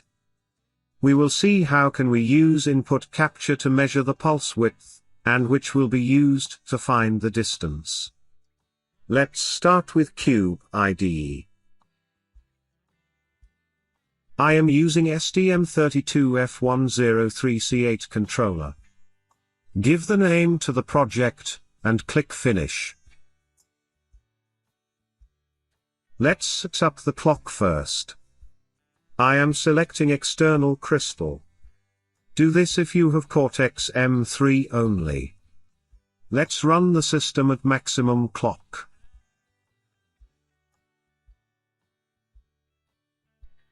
I am going to use timer 1 for this project. Select the input capture mode. I have made a video on input capture few months ago. You can watch it by clicking the top right corner. Timer 1 is connected to a PB2 clock, and which is clocked at 72 MHz. If you are using any other timer, check the datasheet to know where it is connected to. Prescaler in my case will be 71. This will bring the timer clock to 1 MHz, and we will get a timer period of 1 microsecond per count. This is important because HCSR04 sends the pulse of few microseconds, so in order to read the width of the pulse, we need the timer working in microseconds range. Now ARR will be the maximum possible value. For a 16-bit timer, it would be 65,535.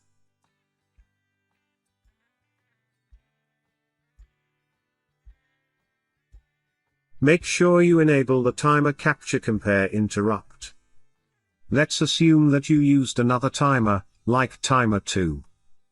And you don't see the capture compare interrupt, then in that case, enable the global interrupt.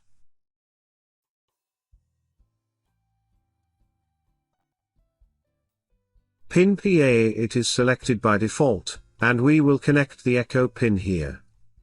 Select the pin PA9 as the output for the trig pin. Everything is set now. Click Save to generate the project.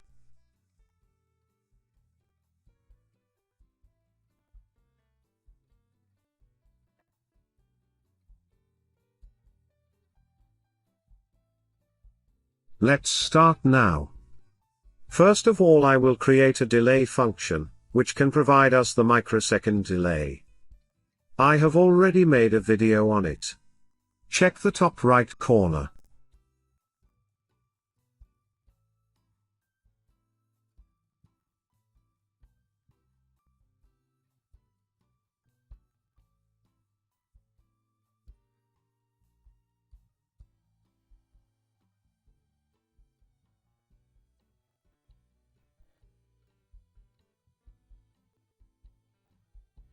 Here are the variables defined, which will be used. This callback function will be called whenever a rising or falling edge will be captured. First, on detecting a rising edge, the timestamp will be stored in the ICVal1 variable. Now we will set the polarity for capturing the falling edge. When the falling edge is captured, another timestamp will be stored in the ICVal2 variable. Now the counter will be reset, and we will calculate the difference between two captured timestamps. This difference will be in microseconds, as our timer is running in that range. Based on this difference, the distance will be calculated by using the formula provided in the sensor's datasheet. After finishing up all the calculations, we will change the polarity in order to capture the rising edge again. And this loop will keep repeating.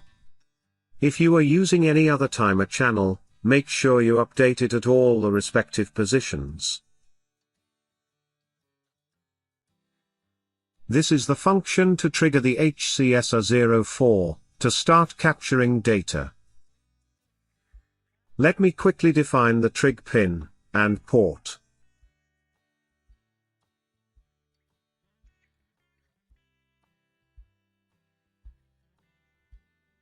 To trigger the HCSR04, we have to pull the trig pin high for around 10 microseconds, and then pull it low. For this purpose only, I created a delay function to give delay in microseconds.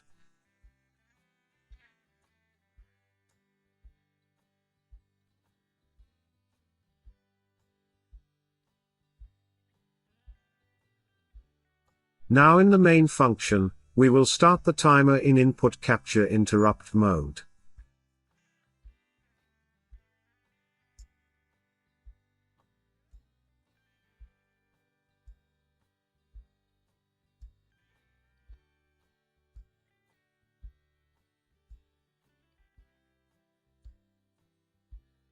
And in the while loop, we will read the HCSR04 every 200 milliseconds.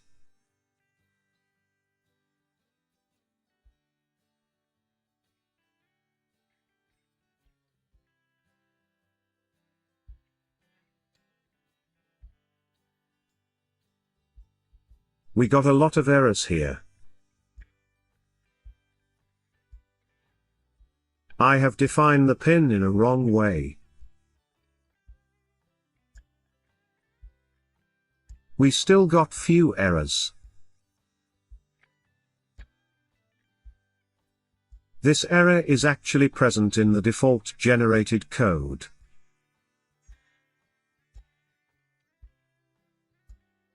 You can also click the error in the console, and you will directly reach here. Click at this end, and delete this bracket. I didn't got this error in F4 series controllers. You may or may not get this, based on your software version. If you are not looking for the LCD, this is it. You will get the distance accurately, within ± 2 cm range.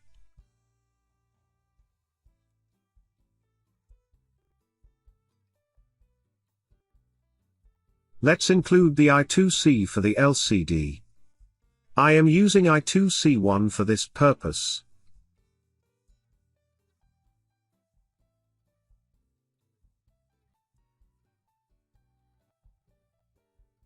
That error got generated again. Let me quickly fix it.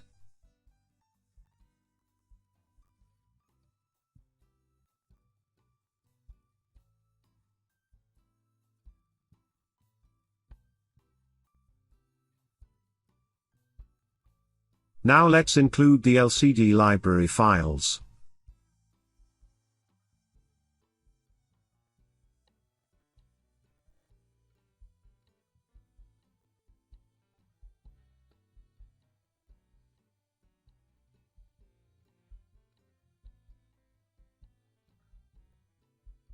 Refresh the code, so that you can see them. If you are using another I2C, make sure you change here.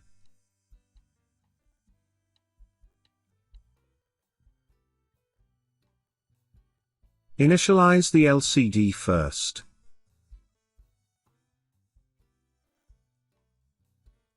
Let's print this string on the display. Now inside the while loop, we will print the distance values on the display.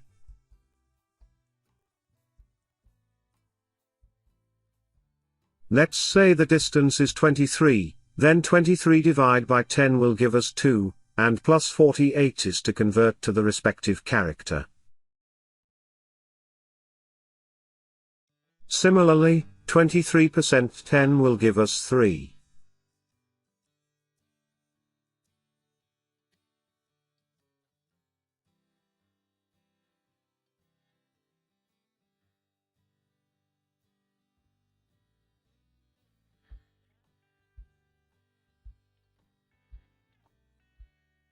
Let's build it. Looks like I forgot to include the header file.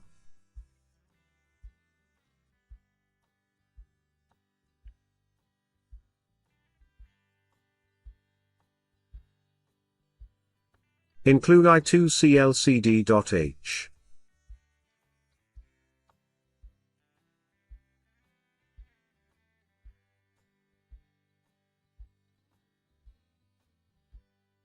Everything is good now. Let's flash it to the board.